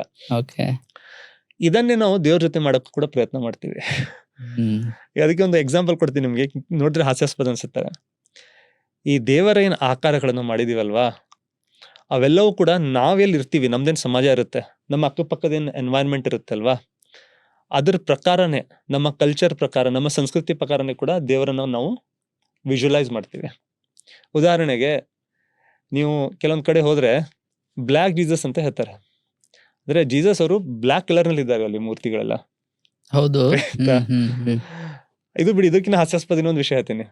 ನೀವು ಎಲ್ಲಾದ್ರೂ ಹೋಗಿ ವೆಸ್ಟರ್ನ್ ಕಂಟ್ರಿ ಅಥವಾ ಎಲ್ಲೂ ನೋಡಿ, ಜೀಸಸ್ ಅವರು ನಿಮ್ಗೆ ಹೇಗೆ ಕಾಣಿಸ್ತಾರೆ ನೋಡಿದ್ರೆ, ಎಲ್ಲಿನವ್ರು ಅಂತ ಕಾಣಿಸ್ತಾರೆ? ಇವ್ರಿಗೆ ನೋಡಿದ್ರೆ ಅನ್ಸುತ್ತಾರೆ ವೈಟ್ ಮ್ಯಾನ್ ಅಂತ. ವೈಟ್ ಡ್ರೆಸ್ ಹಾಕೊಂಡಿರ್ತಾರೆ ಯಾವಾಗಲೂ. ವೈಟ್ ಮ್ಯಾನ್ ಇಲ್ಲ, ಡ್ರೆಸ್ ಬಿಡಿ, ಅವ್ರು ನೋಡಕ್ ವೈಟ್ ಮ್ಯಾನ್ ಅನ್ಸ್ತಾರಲ್ವಾ, ಅಮೆರಿಕನ್ ತರ ಕಾಣಿಸ್ತಾರ ಅವ್ರು ಆಕ್ಚುಲಿ ಹೇಳ್ಬೇಕಾದ್ರೆ. ಹೆಚ್ಚು ಕಡಿಮೆ ಕಾಕೇಶಿಯನ್ ರೇಸ್ ಅಂತ, ಯುರೋಪಿಯನ್ ರೇಸ್. ಆದ್ರೆ ಆಕ್ಚುಲ್ ಆಗಿ ಇರೋರೆಲ್ಲ ಜೀಸಸ್ ಎಲ್ಲಿನವರು? ಅವ್ರಿರೋದು ಪ್ಯಾಲೆಸ್ಟೈನ್ ಇಂದ. ಅದೊಂದು ಅರಬ್ ದೇಶ ಅದು, ಹೌದಲ್ವಾ? ಸೊ ಆ ಒಂದು ಜೀಸಸ್ ಅನ್ನ ಅವರು ಅರಬ್ ಆಗಿ ಇಟ್ಟಿಲ್ಲ, ನಾವು ಜೀಸಸ್ ಅನ್ನ ನಮ್ ತರ ಮಾಡಿದೀವಿ ಅಂತ. ತಿಳಿತಲ್ವಾ? ಅವ್ರ ತರ ಇರೋ ಒಂದು ಇದನ್ನ ರೆಡಿ ಮಾಡಿದ್ದಾರೆ. ಅವರು ದೇವರನ್ನ ನಾವು ನಮ್ಮ ಒಂದು ಅಸ್ತಿತ್ವದಲ್ಲಿ ಓದುತ್ತೇವೆ, ನಮ್ಮ ಒಂದು ಛಾಯಲ್ಲಿ ನಾವು ನೋಡ್ತೀವಿ ದೇವರನ್ನ. ಇದು ಆಕ್ಚುಲಿ ಅಪೋಸಿಟ್ ಆಗಿರ್ಬೇಕು, ಬಟ್ ಎನಿವೆ ಅದ್ರಲ್ಲಿ ನಾವು ಅಲ್ಲಿ ಹೋಗಲ್ಲ. ಇಲ್ಲಿ ನಾನೇ ಹೇಳ್ತಾ ಇದ್ದೆ, ನಾವ್ ಈಗ ನಮ್ಮ ಹತ್ರ ಕೂಡ ನಾವ್ ಯಾವ ರೀತಿ ಯೂಟಿಲೈಸ್ ಮಾಡ್ತೀವಿ, ನಮ್ಮ ಸಂಸ್ಕೃತಿಯಲ್ಲಿ ಯಾವ ರೀತಿ ಉಡುಪನ್ನ ಹಾಕ್ತೇವೆ, ಯಾವ ರೀತಿ ಕಾಣಿಸ್ತಾರೆ, ವೇಷಭೂಷಗಳಿರುತ್ತೆ, ನಮ್ಮ ಹತ್ರ ಯಾವ ತರ ಆರ್ನಮೆಂಟ್ಸ್ ಹಾಕ್ತೇವೆ ನಾವು, ಅದೇನ್ನ ನಾವು ಹಾಕ್ತೇವೆ. ಅದೇ ನಮ್ಮ ಒಂದು ರೂಪದಲ್ಲಿ ಛಾಯಲ್ಲಿ ನಾವು ದೇವರನ್ನ ನೋಡ್ತೀವಿ, ಅದೊಂದು ರಿಫ್ಲೆಕ್ಷನ್ ಅಲ್ಲಿ ನೋಡ್ತೀವಿ. ಆದ್ರೆ ಏನಾಗುತ್ತೆ, ಇಲ್ಲಿ ಒಂದು ಇಂಟ್ರೆಸ್ಟಿಂಗ್ ಪಾಯಿಂಟ್ ಇದೆ. ಈಗ ನಮ್ ತರಾನೇ ದೇವ್ರಂದ್ರೆ ಸ್ವಲ್ಪ ಏನಾದ್ರು ಸ್ಪೆಷಲ್ ಆಗಿರ್ಬೇಕಲ್ವಾ? ಹೌದು, ಆಯ್ತಲ್ವಾ? ಅದಕ್ಕೆ ಏನ್ ಮಾಡ್ತೀವಿ, ಡಿಫ್ರೆಂಟ್ ಟೈಪ್ ಕಿರೀಟ ಹಾಕ್ತೇವೆ, ಕೈಯಲ್ಲಿ ಏನೋ ಒಂದು ಕೊಡ್ತೇವೆ. ಇದಕ್ಕಿದು ಅರ್ಥ, ಇದು ವಿದ್ಯೆ, ಇದು ಧನ, ಇದು ಧಾನ್ಯ, ಇದು ಶಕ್ತಿ, ಇದು ಅಂತ ಅದಕ್ಕೊಂದು ಸಿಂಬಲಿಸಮ್ ಕೊಡ್ತೇವೆ. ಇದ್ರ ಸ್ಟಾರ್ಟಿಂಗ್ ಒಳ್ಳೆ ಇಂಟೆನ್ಷನ್ ಇಂದ ಆಗಿದೆ, ಇದನ್ನ ತಿಳ್ಕೊಳ್ಳಿ ನೀವು. ಓಕೆ, ಕೆಟ್ಟದ್ ಮಾಡ್ಬೇಕು ಅಂತ ಯಾರು ಮಾಡಿಲ್ಲ, ಯಾರು ಮಾಡ್ತಾರೆ ಒಳ್ಳೆ ಇಂಟೆನ್ಷನ್ ಇಂದಾನೆ ಮಾಡ್ತಾ ಇದಾರೆ ಅವರು. ಸೊ ಈ ರೀತಿ ಮಾಡ್ಬಿಟ್ಟು ನಾವೇನ್ ಮಾಡಿದ್ದೇವೆ, ಸ್ವಲ್ಪ ಏನೋ ಡಿಫ್ರೆಂಟ್ ಆಗಿರ್ಬೇಕಂತೆ. ಓಕೆ, 2 ಕೈ ನಮ್ಗಿರುತ್ತೆ, ಸೊ ಏನೋ ಡಿಫ್ರೆಂಟ್ ಆಗಿ ಮಾಡೋಣ. ಹೇಳ್ತಾ ಇದಲ್ವಾ? ನಾನು ಜಾಸ್ತಿ ಯಾಕೆ ಹೇಳ್ತಾ ಇಲ್ಲ ಅಂದ್ರೆ, ಯಾರಿಗೂ ಅವಹೇಳನೆ ಮಾಡೋ ಒಂದು ಇದು ಇಲ್ಲ, ಬರೀ ಎಕ್ಸ್ಪ್ಲೇನ್ ಮಾಡಕ್ ನಾನು ಇದು ಹೇಳ್ತಾ ಇದ್ದೀನಿ. ಯಾಕಂದ್ರೆ ಎಲ್ರಿಗೆ ಅವ್ರವ್ರ ನಂಬಿಕೆ ಇರುತ್ತೆ, ಯಾರ ನಂಬಿಕೆಗಳು ನಾವು ಕುಂಠಿತ ಮಾಡಕ್ ಹೋಗ್ಬಾರ್ದು, ಬರೀ ಎಕ್ಸ್ಪ್ಲೇನ್ ಮಾಡಕ್ ಹೇಳ್ತಾ ಇದ್ದೀನಿ. ಸೊ ಸ್ಪೆಷಲ್ ಅಂತ ತೋರ್ಸಕ್ಕೆ ಏನೊಂದೊಂದು ಸ್ಪೆಷಲ್ ಏನಾದ್ರು ಮಾಡಿ ಇಟ್ಟಿರ್ತಾರೆ. ಸೊ ಮನುಷ್ಯ ಏನ್ ಮಾಡ್ತಾನೆ ಅಂದ್ರೆ, ತನ್ನ ಒಂದು ರೂಪದಲ್ಲಿ ದೇವರನ್ನ ಕಾಣಕ್ಕೆ ಒಂದು ಪ್ರಯತ್ನ ಮಾಡ್ತಾನೆ. ಅದರಲ್ಲಿ ಸ್ವಲ್ಪ ಸ್ಪೆಷಲ್ ಆಗಿ ಏನಾದ್ರು ಮಾಡ್ತಾನೆ ಅಲ್ಲಿ ಅಷ್ಟೇ. ಓ ತಿಳಿತಲ್ವಾ? ಹಾಗಾಗಿನೇ ತನ್ನದೇ ಆದ ರೂಪನ ಸೃಷ್ಟಿ ಮಾಡ್ತಾನೆ. ಇದೇ ದೇವರು ಅಂತ ಅದಕ್ಕೆ ತಿಳ್ಕೊತಾನೆ. ಮತ್ತೆ extra- ಇದು ಒಂದಿನದಲ್ಲಿ ಆಗಿಲ್ಲ. ಹಾ ಇದು ಸ್ಟಾರ್ಟಿಂಗ್ ನಲ್ಲಿ ಎಕ್ಸ್ಪ್ಲೇನ್ ಮಾಡಕ್ಕಂತಾನೆ ಯೂಸ್ ಮಾಡಿರೋದು. ಓಕೆ. ಆದ್ರೆ ವಿತ್ ಟೈಮ್ ಹ್ಮ್ ಸಮಯ ಕಳೆದಾಗೆ ಜನರು ಇದನ್ನೇ ದೇವರು ಅಂತ ಭಾವಿಸಿ ಅದನ್ನೇ ಪೂಜೆ, ಅದರ ಪುನಸ್ಕಾರ, ಅದಕ್ಕೆ ವರ್ಷಿಪ್ ಮಾಡಕ್ಕೆ ಶುರು ಮಾಡಿದ್ದಾರೆ. ಅದಕ್ಕೆ ನಾನು ಹೇಳ್ತಾ ಇದ್ದೀನಲ್ವಾ, ವಿಭಿನ್ನ ಜನಾಂಗಗಳು ಹ್ಮ್ ತಮ್ಮ ತಮ್ಮ ಒಂದು ಏನು ಕಲ್ಚರ್ ಇದೆನೋ, ಹ್ಮ್ ಸಂಸ್ಕೃತಿ ಇದೆನೋ, ಪ್ರಾಕ್ಟೀಸಸ್ ಇದೆನೋ, ಹ್ಮ್ ವೈಟ್ ಇರೋನು ವೈಟ್ ದೇವ್ರು ಮಾಡ್ದ, ಬ್ಲಾಕ್ ಇರೋನು ಬ್ಲಾಕ್ ದೇವ್ರು ಮಾಡ್ದ, ಹ್ಮ್ ಹ್ಮ್ ಪ್ಯಾಂಟ್ ಹಾಕೋನು ಪ್ಯಾಂಟ್ ಹಾಕಿಸ್ದ, ಹ್ಮ್ ಸೀರೆ ಉಡೋರು ಸೀರೆ ಹಾಕ್ಸ್ಕೊಂಡ್ರು, ಜುಬ್ಬ ಹಾಕೋರು ಜುಬ್ಬ ಹಾಕೋರು, ಜುಬ್ಬ ಕುರ್ತಾ ಹಾಕಿದ್ರು. ಹಾಕ್ಸೋರು ಕುರ್ತಾ ಹಾಕಿಸಿದ್ರು, ದಾಡಿ Okay. ಬಿಡೋನ್ ದಾಡಿ ಬಿಡಿಸ್ದ. ಓಕೆ. ಅವ್ರ ಸಂಪ್ರದಾಯದಲ್ಲಿ ಅವರ ಏನೇನಿದೆ? ಸಂಪ್ರದಾಯದಲ್ಲಿ ಇದೆ, ದೇವ್ರ ಕೈಯಿಂದನೂ ಕೂಡ ಅವನು ಅದೇ ಮಾಡಿಸ್ದ. ಆದ್ರೆ ಸ್ವಲ್ಪ ನಾವು ಹಿಂತಿರುಗಿ ಬರೋಣ. ನಾವು ಮೂಲತಃ ನೋಡ್ಬೇಕಾದ್ರೆ ಧರ್ಮ ಗ್ರಂಥಗಳ ಮುಖಾಂತರ ಹೋಗ್ಬೇಕಾದ್ರೆ ಅಲ್ಲಿಂದಾನೇ ಹೋಗ್ಬೇಕು. ಯಾಕಂದ್ರೆ ಧರ್ಮದ ಒಂದು ವ್ಯಾಖ್ಯಾನ ಧರ್ಮ ಗ್ರಂಥಗಳಿಂದ ಸಿಗುತ್ತೆ. ಹ್ಮ್ ಓಕೆ, ಅದಕ್ಕಾಗಿ ಧರ್ಮ ಗ್ರಂಥಗಳ ಅಧ್ಯಯನ ತುಂಬಾ ಮುಖ್ಯ. ಇವತ್ ನಾಳೆ ಏನಾಗಿದೇನು, ಸ್ಪೀಚ್ ಪಾಡ್ಕಾಸ್ಟ್ ಗಳನ್ನ ಕೇಳ್ತೀವಿ, ಹಾ, ಒಳ್ಳೇದು, ತಪ್ಪೇನಿಲ್ಲ. ಹಾ, ಅಂದ್ರೆ ನಾವು ಮಾಡ್ತಾ ಇರೋದು ಅದೇ. ಆದ್ರೆ ಜ್ಞಾನವನ್ನ ಧರ್ಮ ಗ್ರಂಥಗಳಿಂದ ತಗೊಳ್ಬೇಕು. ಇದೇ ಗ್ರಂಥ ಅದೇ ಗ್ರಂಥ ಅಂತ ಹೇಳ್ತಿಲ್ಲ ನಾವು. ಹ್ಮ್. ನಾವು ಮುಕ್ತ ಮನಸ್ಸಿನಿಂದ ಎಷ್ಟಾಗುತ್ತೋ ಅಧ್ಯಯನ ಮಾಡಕ್ಕೆ ಪ್ರಯತ್ನ ಮಾಡ್ಬೇಕು, ಓದ್ಬೇಕು. ಹ್ಮ್ ಅಲ್ಲಿಂದ ನಮ್ಗೆ ಏನ್ ಸಿಗುತ್ತೆ, ನಾನು ಯೂನಿವರ್ಸಲ್ ಆಗಿ ಹೇಳ್ತಾ ಇದ್ದೀನಿ, ಯೂನಿವರ್ಸಲಿ ಅಕ್ಸೆಪ್ಟೇಬಲ್, ಸಾರ್ವತ್ರಿಕವಾಗಿ ಏನ್ ಅಕ್ಸೆಪ್ಟೆಡ್ ಇದನ್ನೋ ಆ ಪಾಯಿಂಟ್ ಗಳನ್ನ ನಮ್ಗೆ ಹೇಳ್ತಾ ಇದ್ದೀನಿ. ಓಕೆ. ದೇವರು ಅಗೋಚರ, ಹೌದು, ಅಂದ್ರೆ ಕಣ್ಣಿಗೆ ನಮ್ ಕಾಣೋದಿಲ್ಲ. ಕಣ್ಣಿಗೆ ಕಾಣಲ್ಲ. ಹ್ಮ್ ಅವನು ಅದೃಶ್ಯ, ಗುಪ್ತ, ಶೋಧಿಸಲಾಗದ. ಅಂದ್ರೆ ನಾನು ರಿಸರ್ಚ್ ಮಾಡ್ಬಿಟ್ಟು, ಯೋಚಿಸ್ಬಿಟ್ಟು, ಮೆಡಿಟೇಟ್ ಮಾಡ್ಬಿಟ್ಟು ಅವನ್ನ ಡಿಸ್ಕವರ್ ಮಾಡ್ತೀನಿ, ತಿಳ್ಕೊಂಡ್ಬಿಡ್ತೀನಿ ಆ ಒಂದು ತತ್ವವನ್ನ, ಭಗವಂತನ ಅಂತ ಹೇಳಕ್ ಸಾಧ್ಯ ಇಲ್ಲ. ಅದಕ್ಕೆ ಅಗೋಚರ ಅಂತಾರೆ. ಬರೀ ಅದೃಶ್ಯ ಅಷ್ಟೇ ಅಲ್ಲ, ಹ್ಮ್ ಅಗೋಚರ ಅಂದ್ರೆ ಬರೀ ಅದೃಶ್ಯ ಅಲ್ಲ, ಅದೃಶ್ಯವೂ ಕೂಡ, ಆದ್ರೆ ಗುಪ್ತನೂ ಕೂಡ. ನಮ್ಮೆಲ್ಲಿಂದ್ರ ಕೂಡ ಅವ್ನ ಆಕ್ಚುಲಿ ನೇಚರ್ ಇದೆ ಅಲ್ವಾ, ಓಕೆ. ಅದು ನಮ್ಮೆಲ್ಲಿಂದ್ರ ಅಡಗಿದೆ. ನಾವು ಅದಕ್ಕೆ ಅಂದ್ರೆ ತಿಳ್ಕೊಳಕ್ science- ಸಾಧ್ಯ ಇಲ್ಲ. ಸೈನ್ಸ್ ಕೂಡ ಸೈನ್ಸ್ ಕೂಡ ರೀಚ್ ಆಗಿಲ್ಲ. ಸೈನ್ಸ್ ಈ ವಿಷಯದಲ್ಲಿ ಖಾಲಿ ಹಾಕಲ್ಲ. ಹಾ, ಸೈನ್ಸು ಅಬ್ಸರ್ವೇಬಲ್ ಯೂನಿವರ್ಸ್, ಹ್ಮ್. ಅಬ್ಸರ್ವೇಬಲ್ ಫಿನಾಮಿನಾ ಜೊತೆ ಡೀಲ್ ಮಾಡುತ್ತೆ. ಅಂದ್ರೆ ಕಣ್ಣಿಗೇನ್ ಕಾಣಿಸುತ್ತೋ, ಯಾವ್ದನೋ ಒಂದು ಟಚ್ ಮಾಡ್ಬಿಟ್ಟು ನೋಡ್ಬೋದು, ಅದ ಎಕ್ಸ್ಪೀರಿಯನ್ಸ್ ಮಾಡಿ ನೋಡ್ಬೋದು, ಅಥವಾ ಅನಲೈಸ್ ಮಾಡಿ ನೋಡ್ಬೋದು, ಹ್ಮ್ ಹ್ಮ್ ಅದನ್ನ ಮಾತ್ರ ಸೈನ್ಸ್ ಡೀಲ್ ಮಾಡುತ್ತೆ. ಯಾಕಂದ್ರೆ ಇದನ್ನ ನೋಡ್ತಾ ಇದೀವಿ, ಸೈನ್ಸ್ Okay. ಹೇಳ್ತಿರೋ ಕಾಂಪೋಸಿಷನ್ ಏನಿದೆ ಅಂತ. ಓಕೆನಾ? ಓಕೆ. ಇಲ್ಲಿ ಜೋರ ಗಾಳಿ ಬಂತಂತ ತಿಳ್ಕೊಳ್ಳಿ, ಗಾಳಿಯಿಂದ ಇದು ಬಂದ್ಬಿಟ್ಟು ಎಲ್ಲ ಹಾರ್ ಹೋಗ್ಬಿಡ್ತು. ಈ ಗಾಳಿನ Okay. ಮುಟ್ಟಕ್ಕಾಗಲ್ಲ, ಹ್ಮ್ ಅದ್ರ ಫೀಲ್ ಮಾಡೋದ್ರ ಫೋರ್ಸ್ ಇಂದ ಹ್ಮ್. ಗೊತ್ತಾಗುತ್ತೆ ಇಲ್ಲಿ ಗಾಳಿ ಬಂದಿದೆ ಜೋರಾಗಿ, ಅದಕ್ಕೆ ಎಲ್ಲ ಬಿದ್ದು ಹೋಗಿದೆ ಅಂತ. ಇದರಲ್ಲಿ ಸೈನ್ಸ್ ಡೀಲ್ ಮಾಡುತ್ತೆ. ದೇವ್ರು ಇದ್ದಾನೆ ಅಥವಾ ಇಲ್ಲ, ಅದರಲ್ಲಿ ಸೈನ್ಸ್ ಜಾಸ್ತಿ ಹೇಳಕ್ ಹೋಗಲ್ಲ. ಓಕೆ. ಇದು ಫಿಲಾಸಫಿ, ಇದು ಭೌತಶಾಸ್ತ್ರ, ತರ್ಕ, ಓಕೆ. ಹ್ಮ್, ಫಿಲಾಸಫಿ, ಫಿಲಾಲಜಿ ಅದರ ಒಂದು ಭಾಗ. ಯಾಕೆಂದ್ರೆ ಈ ಪ್ರಶ್ನೆ ಯಾಕೆ ಹೇಳ್ತೆ ಅಂದ್ರೆ, ಕೆಲವೊಬ್ರು ದೇವ್ರಕ್ಕಿನ್ನ ಸೈನ್ಸ್ ಜಾಸ್ತಿ ಮೇಲೆ ತಗೊಂಡು ಹೋಗ್ತಾರೆ. ನಿಜ ಇರ್ಬೇಕು. ಐ ಮೀನ್ ವೈಜ್ಞಾನಿಕ ಮನೋಭಾವ ಇರಬೇಕು, ಹ್ಮ್. ವೈಜ್ಞಾನಿಕ ಪ್ರವೃತ್ತಿ ಇರಬೇಕು. ತುಂಬಾ ಜನರಲ್ಲಿ ಅದು ಇಲ್ಲ, ನಾನದು 100% ಒಪ್ಕೋತೇನೆ. ಹ್ಮ್ ಆದ್ರೆ ವಿಜ್ಞಾನ ಧರ್ಮ ಇದ್ರ ನಡುವೆ ಏನೊಂದು ದ್ವಂದ್ವ ಇದೆ, ಹ್ಮ್ ಇದ್ರ ಏನೊಂದು ಫೈಟ್ ನಡೀತಾ ಇದೆ, ರಿಲಿಜಿಯನ್ ವರ್ಸಸ್ ಸೈನ್ಸ್ ಇದೆ, ಈ ಮಾತನ್ನ ನಾನು ಒಪ್ಕೊಳ್ಳಲ್ಲ. ಹ್ಮ್ ಧರ್ಮದ ಒಂದು ಫಂಕ್ಷನ್ ಇದೆ, ಹ್ಮ್ ಅದನ್ನ ಧರ್ಮ ಮಾಡಬೇಕು. ಹ್ಮ್ ಸೈನ್ಸ್, ವಿಜ್ಞಾನದ ಒಂದು ಕೆಲಸ ಇದೆ, ಅದು ಸೈನ್ಸ್ ಮಾಡ್ಲೇಬೇಕು. ಹೌದಾ? ಹ್ಮ್. ಈ ಅಬ್ಸರ್ವೇಬಲ್ ಯೂನಿವರ್ಸ್ ಅನ್ನ ನೋಡ್ಬಿಟ್ಟು, ಅದರಿಂದ ಡಿರೈವ್ ಮಾಡ್ಬಿಟ್ಟು, ಓಕೆ. ಅಲ್ಲಿ ಅದನ್ನ ಫೋರ್ಸಸ್ ಅನ್ನ ಅಂಡರ್ಸ್ಟ್ಯಾಂಡ್ ಮಾಡ್ಕೊಂಡ್ಬಿಟ್ಟು, ಅದರಿಂದ ಎಲೆಕ್ಟ್ರಿಸಿಟಿ ಮಾಡೋದು. ಎಲೆಕ್ಟ್ರಿಸಿಟಿ ನಾವು ಗಾಳಿ ಎಲ್ಲಿಂದನೂ ಝೀರೋ ಇಂದ ತೆಗ್ದಿಲ್ಲ. ಹ್ಮ್. ಇರೋ ಒಂದು ನೈಸರ್ಗಿಕ ಒಂದು ಶಕ್ತಿಗಳೇನಿವೆ, ತತ್ವಗಳೇನಿವಲ್ವಾ, ಅವನ್ನ ಅಂಡರ್ಸ್ಟ್ಯಾಂಡ್ ಮಾಡ್ಕೊಂಡ್ಬಿಟ್ಟು ಅದರಿಂದಾನೇ ಎಲೆಕ್ಟ್ರಿಸಿಟಿ ಮಾಡಿದ್ವಿ. ಇದು ತೆಲಿಂದೋ ಬಂದಿಲ್ಲ, ಓಕೆ. ಶೂನ್ಯದಿಂದ ಬಂದಿಲ್ಲ. ಇರೋ ಒಂದು ತತ್ವಗಳನ್ನ ಕಾಂಪೊನೆಂಟ್ಸ್ ಯೂಸ್ ಮಾಡ್ಕೊಂಡ್ಬಿಟ್ಟು ಇದು ಮಾಡಿದ್ವಿ. ಇದು ಸೈನ್ಸ್ ನ ಕೆಲಸ. ಓಕೆ. ಒಂದು ಚಾಕು, ನೈಫ್ ಹೇಗ್ ಮಾಡುತ್ತೆ ವಿಜ್ಞಾನ ಕಲ್ಸುತ್ತೆ, ಹ್ಮ್ ಹ್ಮ್. ಅದನ್ನ ಹೇಗ್ ಉಪಯೋಗ ಮಾಡ್ಬೇಕು ಅದು ಧರ್ಮ ಕಲ್ಸುತ್ತೆ. ಹ್ಮ್ ಇದರಿಂದ ಓಕೆ.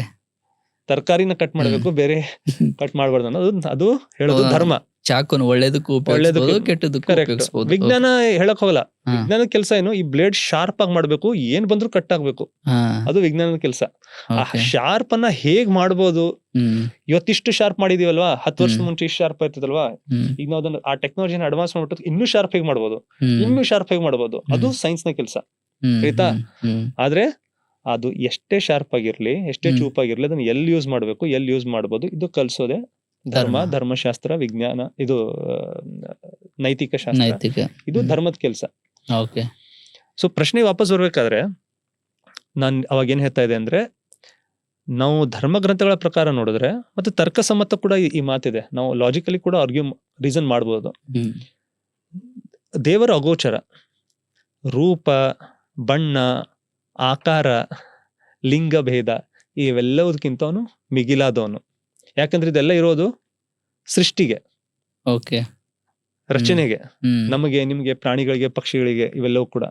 ಆದ್ರೆ ಇವೆಲ್ಲವನ್ನು ಸೃಷ್ಟಿಸಿದವನಿಗೆ ಇವೆಲ್ಲಕ್ಕಿಂತ ಮಿಗಿಲ ಇದ್ದ, ಕಾಲಾತೀತ ಅವನು. ಅವನಿಗೆ ರೂಪ ಇಲ್ಲ, ಬಣ್ಣ ಇಲ್ಲ, ಆಕಾರ ಇಲ್ಲ. ನಾವು ಅದ್ರ ಬಗ್ಗೆ ಊಹೆ ಕೂಡ ಮಾಡಕ್ಕೆ ಸಾಧ್ಯ ಇಲ್ಲ. ಇವ್ಯಾವ ವಸ್ತುಗಳು ನಾವೇನ್ ನೋಡ್ತೇವೋ ಅಥವಾ ನಾವೇನ್ ನಮ್ ಕಣ್ಣಿಂದ ನಾವು ಮಾಡಿದ್ದೀವೋ, ಕೈಯಿಂದ ಮಾಡಿದ್ದೇವೋ, ಇವ್ಯಾವ ಆಕೃತಿಗಳು ದೇವರಾಗಕ್ಕೆ ಸಾಧ್ಯ ಇಲ್ಲ. Man can not create god, god has created man. ನಾವೆಲ್ಲ ಮಾಡಿರೋದು, ನಾನು ಮುಂಚೆ ಹೇಳಿದ್ನಲ್ಲ, it's a figment of imagination. ನಾವೇನೋ ಸೃಷ್ಟಿ ಮಾಡ್ಕೊಂಡಿದ್ದೇವೆ ಅಷ್ಟೇ, ಅವು ಯಾವ ದೇವರಾಗಕ್ಕೆ ಸಾಧ್ಯ ಇಲ್ಲ. ಯಾಕಂದ್ರೆ ದೇವರು ಎಲ್ಲ ಸೀಮೆಗಳನ್ನ ದಾಟಿ ಇರೋನು, ಮಿಗಿಲಾದವನು. ಓಕೆ, ಹಾಗಾದ್ರೆ ಇಲ್ಲಿ ಇನ್ನೊಂದು ಕಾಡೋದೇನಂದ್ರೆ ದೇವರು ಅಗೋಚರ, ಕಣ್ಣಿಗೆ ಕಾಣೋದಿಲ್ಲ ಅಂತಂದು ಹೇಳಿದ್ರಿ. ಇವಾಗ ನಾವು ಆ ದೇವರನ್ನ ಪೂಜೆ ಮಾಡ್ತಾ ಇದೀವಿ ಅಂದ್ರೆ ಆ ದೇವ್ರ ಬಗ್ಗೆ ಗೊತ್ತಿರ್ಬೇಕಲ್ವಾ? ಇವಾಗ ಆ ದೇವ್ರ ಬಗ್ಗೆ ಮತ್ತೆ ಹೇಗೆ ತಿಳ್ಕೊಳ್ಳೋದು? ಕಣ್ಣಿಗೆ ಕಾಣೋದಿಲ್ಲ, ಅಗೋಚರ ಅಂತಂದ್ರೆ. ತುಂಬಾ ಒಳ್ಳೆ ಪ್ರಶ್ನೆ. ನೋಡಿ, ಅಗೋಚರ ಅಂದ್ರೆ ಅವನು ಹೇಗಿದ್ದಾನೆ, ಅವ್ನ ನೇಚರ್ ಹೇಗಿದೆ ನಮ್ಗೆ ಗೊತ್ತಾಗಲ್ಲ. ಆದ್ರೆ ಅವ್ನು ಇದ್ದಾನೆ ಇಲ್ಲ ಅಂತ ನಮ್ಗೆ ಈಸಿಯಾಗಿ ಗೊತ್ತಾಗುತ್ತೆ. ಅದಕ್ಕೆ ಒಂದ್ ಕನ್ನಡದಲ್ಲಿ ಒಂದು ಪದ ಇದೆ, ಒಂದ್ ಮಾತಿದೆ, ವಾಕ್ಯ ಇದೆ, ಜಗತ್ತನ್ನು ಕಂಡು ಜಗನ್ನಾಥನನ್ನು ತಿಳ್ಕೊಳ್ಬೇಕು ಅಂತ. ತಿಳಿತಲ್ವಾ? ಈ ಒಂದು ಸಂಪೂರ್ಣ, ಈಗ ಒಂದು ಇಲ್ಲಿ ಪಾಡ್ಕಾಸ್ಟ್ ಆಗ್ತಾ ಇದೆ, ಇದೆಲ್ಲ ತನ್ನಿಂದ ತಾನೇ ನಡೀತಾ ಇಲ್ಲ. ಇದಕ್ಕೆ ಹಿಂದೊಬ್ರು ಅಲ್ಲಿ ಕುತ್ಕೊಂಡ್ಬಿಟ್ಟು ಎಲ್ಲ ಕಂಟ್ರೋಲ್ ಮಾಡ್ತಾ ಇದಾರೆ ಕರೆಕ್ಟ್ ಆಗಿ. ಕ್ಯಾಮ್ರಾ ಆಂಗಲ್, ಲೈಟ್ ಎಲ್ಲಿರ್ಬೇಕು, ಯಾವ ಹೈಟಿಗೆ ಇರಬೇಕು, ಲೈಟ್ ಎಲ್ಲಿ ಬರ್ತಾ ಇದೆ, ಅಲ್ಲಿ ಆಂಗಲ್ ಎಲ್ಲ ಕವರ್ ಆಗಿದೆ, ಇದೆಲ್ಲ ಸಂಚಲನೆ ಮಾಡ್ತಾ ಇದಾರೆ. ಇದೆಲ್ಲ ಈ ಜಗತ್ತನ್ನ ನೋಡ್ಬಿಟ್ರೆ, ಅದ್ರ ಒಂದು ಸಂಚಲನೆ ನೋಡ್ಬಿಟ್ರೆ, ಯಾವ ರೀತಿ ಸೂರ್ಯ ಸಮಯಕ್ಕೆ ಬರ್ತಾನೆ, ಸೂರ್ಯಾಸ್ತ ಆಗುತ್ತೆ, ಋತುಗಳ ಒಂದು ಪರಿವರ್ತನೆ, ಯಾವ ರೀತಿ ಸೂರ್ಯನ ಸುತ್ತ ಇವೆಲ್ಲ ಗ್ರಹಗಳು ತಿರುಗ್ತಾ ಇವೆಯೋ, ಅದರಲ್ಲಿ ಪೃಥ್ವಿಯ ಏನು ಡಿಸ್ಟೆನ್ಸ್ ಇದನ್ನ ಸೂರ್ಯನಿಂದ ಕರೆಕ್ಟ್ ಆಗಿ ಪರ್ಫೆಕ್ಟ್ ಆಗಿದೆ. ಸ್ವಲ್ಪ ಮುಂದೆ ಇದ್ರೆ ಸುಟ್ಟು ಹೋಗ್ಬಿಡ್ತಾ ಇತ್ತು, ಸ್ವಲ್ಪ ಹಿಂದಿದ್ರೆ ಮಂಜುಗಡ್ಡೆ ಇದಾಗ್ಬಿಡ್ತಾ ಇತ್ತು, ಮಂಜುಗಡ್ಡೆಗೆ ಪರಿವರ್ತನೆ ಆಗ್ತಾ ಇತ್ತು. ಅಂದ್ರೆ ನಾವ್ ಇರ್ತಾ ಇರ್ಲಿಲ್ಲ ಅಲ್ಲಿ. ಎಲ್ಲ ಅರ್ಥ ಅಂದ್ರೆ ಪ್ರಿಸೈಸ್ ಆಗಿ, ಸಟೀಕವಾಗಿ ಯಾರು ಇದನ್ನೆಲ್ಲ ಕ್ಯಾಲ್ಕುಲೇಟ್ ಮಾಡಿಬಿಟ್ಟು ಈ ರೀತಿ ನಿರ್ಮಾಣ ಮಾಡಿದ್ದಾರೆ, ಸೃಷ್ಟಿ ಮಾಡಿದ್ದಾರೆ ಅಂತ ನಾವು ಹೇಳ್ಬಹುದು. ಓಕೆ, ಅಂದ್ರೆ ಸೃಷ್ಟಿ ನೋಡೋದ್ರ ಮುಖಾಂತರ ಸೃಷ್ಟಿಕರ್ತನಿದ್ದಾನೆ, ಜಗತ್ತನ್ನು ನೋಡಿ ಜಗನ್ನಾಥನನ್ನು ನಾವು ಅರಿಯಬಹುದು. ಅವನು ಹೇಗಿದ್ದಾನೆ ಅನ್ನೋದು ಅವಶ್ಯಕತೆ ನಮ್ಗೆ ಇಲ್ಲ. ಅವ್ನು ಹೇಗ್ ಕಾಣಿಸ್ತಾನೆ, ಅವನ್ಗೆ ಇದೆಲ್ಲವೂ ಕೂಡ ನಾವ್ ಎದಕ್ ಕೇಳ್ತೀವಿ ಅಂದ್ರೆ, ನಾವು ಯಾವ ರೀತಿ ಕಾಣಿಸ್ತೀವಲ್ವಾ, ಅವ್ನು ಹೇಗ್ ಕಾಣಿಸ್ಬೋದು ನಾವು ಯೋಚಿಸ್ತೀವಲ್ಲ ಒಂದ್ಸರ್ತಿ. ನಾವು ಟ್ರೈ ಮಾಡ್ಬೋದು, ಆದ್ರೆ ಊಹೆ ಮಾಡಕ್ಕೆ ಸಾಧ್ಯ ಇಲ್ಲ. ಯಾಕಂದ್ರೆ ಇದು ಒಂದು ಸುಮ್ಮನೆ ಒಂದು ಉದಾಹರಣೆಗೆ ಹೇಳ್ತಾ ಇದ್ದೀನಿ. ಬಂಗಾರ ಇರ್ತಲ್ಲ, ಬೆಳ್ಳಿ, ಅವೆಲ್ಲ ಮೆಜರ್ ಮಾಡಕ್ಕೆ ತೂಕದೊಂದು ಕಟ್ ಇದು ಇರುತ್ತೆ. ಅದು ತುಂಬಾ ಚಿಕ್ಕದಿರುತ್ತೆ, ಅದು ತುಂಬಾ ದೊಡ್ಡದಿರಲ್ಲ. ಇದ್ರ ಮೇಲೆ ನೀವು ಒಂದ್ ದೊಡ್ಡ ಗೋಣಿ ಚೀಲ ತಂದ್ಬಿಟ್ಟು 100 kg ಅಕ್ಕಿ ಇಟ್ಬಿಟ್ಟು ಅದ್ರ ಮೇಲೆ ಇಟ್ಬಿಟ್ಟು ನಾನು ಅದ್ರ ವೇಟ್ ಮೆಜರ್ ಮಾಡ್ತೀನಿ ಅಂದ್ರೆ ಆಗುತ್ತಾ? ತೂಕ ನೋಡ್ತೀನಿ ಅಂದ್ರೆ ಆಗ್ತಾ ಇಲ್ಲ, ಕುಸಿದೋಗ್ಬಿಡುತ್ತೆ. ಯಾಕಂದ್ರೆ ಅದು ನೋಡೋದು ಒಂದು ಗ್ರಾಮ್ ನಲ್ಲಿ, ಹೌದಾ? ನೀವು ಅದ್ರಲ್ಲಿ 100 kg ಟನ್ಗಳ ಲೆಕ್ಕ ಏನಾದ್ರು ಇಟ್ಟೆ ಕುಸಿದೋಗುತ್ತೆ. ನಮ್ಮ ಮಸ್ತಿಷ್ಕ ಕೂಡ ಹಾಗೆ. ದೇವರು ಇದರಲ್ಲಿ ತುಂಬಾ ಕೆಪಬಿಲಿಟಿನ ಇಟ್ಟಿದ್ದಾನೆ, ತುಂಬಾ ಕ್ಷಮತೆ ಇಟ್ಟಾನೆ, ಬೇರೆ ಎದ್ರಲ್ಲೂ ಇಲ್ಲ. ಆದ್ರೆ ಅವನನ್ನ ತಿಳ್ಕೊಳ್ಳೋ ಕ್ಷಮತೆ ನಮ್ಮಲ್ಲಿ ಇಲ್ಲ. ಯಾಕಂದ್ರೆ ನಮ್ದೇನಿದೆ ಅಲ್ವಾ, ನಾನು ಮುಂಚೆ ಇದ್ದಾಗೆ space and time, finite universe ನಲ್ಲಿ ಏನೇನಿದೆ ಅದೆಲ್ಲ ನಾವು ಅಬ್ಸರ್ವ್ ಮಾಡಬಹುದು, ಅದನ್ನ ಅನಲೈಸ್ ಮಾಡ್ಕೊಳ್ಬಹುದು, ತಿಳ್ಕೊಳ್ಬಹುದು. ಆದ್ರೆ ಇದಕ್ಕೆ ನಮ್ ಮಿಗಿಲಾಗಿದ್ದೇನಿದೆ ಅಲ್ವಾ, ಅದು ಇದರಲ್ಲಿ ಬರೋದಿಲ್ಲ, ವರ್ಕೌಟ್ ಆಗಲ್ಲ ಇಲ್ಲಿ. ಅದ್ರ ಸರ್ಕಲ್ ಅಲ್ಲೇ ಬರಲ್ಲ, ಬೌಂಡ್ರಿಯಲ್ಲೇ ಬರಲ್ಲ. ಸೊ ಅದಕ್ಕೆ ಹೇಳ್ತಾರೆ ಅವನು ಅತೀತ, ಕಾಲಾತೀತ, ಅನಂತ. ಅಂದ್ರೆ ಎಕ್ಸ್ಪ್ಲೇನ್ ಮಾಡಕ್ ನಮ್ಗೆ ಹೇಳ್ತಾರೆ, ರೂಪ, ಬಣ್ಣ, ಆಕಾರ ಇವೆಲ್ಲ ನಾವು ನೋಡೋ ವಸ್ತುಗಳಿಗಿವೆ, ಅವನಿಗೆ ರೂಪ, ಬಣ್ಣ, ಆಕಾರ ಇಲ್ಲ ಅಂತ ಹೇಳ್ತಾರೆ ತಿಳ್ಕೊಳಕ್ಕೆ. ದೇವ್ರಿದ್ದಾನೆ ಅಷ್ಟೇ, ದೇವ್ರಿದ್ದಾನೆ. ಹೇಗಿದ್ದಾನೆ? ಅವ್ನು ನಮ್ ಸೃಷ್ಟಿ ಮಾಡಿದಾನೆ ಅಂದ್ರೆ ಅವ್ನ್ ಇದ್ರ ಅರ್ಥ ಏನು? ನಾವು ಆರಾಮಾಗಿ ಲಾಜಿಕಲಿ ನಾವು ತಿಳ್ಕೊಳ್ಬಹುದು, ಇನ್ನು ತರ್ಕಸಮ್ಮತವಾಗಿ ಬದ್ಧವಾಗಿ ತಿಳ್ಕೊಳ್ಬಹುದು. ಏನಂದ್ರೆ ಈಗ ಇಷ್ಟೆಲ್ಲ ದೊಡ್ಡ ಬ್ರಹ್ಮಾಂಡವನ್ನು ಸೃಷ್ಟಿ ಮಾಡಿದಾನೆ. ಬ್ರಹ್ಮಾಂಡ ಆಗಿದೆ, ಅಗಾಧವಾಗಿದೆ, ಜಟಿಲ, ಕಾಂಪ್ಲೆಕ್ಸ್, ಸಂಕೀರ್ಣವಾಗಿದೆ. ಸ್ಪೆಸಿಫಿಕ್ ಆಗಿ ಎಲ್ಲ ಆರ್ಡರ್ ನಲ್ಲಿ ನಡೀತಾ ಇದೆ. ಸೂರ್ಯಾಸ್ತ, ಸೂರ್ಯಗ್ರಹಣ ಎಲ್ಲ ಟೈಮಿಗೆ ನಡೀತಾ ಇದೆ. ಕರೆಕ್ಟ್ ಅಲ್ಲ? ಋತುಗಳ ಸಂಚಲನ ಎಲ್ಲ ನಡೀತಾ ಇದೆ. ಇದರ ಅರ್ಥ ಏನಂದ್ರೆ ಇದನ್ನು ಕ್ರಿಯೇಟ್ ಮಾಡಿದವನು ಸೂಪರ್ ಆಗಿ ಕ್ರಿಯೇಟ್ ಮಾಡಿದಾನೆ. ತಿಳಿತಾ ಅಲ್ವಾ? ತುಂಬಾ ಅವ್ನ್ ಯಾಕಂದ್ರೆ ಇದ್ರ ಹಿಂದೆಲ್ಲ ಮ್ಯಾಥಮೆಟಿಕ್ಸ್ ಇದೆ, ಗಣಿತ ಇದೆ. ಅದೆಲ್ಲ ಗಣಿತ ಎಲ್ಲ ನೋಡಿ, ಇದೆಲ್ಲ ಕರೆಕ್ಟ್ ಸ್ಟಾರ್ಟಿಂಗ್ ಇಲ್ಲೇ ಇರ್ಬೇಕಂದ್ರೆ ಬ್ಯಾಲೆನ್ಸ್ ಆಗುತ್ತೆ. ಅದೊಂದು ಲಾ ಇದೆ, ಅದು ಮ್ಯಾಥಮೆಟಿಕಲಿ ಅಲ್ಲೇ ಇರ್ಬೇಕು. ಈ ಕಡೆ ಆ ಕಡೆ ಆದ್ರೆ ಕೆಲವು ಬಿದ್ದೋಗುತ್ತೆ. ಈಗ ಭೂಮಿ ಒಂದ್ ಜಾಗಕ್ಕೆ ಇದೆ ಅಂದ್ರೆ ಆ ಜಾಗಕ್ಕೆ ಇರ್ಬೇಕು, ಮುಂದೆ ಆದ್ರೆ ಅದು ಧ್ವಂಸ ಆಗುತ್ತೆ. ಇದರ ಅರ್ಥ ಏನಂದ್ರೆ ಇದನ್ನ ಮಾಡಿದವನು ಅವನ ಮ್ಯಾಥಮೆಟಿಕಲ್ ಅಂಡರ್ಸ್ಟ್ಯಾಂಡಿಂಗ್ ಇದ್ರಲ್ಲಿ ತುಂಬಾ ಹೈ ಆಗಿದೆ. ಅದರ ಅರ್ಥ ಏನಂದ್ರೆ ಅವನ ಕ್ರಿಯೇಟಿವ್ ಕೆಪಾಸಿಟಿ ಏನಿದೆ, ಕ್ಷಮತೆ, ಅದು ತುಂಬಾ ಹೈ ಆಗಿದೆ. ಇದು ನಾವು ಲಾಜಿಕಲಿ ನೋಡೋ ಅವಶ್ಯಕತೆ ಇಲ್ಲ. ಆಯ್ತಲ್ವಾ? ಇದನ್ನ ಯಾರೋ ಡಿಸೈನ್ ಮಾಡಿದ್ದಾರೆ, ಸೌಂಡ್ ಕ್ವಾಲಿಟಿ ಚೆನ್ನಾಗಿದೆ ಅಂದ್ರೆ ಮಾಡೋದನ್ನು ಡಿಸೈನ್ ತುಂಬಾ ಚೆನ್ನಾಗಿದೆ. ಅವ್ನು ನಾನು ಭೇಟಿ ಆಗಿಲ್ಲ, ಯಾವ ಕಂಪ್ನಿ ಹೆಸರು ನೋಡ್ತಾ ಇದ್ದೀನಿ ಅಷ್ಟೇ, ನಾನು ಎಲ್ಲಿದೆ ಅಂತ ಗೊತ್ತಿಲ್ಲ. ನೋಡ್ಬಿಟ್ಟು ಹೇಳ್ಬೋದು ಏನೋ ಮಾಡಿದಾನೆ ಅಂತ. ಅದೇ ರೀತಿ ಪ್ರಪಂಚನ ನೋಡ್ಬಿಟ್ಟು ನಾವು ಹೇಳ್ಬೋದು ಇದ್ರದ್ದು ಡಿಸೈನರ್ ಇದ್ದಾನೆ, ಅವನು ಮಾಡಿದ್ದಾನೆ. ಹ್ಮ್ ಅವ್ನ್ ಮ್ಯಾಥ್ಸ್, ಅವ್ನ್ ಫಿಸಿಕ್ಸ್, ಅವ್ನ್ ಬಯಾಲಜಿ, ಅವ್ನ್ಗೆ ಇರೋದು ಅಂಡರ್ಸ್ಟ್ಯಾಂಡಿಂಗ್ ಅದು ತುಂಬಾ ಮಿಗಿಲಾದದ್ದು. ಅದು ಸೂಪರ್ ಆಗಿದೆ ಅಂತ ಅಷ್ಟು ನಾವು ಲಾಜಿಕಲಿ ಹೇಳ್ಬೋದಲ್ವಾ. ಹೌದು. ಇವೆಲ್ಲವಕ್ಕಿಂತ ಅವ್ನು ಮಿಗಿಲಾದವನ್ ಇದ್ದಾನೆ ಅಂದ್ರೆ ಇವೆಲ್ಲವೂ ಏನಿದೆ ಅಲ್ವಾ, ರೂಪ ಬಣ್ಣ ಆಕಾರ ಅವನಿಗಿಲ್ಲ. ನಮಗಿರೋ ಕಾಮಕ್ ರೋಬ ಮೊದಲೊಬ್ಬ ಮತ್ಸರ ಅವನಿಗಿಲ್ಲ. ಎಲ್ಲಕ್ಕಿಂತ ಅವ್ನು ಮಿಗಿಲಾಗಿದ್ದಾನೆ. ಅವ್ನು ಅದೇ ರೀತಿಯಲ್ಲಿ ನಾವು ಪ್ರಾರ್ಥಿಸ್ಬೇಕು, ಪೂಜಿಸ್ಬೇಕು. ಅಷ್ಟೇ ಆಗಿದೆ, ಸಿಂಪಲ್ ಆಗಿದೆ. ನಾವು ಅದನ್ನ ಕಾಂಪ್ಲಿಕೇಟ್ ಮಾಡ್ಕೊಂಡಿದೀವಿ ಅಷ್ಟೇ. Okay okay. ಅಂದ್ರೆ ಯಾವುದೇ ರೂಪ ಇದು ಏನು ಬೇಕಾಗಿಲ್ಲ. ಬೇಕಾಗಿ ಅವನಿಗಿಲ್ಲ ಮೊದಲು. ಹೌದು, ಇಲ್ಲ ಅಂದ್ರೆ ನಮ್ಗೆ ಅವಕತ್ತೇನೂ ಇಲ್ಲ. ಕರೆಕ್ಟ್. ಹೌದಪ್ಪ, ನಾವು ದೇವರ ಧ್ಯಾನ ಹಾಗೆ ಮಾಡಕ್ ಬರಲ್ಲ ಅಂತ ಇದ್ರೆ ನಾವೇನು ಹೇಳ್ಬೋದು, ಹಾಗೆ ಧ್ಯಾನ ಮಾಡಬಹುದು. ಎಲ್ಲಿ ಕೂತ್ಕೊಂಡ್ಬಿಟ್ರು ಧ್ಯಾನ ಮಾಡ್ಬೋದು. ನೀವು ದೇವ್ರು ಅಂದ್ರೆ ದೇವ್ರು ಅನ್ರಿ, ಗಾಡ್ ಅಂದ್ರೆ ಈಶ್ವರ ಅಂದ್ರೆ ಎಲ್ಲ ಅಂದ್ರೆ ಅವನೇ ಅಲ್ವಾ ಎಲ್ಲ. ಈ ಸಂಪೂರ್ಣ ಸೃಷ್ಟಿ ಮಾಡೋದ್ರ ಬಗ್ಗೆ ನಾವು ಧ್ಯಾನ ಮಾಡಕ್ಕೆ 2 ವಿಧಾನಗಳಿವೆ. ಕಣ್ಣನ್ನು ಮುಚ್ಚಿ ನೀವು ಅವನನ್ನ ಸ್ಮರಣೆ ಮಾಡಬಹುದು. ಈ ಸಂಪೂರ್ಣ ಸೃಷ್ಟಿ, ಗಿಡ ಮರ ಆಕಾಶ ಬೆಟ್ಟ ಗುಡ್ಡಗಳನ್ನ ನೋಡ್ಬಿಟ್ಟು ಎಷ್ಟು ಅಗಾಧವಾಗಿ ಸೃಷ್ಟಿ ಮಾಡಿದಾನೆ ಅಂತ ಕೂಡ ಮಾಡ್ಬೋದು. ಅದನ್ನು ಧ್ಯಾನನೇ. ಕಣ್ಣು ತೆಗೆದು ಮಾಡುವ ಧ್ಯಾನ ಅದು, ಕಣ್ಣು ಮುಚ್ಚಿ ಮಾಡುವ ಧ್ಯಾನ ಇದು. ಧ್ಯಾನನೇ. ಇವಾಗ ಹೇಗಾಗ್ಬಿಟ್ಟಿದೆ ಅಂದ್ರೆ ಕಣ್ಮುಂದೆ ಎಷ್ಟು ದೊಡ್ಡ ಬ್ರಹ್ಮಾಂಡ ಇದ್ರು ಮುಂದ್ಗಡೆ ಎಷ್ಟು ದೊಡ್ಡ ಎತ್ತರದಲ್ಲಿ ಮರ ಇದ್ರು ಜನ ನೋಡೋದಿಲ್ಲ, ಅವ್ರದೇ ಆದ ಇದ್ರಲ್ಲೇ ಮುಳುಗಿರ್ತಾರೆ. ಸೊ ಮನುಷ್ಯ ಹೇಗಂದ್ರೆ ಮನುಷ್ಯನಿಗೆ ಚಮತ್ಕಾರಗಳು ಬೇಕು. ನಾವು ಬಾಬಾಗಳ ಬಗ್ಗೆ ಅದಕ್ಕೆ ಹೋಗ್ತೀವಿ ಹೇಳಿ, ಅವ್ನು ಹೀಗ್ ಮಾಡ್ಬಿಟ್ಟು ಏನೋ ತೆಗಿತಾನೆ ನಿಮ್ಗೆ ಮುಂದೆ, ಓ ವಾವ್ ಅಂತೇವೆ, ಇದಿಷ್ಟು ದೊಡ್ಡ ಚಮತ್ಕಾರ ಅಂತೀವಿ ನೋಡಿ. ಒಂದ್ಸರ್ತಿ ನಾವು ಯೋದ್ರ ನನಗೆ ಹಾಸ್ಯಾಸ್ಪದ ಅಂತ ಅನ್ಸುತ್ತೆ. ಈಗ ನಾನು ಹೀಗ್ ಮಾಡ್ಬಿಟ್ಟು ಏನೋ ತೆಗಿತಾನೆ ಅಂತ ತಿಳ್ಕೊಳ್ಳಿ, ಗಾಳಿಯಿಂದ ಅಂತ ಮಾಡಿ ಏನೋ ತೋರಿಸ್ತಾನೆ. ಓ ಬಾಬಾಜಿ ಆಪ್ನೆ ಕ್ಯಾ ಏನ್ ಮಾಡಿದೀರಾ ಸರ್, ಹೇಗ್ ತೆಗ್ದಿ, ದೊಡ್ಡ ಜಾದು ಅನ್ಸುತ್ತೆ, ಮ್ಯಾಜಿಕ್ ಅನ್ಸ್ತಾ ಇದಲ್ವಾ. ನಾನಂತ ಇದ್ದೀನಿ, ಇದು ಏನು ಮಾಡ್ದೇನೆ ಇಷ್ಟು ದೊಡ್ಡ ಬ್ರಹ್ಮಾಂಡನ ಸೃಷ್ಟಿ ಮಾಡಿದಾನೆ 14 ಬಿಲಿಯನ್ ವರ್ಷ ಮುಂಚೆ.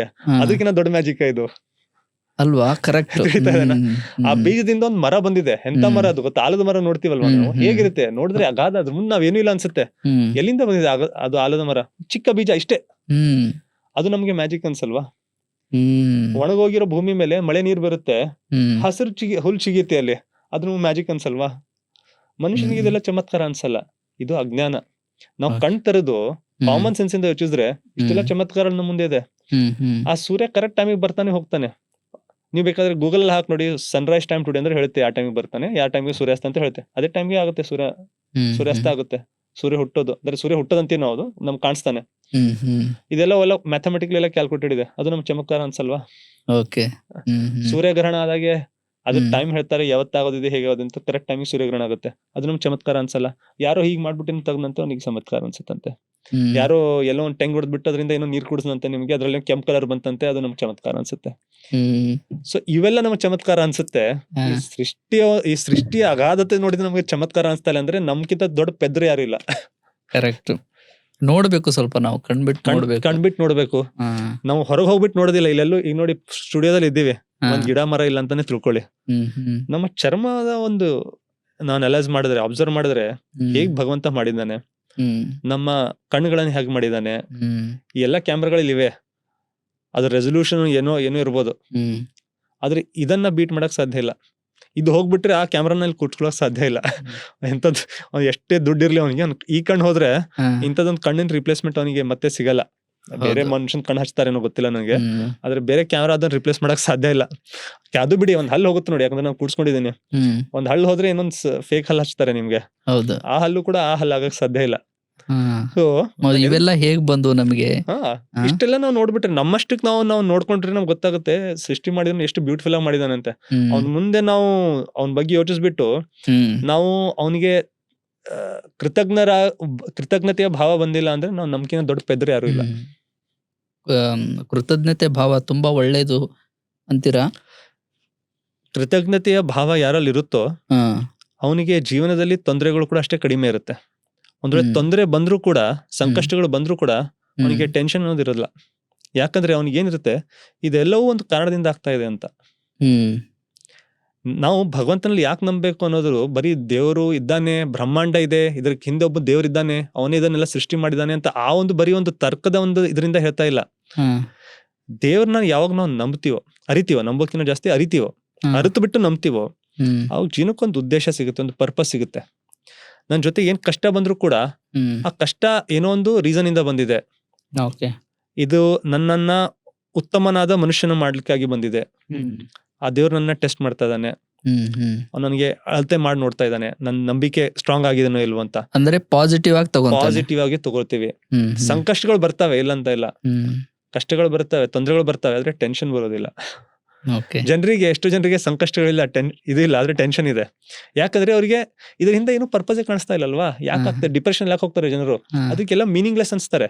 ಇನ್ಫ್ಯಾಕ್ಟ್ ನೀವು ವೆಸ್ಟ್ ನಲ್ಲಿ ನೀವು ಯಾರಾದ್ರೂ ಗೂಗಲ್ ಮಾಡಿ ನೋಡ್ಬೋದು, ನೀವು ಸರ್ಚ್ ಮಾಡ್ಬಿಟ್ಟು ಕ್ರೈಸಿಸ್ ಏನಿದೆ, ಎಕ್ಸಿಸ್ಟೆನ್ಷಿಯಲ್ ಕ್ರೈಸಿಸ್ ಅಂತ ಹೇಳ್ತಾರೆ. ನಾನು ಯಾಕಾದ್ರೂ ಇದ್ದೀನಿ, ಇದು ನೋಡಿ ನೀವು ಯಾಕಾದ್ರೂ ಇದ್ದೀನಪ್ಪ ನಾನು ಅಂತ ಒಂದು ಇದಂತ, ಇದಕ್ಕೆ ಎಕ್ಸಿಸ್ಟೆನ್ಷಿಯಲ್ ಕ್ರೈಸಿಸ್ ಅಂತಾರೆ. ಈ ಒಂದು ಕಾಯಿಲೆಯಿಂದ ಜನರು ಬೆಳ್ತಾ ಇದ್ದಾರೆ. ನಾನು ಅವ್ರಿಗೆ ಕೀಳಾಗಿ ನೋಡ್ತಾ ಇಲ್ಲ, ನಾನು ಇರೋ ಪ್ರಾಬ್ಲಮ್ ಅನ್ನು ಇದ್ದಾಗ ಹೇಳ್ತಾ ಇದ್ದೀನಿ. ಯಾಕಿಲ್ಲ ಅಂದ್ರೆ ಎವ್ರಿಥಿಂಗ್ ಇಸ್ ಮೀನಿಂಗ್ಲೆಸ್, ಪರ್ಪಸ್ಲೆಸ್ನೆಸ್ ಏನಿದೆ ಅಲ್ವಾ, ಅದು ನನ್ನ ಪ್ರಕಾರ ಇವತ್ತಿನ ಒಂದು ಜನರೇಷನ್ ಎಲ್ಲಕ್ಕಿಂತ ದೊಡ್ಡ ಕಾಯಿಲೆ.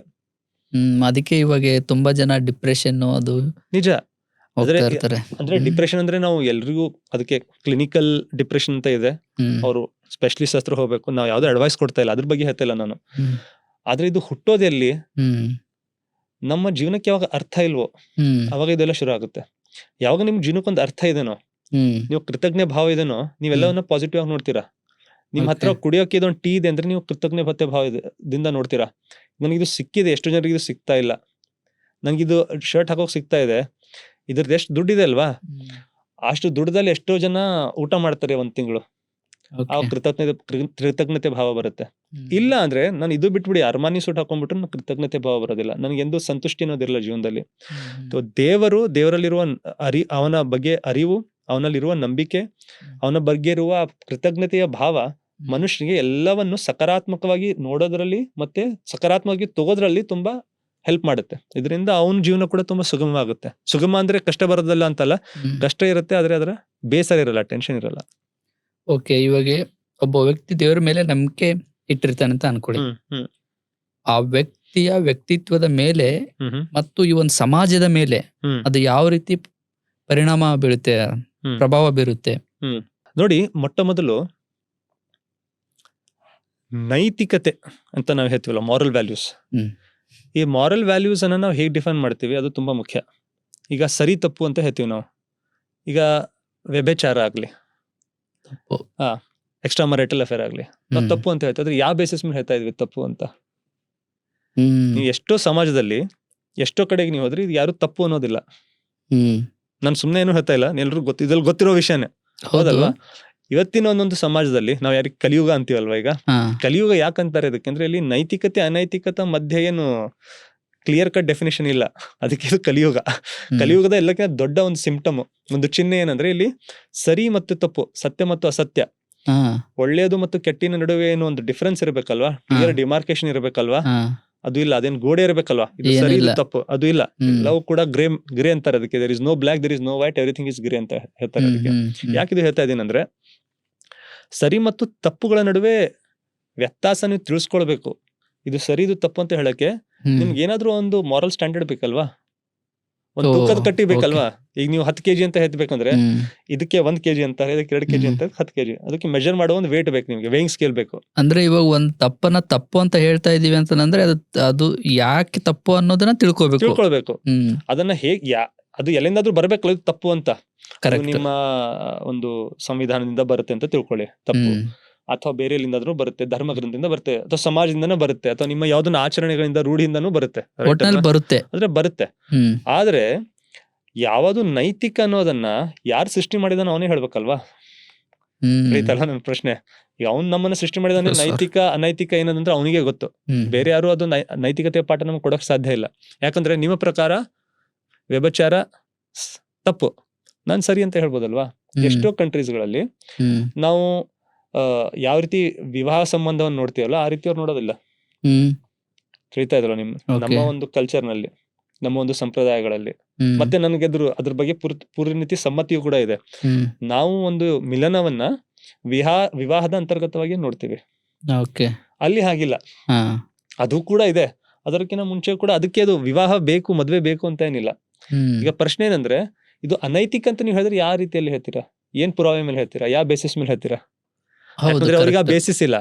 ಅದಕ್ಕಾಗಿ ಸಮಾಜದಲ್ಲಿ ನೈತಿಕತೆ ಇರಬೇಕಂದ್ರೆ ಆ ನೈತಿಕತೆಯ ತಕ್ಕಡಿನ ತೂಗೋರೊಂದು ಬೇಕಲ್ವಾ. ಅಂದ್ರೆ ಇವಾಗ ಆ ಒಂದು ನೈತಿಕತೆ ಎಲ್ಲಾ ಜನರು ಒಪ್ಪೋ ತರ ಇರುತ್ತೆ. ಅದು ನೋಡಿ, ಜನ ಒಪ್ತಾರೆ ಇಲ್ಲ ಅದು ಬೇರೆ ಮಾತು. ಆದ್ರೆ ಆ ಪುರಾವೆ ಜೊತೆಗೆ ಆ ಸ್ಟ್ಯಾಂಡರ್ಡ್ಸ್ ಜೊತೆಗೆ ಇದು ನೈತಿಕ ಅನೈತಿಕ ಅಂತ ಹೇಳೋರು ಯಾರಾದ್ರೂ ಬೇಕಲ್ವಾ? ಅದಕ್ಕಾಗಿ ನಾವು ಧರ್ಮ ಗ್ರಂಥಗಳನ್ನ ರೆಫರ್ ಮಾಡ್ತಾ ಇದೀವಿ. ಅದಕ್ಕಾಗಿ ನಾವು ಹೇಳ್ತೀವಿ ದೇವರೇ ನೈತಿಕತೆ ಪಾಠ ನಮ್ಗೆ ಕೊಡ್ತಾನೆ. ಇನ್ನೊಂದಿದ್ರ ಆಸ್ಪೆಕ್ಟ್ ನಿಂದ ನಮ್ಮ ಮನಸ್ಸಲ್ಲೂ ಇಟ್ಟಿದ್ದಾನ ಅವನು. ಈಗ ಎಷ್ಟೋ ಜನರಿಗೆ ಸುಳ್ಳು ಹೇಳೋದು ತಪ್ಪು ಅಂತ ಗೊತ್ತಲ್ವಾ? ಹೇಳ್ತೀವಿ, ಅದು ಬೇರೆ ಮಾತಾದ್ರೆ ತಪ್ಪು ಅಂತ ಗೊತ್ತ, ಅದು ಮನಸ್ಸಲ್ಲೂ ಇಟ್ಟಿದ್ದಾನೆ. ಅದನ್ನೇ ಗ್ರಂಥಗಳನ್ನು ಕೂಡ ತಿಳಿಸಿದ್ದಾನೆ ನಮ್ಗೆ. ವಿವಿಧ ಜನರ ಜೊತೆ ಸಮಾಜ ಸುಧಾರಕ ಅಂತಾರೆ, ಕೆಲವೊಬ್ಬರಿಗೆ ಪ್ರವಾದಿಗಳಂತಾರೆ, ಕೆಲವೊಬ್ರು ಏನು ಮಹರ್ಷಿಗಳಂತಾರೆ, ಬೇರೆ ಬೇರೆ ಪದ ಯೂಸ್ ಮಾಡ್ಬೋದು. ಆದ್ರೆ ಅವ್ರ ಮುಖಾಂತರ ನಮ್ಮ ಮನಸ್ಸಿನಲ್ಲಿ ಇರೋ ಪಾಠವನ್ನೇ ಅವ್ರು ಹೇಳಿದ್ದಾರೆ. ಯಾಕಂದ್ರೆ ನಾವು ನಮ್ಮ ಮನಸ್ಸನ್ನ ಸಮಜಾಸ್ಕೊಂಡ್ಬಿಡ್ತೀವಲ್ವಾ, ಇರ್ಲಿ ಬಿಡಪ್ಪ ಸುಳ್ಳು ಹೇಳ್ಬೇಕಾಗತ್ತೆ ಅನ್ಸತ್ತೆ ಅಂತ ಹೇಳ್ತೀವಲ್ಲ ನಾವು. ನಮ್ಮಷ್ಟಿದ್ದು ಲಂಚ ಕೊಡ್ಬೇಕಾಗತ್ತೆ, ತಗೊಳ್ಬೇಕಾಗತ್ತೆ, ಎಲ್ರು ಕೊಡ್ತಾ ಇದಾರೆ ಅಂತ ಹೇಳ್ತೀವಲ್ವಾ. ಆದ್ರೆ ಧರ್ಮದ ಪಾಠ ಏನ್ ನಮ್ಗೆ ತಿಳಿಸ್ಕೊತ್ತೆ, ಇಲ್ಲ ಇದು ತಪ್ಪು ಅಂದ್ರೆ ತಪ್ಪು ಅಂತ ಹೇಳುತ್ತೆ.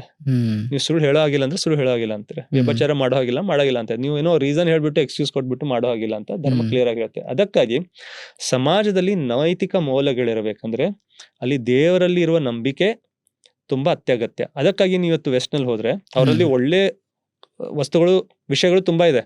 ಆದ್ರೆ ನೀವು ನೋಡಿದ್ರೆ ಅಲ್ಲಿರೋ ಒಂದು ಕ್ರೈಸಿಸ್, ವಿಶಿಷ್ಟವಾಗಿ ಮುಂಚೆ ನಾನು ಎಕ್ಸಿಸ್ಟೆನ್ಷಿಯಲ್ ಕ್ರೈಸಿಸ್ ಅಂತ ಹೇಳ್ತೀನಲ್ವಾ, ಮಾರಲ್ ಕ್ರೈಸಿಸ್ ಕೂಡ ಅಲ್ಲಿ ಜಾಸ್ತಿ ಆಗಿದೆ.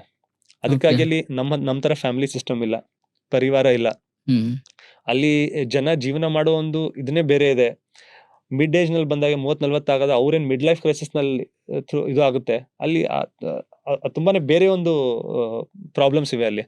ಇದೆಲ್ಲ ಯಾಕೆ ಬಂದಿದೆ, ಅವ್ರಿಗೆ ದುಡ್ಡಿದೆ, ಅವರು ಸಿವಿಲೈಸೇಷನ್ ಒಂದು ತುಂಬಾ ಹೈ ಲೆವೆಲ್ ಇದ್ದಾರೆ, ಅವ್ರ ಸ್ಟ್ಯಾಂಡರ್ಡ್ ಆಫ್ ಲೈಫ್ ತುಂಬಾ ತುಂಬಾ ತುಂಬಾ ಜಾಸ್ತಿ ಆಗಿದೆ, ತುಂಬಾ ಹೆವಿ ಆಗಿದೆ. ಅವ್ರ ರೋಡ್ಗಳು ತುಂಬಾ ಚೆನ್ನಾಗಿ, ನಮ್ಗಿಂತ ಚೆನ್ನಾಗಿದೆ, ಎಲ್ಲ ಚೆನ್ನಾಗಿದೆ. ಅವ್ರು ತಿನ್ನೋ ಊಟ ನಮ್ಗಿಂತ ಬೆಟರ್ ಕ್ವಾಲಿಟಿ ಇದೆ. ಅದೇ ಅವ್ರ ಕ್ವಾಲಿಟಿ ಆಫ್ ಲೈಫ್ ನಮ್ಗಿಂತ ಬೆಟರ್ ಇದೇನೋ ಇಲ್ವೋ ನಾವು ಕ್ಲಿಯರ್ ಆಗಿ ಎಸ್ ಅಂತ ಹೇಳಕ್ಕಾಗಲ್ಲ. ಯಾಕಂದ್ರೆ ಇವೆಲ್ಲವೂ ಪ್ರಾಬ್ಲಮ್ಸ್ ಕೂಡ ಅಲ್ಲಿದೆ. ಯಾಕಂದ್ರೆ ಅವ್ರಿಗೆ ಸಪೋರ್ಟ್ ಸಿಸ್ಟಮ್ ಇಲ್ಲ, ಫ್ಯಾಮಿಲಿ ಇಲ್ಲ, ತಂದೆ ತಾಯಿ ಇಲ್ಲದ, ತಂದೆ ಹೆಸರನ್ನು ತಿಳಿದೇ ಇರುವ ಹಲವಾರು ಮಕ್ಕಳಲ್ಲಿದ್ದಾರೆ. ಅವ್ನು ಯಾಕೆ ಕ್ರೈಸಿಸ್ ಥ್ರೂ ಹೋಗ್ತಾನೆ, ಅವ್ನು ಡಿಪ್ರೆಷನ್ ಥ್ರೂ ಹೋಗ್ತಾನೆ. ನಮ್ಮಲ್ಲಿ ಈ ಪ್ರಾಬ್ಲಮ್ ಬರೋದಿಲ್ಲ. ನಮ್ಮ ಹತ್ರ ಬೇರೆ ಪ್ರಾಬ್ಲಮ್ಸ್ ಇವೆ, ನಾನು ಇಲ್ಲ ಅಂತ ಇಲ್ಲ, ಆದ್ರೆ ಈ ಪ್ರಾಬ್ಲಮ್ ನಮ್ಮ ಹತ್ರ ಬರೋದಿಲ್ಲ. ಯಾಕಂದ್ರೆ ನಮ್ಮಲ್ಲಿ ಸಮಾಜದಲ್ಲಿ ಇದು ಫ್ಯಾಮಿಲಿ, ಪರಿವಾರದ ಒಂದು ಸಿಸ್ಟಮ್ ಇದೆ, ತುಂಬಾ ಸ್ಟ್ರಾಂಗ್ ಆಗಿದೆ. ಯಾಕಂದ್ರೆ ಮೌಲ್ಯಗಳು ನಮ್ಗೆ ಬರೀದು ಆಚರಣೆಯಿಂದ ಬರ್ತಾ ಇಲ್ಲ, ರೂಢಿಯಿಂದ ಬರ್ತಾ ಇಲ್ಲ. ಇದು ಆಕ್ಚುಲಿ ಒಂದು ಧಾರ್ಮಿಕ ಒಂದು ಇದರಿಂದ ಬರ್ತಾ ಇದೆ ನಮ್ಗೆ. ಮನೆ ಅಂತ ಇದೆ, ಗಂಡನಿಗೆ ಹೆಂಡತಿ, ಹೆಂಡತಿನಿಗೆ ಗಂಡ, ಮಕ್ಕಳು, ಅದೊಂದು ಸಿಸ್ಟಮ್ ಏನಿದೆ ಅಲ್ಲ, ಧರ್ಮದಿಂದಲೂ ಕೂಡ ಬರ್ತಾ ಇದೆ. ಬರೀ ರೂಢಿ, ಅದು ಒಂದು ಆಚರಣೆ ಅಲ್ಲ, ಅದನ್ನ ನಾವು ತುಂಬಾ ಗೌರವಿಸ್ತೀವಿ ಕೂಡ. ಅದಕ್ಕಾಗಿ ನಮ್ಮ ಫ್ಯಾಮಿಲಿ ಸಿಸ್ಟಮ್ ತುಂಬಾ ಸ್ಟ್ರಾಂಗ್ ಇದೆ. ಇದೆಲ್ಲ ಯಾಕೆ ಹೇಳ್ತಾ ಇದ್ದೇನೆ, ಮಾರಲ್ ವ್ಯಾಲ್ಯೂಸ್ ನಮ್ ಸ್ಟ್ರಾಂಗ್ ಇರ್ಬೇಕಾದ್ರೆ, ನೈತಿಕ ಮೌಲ್ಯಗಳು ನಮ್ ಸ್ಟ್ರಾಂಗ್ ಇರ್ಬೇಕಾದ್ರೆ ದೇವರು, ಧರ್ಮ ಇದನ್ನ ತಿಳ್ಕೊಳ್ಳೋದು ತುಂಬಾ ಮುಖ್ಯ. ಅದಿಲ್ಲದೆ ನಾವೆಲ್ಲೂ ನೋಡಿದ್ರು ಕೂಡ ಮಾರಲ್ ವ್ಯಾಲ್ಯೂಸ್ ನಲ್ಲಿ ಏನಾದ್ರೂ ನಮ್ಗೆ ಮೇಜರ್ ಫ್ಲಾಸ್ ಕಾಣಿಸೇ ಬರುತ್ತೆ. ನೀವು ಯಾವುದೇ ಬೇರೆ ಒಂದು ಸಮಾಜದಲ್ಲಿ ನೋಡಿದ್ರೆ ಅದು ಕ್ಲಿಯರ್ ಆಗಿ ಕಾಣಿಸ್ ಬರುತ್ತೆ. ಓಕೆ, ನಮ್ಮ ಆಲೋಚನೆಗಳು ಮತ್ತೆ ಜೀವನನೂ ಕೂಡ ಚೆನ್ನಾಗಿರ್ಬೇಕು ಅಂತಂದ್ರೆ ನೈತಿಕ ಪಾಠಗಳು ಬೇಕೇ ಬೇಕು ಅಂತ ಹೇಳ್ತಾರೆ. ತುಂಬಾ ಆಗತ್ತೆ. ದೇವರನ್ನ ನಂಬಿದ್ರೆ ಮನುಷ್ಯ ತುಂಬಾ ಒಳ್ಳೆಯನಾಗ್ತಾನೆ ಅಂತ. ಆದ್ರೆ ದೇವರಲ್ಲಿ ನಂಬಿಕೆ ಇಟ್ಟಿರೋ ಎಷ್ಟೋ ಜನಕ್ಕೆ ಅವರಲ್ಲಿ ಕೆಟ್ಟ ನಡತೆನೂ ಕೂಡ ಇದೆ. ನಿಜ. ಈ ನಂಬಿಕೆಗೂ ಮತ್ತೆ ಈ ನಡತೆಗೂ ಏನು ಸಂಬಂಧನೇ ಇಲ್ವಾ ಹಂಗಾದ್ರೆ? ಒಂದು ದ್ವಂದ್ವ ಇದೆ ಅಂತಿದ್ರೆ. ಹೌದೌದೌದು, ಕಾಂಟ್ರಡಿಕ್ಟ್ ಆಗ್ತಾ ಇದೆ ಅಂತ ಹೇಳೋ ಮಾತು ನಿಜ. ನೋಡಿ, ಎರಡು ಮೂರು ರೀತಿಯಲ್ಲಿ ಇದ್ರ ಬಗ್ಗೆ ನಾವು ತಿಳ್ಕೊಳ್ಬೋದು. ಮೊದಲನೇದು ನಾವು ಏನ್ ತಿಳ್ಕೊಳ್ಬೇಕು, ಆನೆಸ್ಟ್ ಆಗಿ ಸ್ಟ್ರೇಟ್ ಫಾರ್ವರ್ಡ್ ಆಗಿ ಹೇಳ್ಬೇಕಂದ್ರೆ, ನಾನು ಧಾರ್ಮಿಕನಾಗಿದ್ದೇನೆ, ನಾನು ರಿಲಿಜಿಯಸ್ ಆಗಿದ್ದೀನಿ, ಅದೊಂದು ಕ್ಲೇಮ್. ಅದು ನಾನು ಕ್ಲೇಮ್ ಮಾಡ್ತಾ ಇದ್ದೀನಿ ಅಂದ್ರೆ ನಾನು ಇದ್ದೀನಿ ಅಂತ ಅರ್ಥ ಅಲ್ಲ. ಎಷ್ಟು ಜನ ಹೇಳ್ತಾರೆ ನಾನು ಧಾರ್ಮಿಕನಿದ್ದೀನಿ. ಯಾಕೆ ಧಾರ್ಮಿಕನಿದ್ದೀನಿ ಅಂತ ನೀವು ಕೇಳಿದ್ರೆ ಹೇಳ್ತಾರೆ, ನಾನು ಬೆಳಗ್ಗೆ ಎದ್ಬಿಟ್ಟು ಏನೋ ಒಂದು ಮಾಡ್ತೇನೆ, ಅಥವಾ ನಾನು ಒಂಥರದ ವಿಶಿಷ್ಟ ಉಡುಪು ಹಾಕ್ತೇನೆ ಅಂತ ಅವ್ನು ಹೇಳ್ತಾನೆ. ಒಬ್ಬನು ನಾನು ತಿಲಕ ಇಟ್ಕೊಂಡ್ಬಿಟ್ರೆ ಧಾರ್ಮಿಕನಾಗ್ತೇನೆ ಅಂತ ತಿಳ್ಕೊಂಡಿದ್ದಾನೆ. ಒಬ್ಬನು ಟೋಪಿ ಹಾಕೊಂಡ್ಬಿಟ್ರೆ ಧಾರ್ಮಿಕನಾಗ್ತೇನೆ ಅಂತ, ಒಬ್ಬನು ನಾನು ಕ್ರಾಸ್ ಹಾಕೊಂಡ್ಬಿಟ್ರೆ ಧಾರ್ಮಿಕನಾಗ್ತೀನಿ ಅಂತ ತಿಳ್ಕೊಂಡಿದ್ದಾನೆ. ಇನ್ನೊಬ್ರು ಇನ್ನೊಂದು ಮಾಡ್ಬಿಟ್ರೆ ಧಾರ್ಮಿಕನಾಗ್ತಾನೆ. ಧಾರ್ಮಿಕನಾಗೋದಂದ್ರೆ ಇದು ಅಲ್ಲ, ಇವು ಬರೀ ಚಿಹ್ನೆಗಳಷ್ಟೇ. ನಾವು ಸಂಪ್ರದಾಯನ ಧರ್ಮದ ಜೊತೆಗೆ ಕನ್ಫ್ಯೂಸ್ ಮಾಡ್ಕೋತೇವೆ. ಅಂದ್ರೆ ಸಂಪ್ರದಾಯ ಬೇರೆ, ಧರ್ಮ ಬೇರೆ ಅಂತ ಅಲ್ಲ, ಬಟ್ ಸಂಪ್ರದಾಯ ಧರ್ಮದ ಬಿಟ್ಟು ಕೂಡ ಸಂಪ್ರದಾಯಗಳಿವೆ. ಕೆಲವೊಂದು ಸಂಪ್ರದಾಯಗಳು ಧಾರ್ಮಿಕ ಸಂಪ್ರದಾಯಗಳಿವೆ, ಕೆಲವೊಂದು ಸಂಪ್ರದಾಯಗಳಿಗೆ ಧರ್ಮದ ಜೊತೆ ಏನೂ ಇಲ್ಲ. ಈಗ ಉದಾಹರಣೆಗೆ ನಾವು ತಿನ್ನುವ ಊಟ, ಅದಕ್ಕೆ ಡೈರೆಕ್ಟ್ ಆಗಿ ಧರ್ಮದ ಜೊತೆ ಏನಿಲ್ಲ. ನಮ್ಮ ಸಂಪ್ರದಾಯಗಳಲ್ಲಿ ನಾವು ಏನೇನು ತಿಂತಾ ಬಂದಿದ್ವು ಅದೇ ತಿಂತಾ ಬರ್ತೀವಿ. ಈಗ ಉದಾಹರಣೆಗೆ ಕೆಲವೊಂದು ಮನೇಲಿ ನಾನು ನೋಡಿದ್ದೇನೆ, ಊಟ ಮಾಡ್ಬೇಕಾದ್ರೆ ಅವರು ಒಂದು ಆರ್ಡರ್ ಅಲ್ಲಿ ಊಟ ಬಡಿಸ್ತಾರೆ. ಉಪ್ಪು, ಚಟ್ನಿ, ಪಲ್ಯ, ಆಮೇಲೆ ಇದು ಈ ರೀತಿ, ಕರೆಕ್ಟ್ ಅಲ್ವಾ? ನೀವು ಬೇರೆ ಕಡೆ ಹೋಗ್ಬಿಟ್ರೆ ಈ ಕಡೆಯಿಂದ ಉಪ್ಪು ಹಾಕ್ಬೋದು ಅವನು. ಇದೊಂದು ಸಂಪ್ರದಾಯ, ಇದಕ್ಕೆ ಧರ್ಮಕ್ಕೆ ಏನೂ ಸಂಬಂಧ ಇಲ್ಲ. ಆದ್ರೆ ಕೆಲವೊಂದು ಜನ ಇದಕ್ಕೆ ಎಷ್ಟು ಸ್ಪೆಸಿಫಿಕ್ ಇದ್ದಾರೆ ಅಂದ್ರೆ, ನೀವು ಚಟ್ನಿ ಹಾಕ್ಬಿಟ್ಟು ಉಪ್ಪು ಹಾಕಿದ್ರೆ ಅವ್ರು ಸಿಟ್ಟು ಬರ್ತಾರೆ. ನಾನು ಸುಮ್ಮನೆ ಹೇಳ್ತಾ ಇಲ್ಲ ನಿಮ್ಗೆ, ಇದು ರೀತಿ ಇದೆ. ಅದೇ ರೀತಿ ಕೆಲವೊಬ್ರು ಇದೇ ರೀತಿ ವೇಷಭೂಷ ಹಾಕ್ಬೇಕಂದ್ರೆ ಅದೇ ರೀತಿ ವೇಷಭೂಷ ಹಾಕ್ಬೇಕು. ಸ್ವಲ್ಪ ಡಿಫ್ರೆನ್ಸ್ ಆದ್ರೂ ಅವರಿಗೆ ಏನೋ ಅನ್ಸುತ್ತೆ, ಹೀಗೆ ಹಾಕಿದ್ಯಾ ನೀನು, ಹೀಗೆ ಹಾಕ್ಬೇಕು ಅಂತ ಅಂತಾರೆ. ಕೆಲವೊಂದು ಮನೇಲಿ ನೋಡ್ತಾ ಇದ್ದೀನಿ ನಾನು, ಯಾರಾದ್ರೂ ಹೆಣ್ಮಕ್ಳು ಬೊಟ್ಟಿರ್ಲಾರ್ದೆ ಹೊರ ಹೋದ್ರೆ ಬೈತಾರ ನೋಡಿ ಅವ್ರಿಗೆ, ಬೊಟ್ಟಿರ್ಲಾರ್ದೆ ನೀನ್ ಹೊರ ಹೋಗ್ತೀಯಾ ಅಂತ. ಅದು ಸಂಪ್ರದಾಯ, ಯಾವ ತರ ಬಿಡ್ತಾರೆ ಅದ್ರ ಜೊತೆ ನಮ್ಗೆ ಎದ್ದೇನಿಲ್ಲ, ಹಾಕೋರ್ ಹಾಕ್ಲಿ ಬಿಡೋರ್ ಬಿಡ್ಲಿ. ಅದು ಏನಂದ್ರೆ ಇದು ಧರ್ಮದಕ್ಕೆ ಅದಕ್ಕೆ ಏನೋ ಸಂಬಂಧ ಇಲ್ಲ. ನಾವೇನ್ ಮಾಡ್ತಾ ಇದೀವಿ, ಈ ರೀತಿಯ ಕೆಳನ ರೂಢಿಯನ್ನ ನಾವು ಫಾಲೋ ಮಾಡ್ತಾ ಬಂದಿದೀವಿ, ಆಚರಣೆಗಳನ್ನ ಮಾಡ್ತಾ ಬಂದಿದೀವಿ. ಅದನ್ನ ನಾವು ಧರ್ಮ ಅಂತ ತಿಳ್ಕೊಂಡ್ಬಿಟ್ಟು ನಾವು ಧಾರ್ಮಿಕ ಅಂತ ತಿಳ್ಕೊಂಡಿದ್ದೇವೆ. ಇದಕ್ಕೆ ಧರ್ಮಕ್ಕೆ ಏನೋ ಸಂಬಂಧ ಇಲ್ಲ.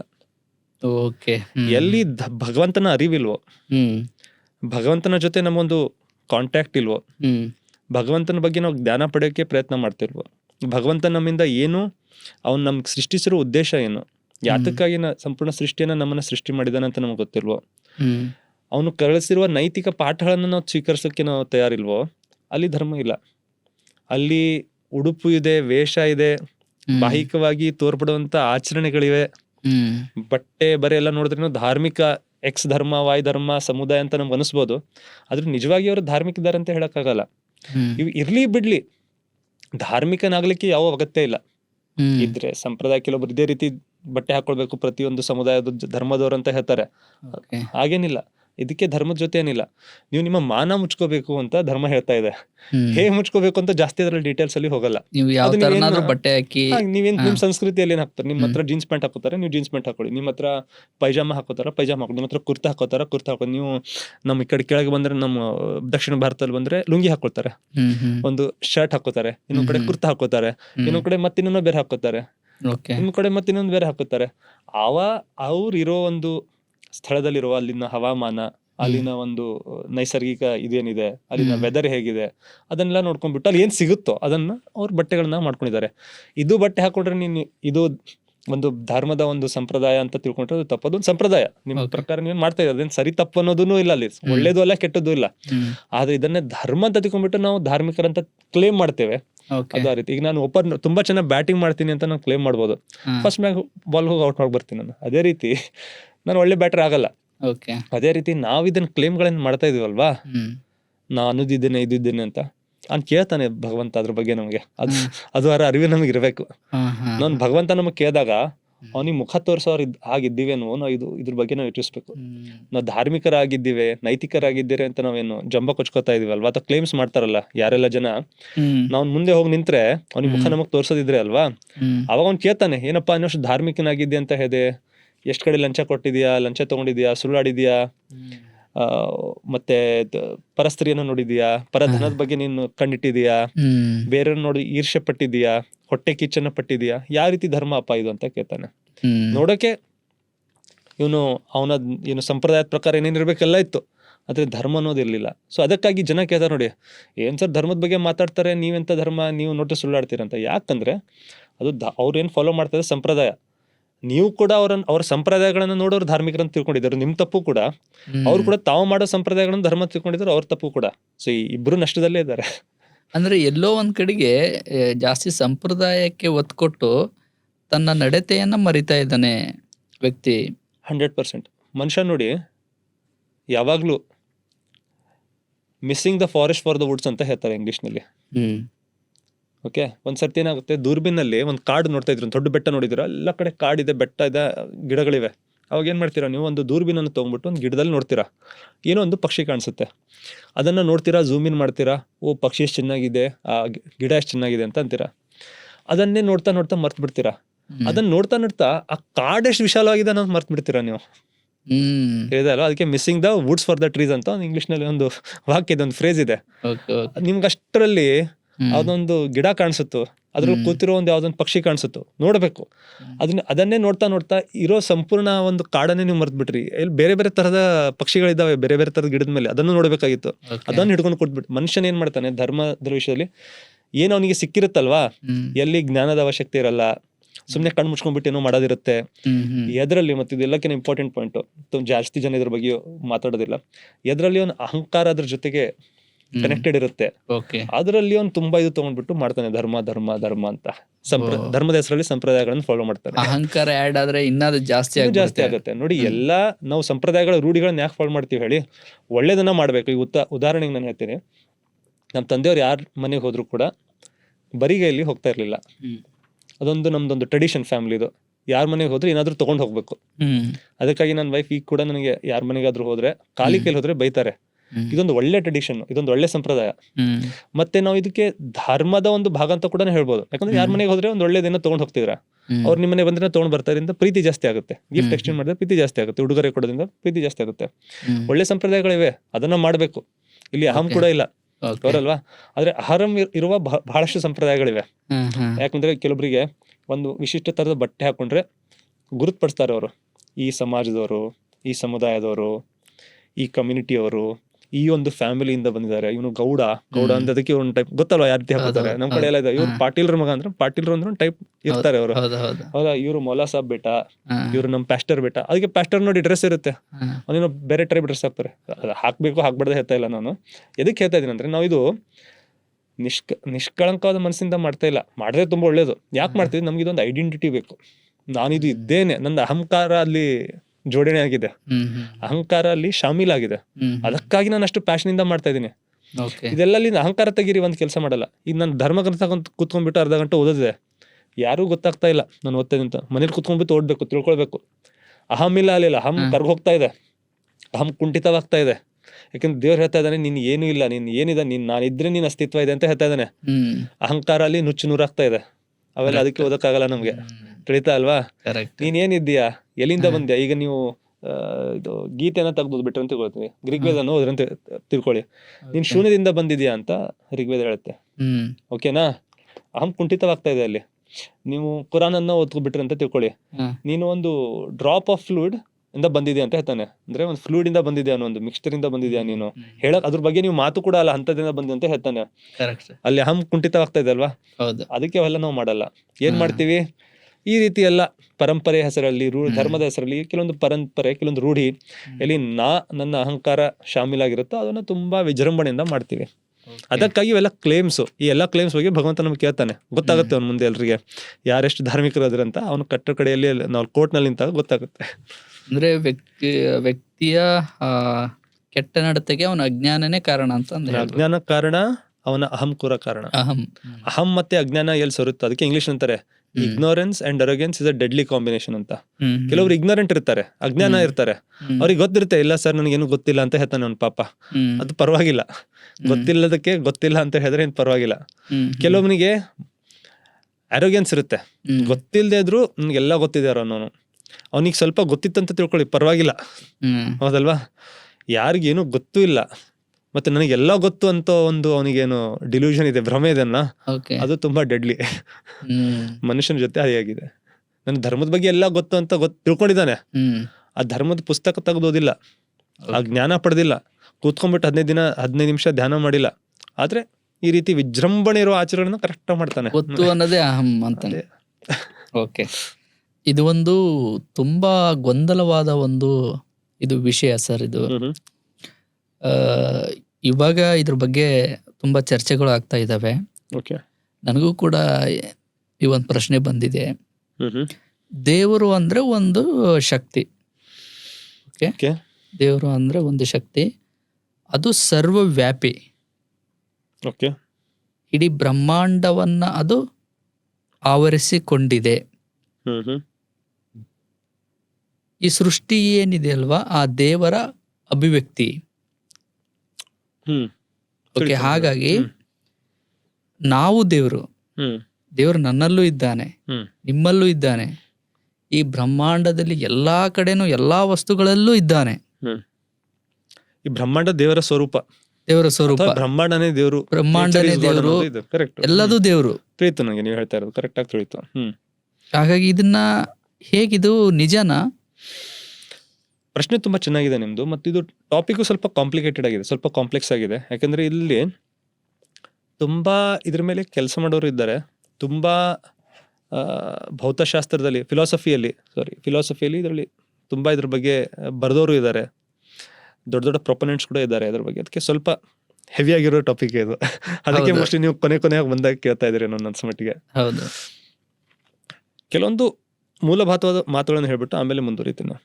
ನೋಡಿ, ಮುಂಚೆ ನಾನು ಹೇಳಿದಾಗ ಕೂಡ ದೇವರನ್ನು ನಾವು ಗುರುತಿಸಬಹುದು, ಇದ್ದಾನೆ ಅಂತ ಗುರುತಿಸಬಹುದು, ಸ್ವಲ್ಪ ಮಟ್ಟಿಗೆ ಅರಿಬಹುದು.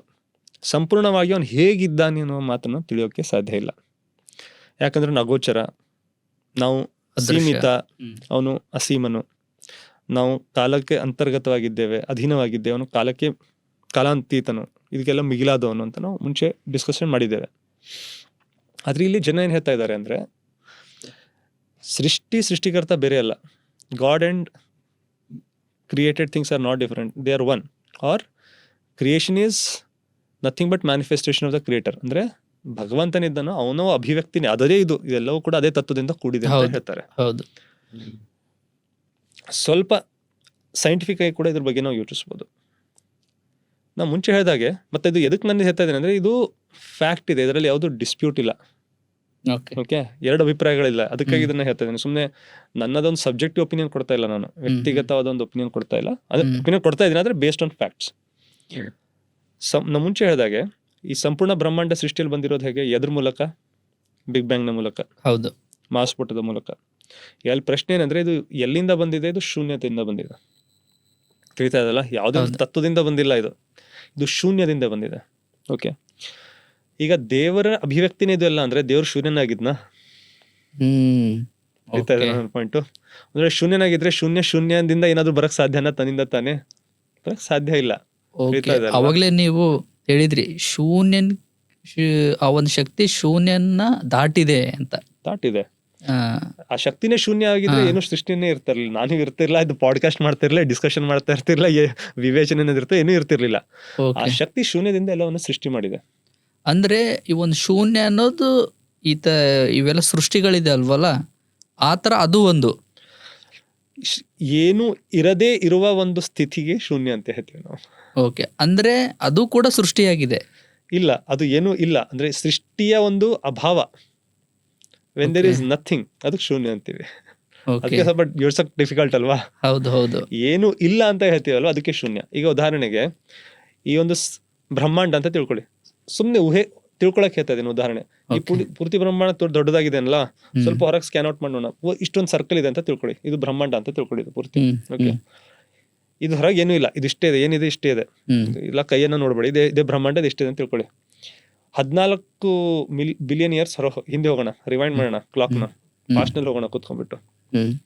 ಅವಾಗ ನಾವು ನೀವು ಇಲ್ಲ, ಏನೂ ಇಲ್ಲ, ಈ ಬ್ರಹ್ಮಾಂಡ ಇಲ್ಲ, ಇಲ್ಲಿ ಏನೂ ಇರ್ಲಿಲ್ಲ, ಇಲ್ಲಿ ತಿಳಿತಾ ಇಲ್ಲ ನಿಮ್ಗೆ, ಖಾಲಿ ಜಾಗನೂ ಇಲ್ಲ, ಏನೂ ಇಲ್ಲ, ಫುಲ್ ಇದು ಏನೂ ಇಲ್ಲ, ಇಲ್ಲಿ ಕೈ ಹೋಗ್ಬಿಡ್ತಾ, ಖಾಲಿ ಜಾಗನೂ ಇಲ್ಲ, ಏನೂ ಇಲ್ಲ, ಇಲ್ಲಿ ಬೆಳಕು ಕತ್ಲೆ ಕೂಡ ಇಲ್ಲ, ಕತ್ಲ ಇಲ್ಲ, ನೋಡೋರು ಯಾರು ಇಲ್ಲ, ನಾವು ನೋಡ್ಬಿಟ್ಟು ಇದೆ ಅಂತ ಹೇಳೋಕ್ಕೂ ಇಲ್ಲ. ತಿಳಿತಾ? ಇದರಲ್ಲಿ ಆಕ್ಚುಲಿ ಫಿಸಿಕ್ಸ್ ನಲ್ಲಿ, ಥಿಯರಿಟಿಕ್ ಕ್ವಾಂಟಮ್ ಫಿಸಿಕ್ಸ್ ನಲ್ಲಿ ಅಬ್ಸರ್ವ್ಡ್ ಅಂಡ್ ಅಬ್ಸರ್ವರ್ ಅಂತ ಬರುತ್ತೆ, ಪ್ರಜ್ಞೆ ಕೂಡ ಇಲ್ಲ. ಸೊ ಏನೂ ಇಲ್ಲ, ಸೊ ಶೂನ್ಯದಿಂದ ಎಲ್ಲ ಬಂದಿದೆ. ಆ ಶೂನ್ಯದಿಂದ ಯಾರಾದ್ರೂ ಸೃಷ್ಟಿ ಮಾಡಿದ ಅಂದ್ರೆ ಅವ್ನು ಶೂನ್ಯ ಆಗಕ್ ಸಾಧ್ಯನಾ? ಅವ್ನು ಶೂನ್ಯ ಇದ್ರೆ ಇದೆಲ್ಲ ಸೃಷ್ಟಿಯಲ್ಲೇ ಬರ್ತಾ ಇರ್ಲಿಲ್ವಾ? ಸೊ ಶೂನ್ಯದಿಂದ ಅವ್ನು ಮಾಡಿದ್ದಾನೆ ಅಂತ ನೀನು ಭಗವಂತ ಅಂತೀವಿ. ಅಂದ್ರೆ ಆ ಒಂದು ದೇವರ ಒಂದು ಅಸ್ತಿತ್ವ ಆ ಒಂದು ಶೂನ್ಯದಲ್ಲಿ ಇಲ್ಲ, ಇದಕ್ಕೆ ಹೊರಗೆ ಆಗಿದ್ದಾನೆ. ಓಕೆ, ಈಗ ನಾವೇನ್ ಹೇಳ್ತಾ ಇದೀವಿ ಅಂದ್ರೆ, ಎಲ್ಲವೂ ದೇವರ ಒಂದು ಮ್ಯಾನಿಫೆಸ್ಟೇಷನ್, ಅದೇ ಒಂದು ಅಭಿವ್ಯಕ್ತಿ, ಅದೇ ಒಂದು ಅಭಿರೂಪ. ಅಂದ್ರೆ ನಾವೆಲ್ಲ ಬಂದಿರೋ, ಈಗ ನಾನೇ ದೇವರ ಒಂದು ಮ್ಯಾನಿಫೆಸ್ಟೇಷನ್ ಅಂತ ನಾನು ಹೇಳ್ತಾ ಇದ್ದೀನಿ. ಒಂದು ತತ್ವ ನನ್ನ ಹತ್ರ, ಆ ತತ್ವದಿಂದ ಎಲ್ಲ ಕುಡಿದೆ, ಇದನ್ನು ಕುಡಿದೆ ಅಂತ ಹೇಳ್ತಾ ಇದ್ದೀನಿ. ನಾವು ಬಂದಿರೋದು 0 ಇಂದ ಅಲ್ವಾ, ಶೂನ್ಯದಿಂದ ಅಲ್ವಾ? ನಾವು ಶೂನ್ಯದಿಂದಾನು ಬಂದಿದ್ದೇನೆ, ದೇವರಿಂದಾನು ಬಂದಿದ್ದೀನಿ ಅನ್ನೋದು ಸರಿ ಆಗಲ್ಲ. ಮೊದಲನೇ ಮಾತು. ಎರಡನೇ ಮಾತು, ಈಗ ದೇವರೇ ಅಥವಾ ಅದೊಂದು ಏನ್ ಶಕ್ತಿ ಇದೆ, ಅದೇ ಎಲ್ಲಾ ಫಾರ್ಮ್ ಗಳನ್ನ ತಗೊಂಡಿದೆ, ಇದೆಲ್ಲ ಅದರ ಅಭಿವ್ಯಕ್ತಿ ಅಂತ ತಿಳ್ಕೊಳ್ಳಿ. ಈಗ ನಿಮ್ಗೆ ಗೊತ್ತಿದೆನಾ ನೀವು ದೇವ್ರು ಅಂತ? ಇಲ್ಲ. ನೆನಪಿದೆನಾ? ಇಲ್ಲ, ನನಗೂ ಇಲ್ಲ. ದೇವರನ್ನೇ ನಾ ದೇವರಿದ್ದೀನಿ ಅಂತ ಮರೆಸೋಕ್ ಹೇಗ್ ಸಾಧ್ಯ? ತಿಳಿತಾ ಇದೆನಾ ನಿಮ್ಗೆ? ಇಲ್ಲ ಸರ್, ಇದು ಮಾಯೆ ಅಂತ ಹೇಳ್ತಾರೆ. ಈ ಮಾಯೇನು ಒಂದು ಸೃಷ್ಟಿನೇ ಅಲ್ವಾ? ನಾನೇ ದೇವ್ರಂತ ಇಟ್ಕೊಳ್ಳಿ, ನಾನು ಸೃಷ್ಟಿ ಮಾಡಿದ ಒಂದು ಇದು, ನನ್ನನ್ನೇ ನಾನ್ ಯಾರು ಅಂತ ಮರ್ಸೋಕೆ ಶಕ್ತಿ ಇರತ್ತ ಅದಕ್ಕೆ? ತಿಳಿತಾ ಇದೆನಾ? ಈ ವಿಷಯವನ್ನು ಜನ ತುಂಬಾ ಜಾಸ್ತಿ ಯೋಚಿಸಲ್ಲ. ಇದರ ಅರ್ಥ ಏನಂದ್ರೆ, ಯಾಕಿದು ಹೇಳ್ತಾ ಇದೀನಂದ್ರೆ, ನಾವೆಲ್ಲರೂ ಒಂದು ಲೆವೆಲ್ ನಲ್ಲಿ ದೇವರಾಗಿದ್ರೆ, ನಾವೇ ಬ್ರಹ್ಮರಾಗಿದ್ದರೆ ಇದರ ಅರ್ಥ ಏನು, ನಾವೇ ಇದನ್ನ ಸೃಷ್ಟಿ ಮಾಡಿದ್ದೇವೆ ಅಂತ ಅರ್ಥ. ಆ ತತ್ವದಿಂದ ನಾವು ಕುಡಿದೇವೆ ಅಂದ್ರೆ ನಾವು ಇದನ್ನ ಸೃಷ್ಟಿ ಮಾಡಿದ್ದೇವೆ. ನಾವು ಸೃಷ್ಟಿ ಮಾಡಿದ ವಸ್ತು ನಮ್ಮನ್ನೇ ಯಾಮರಿಸ್ತಾ ಇದೆ ಅಂದ್ರೆ ನಾವು ದೇವರಾಗಿ ಸಾಧ್ಯ? ಹೌದೌದು. ಅದಕ್ಕಾಗಿ ಅಂದ್ರೆ ಇದು ಯಾವ ರೀತಿ ಅನ್ಸುತ್ತೆ ಅಂದ್ರೆ ದೇವ್ರಿಗೆ ಅಷ್ಟೊಂದು ಶಕ್ತಿ ಇಲ್ಲ ಅಂತ ಒಂದ್ ಕಡೆ ಅನ್ಸುತ್ತೆ.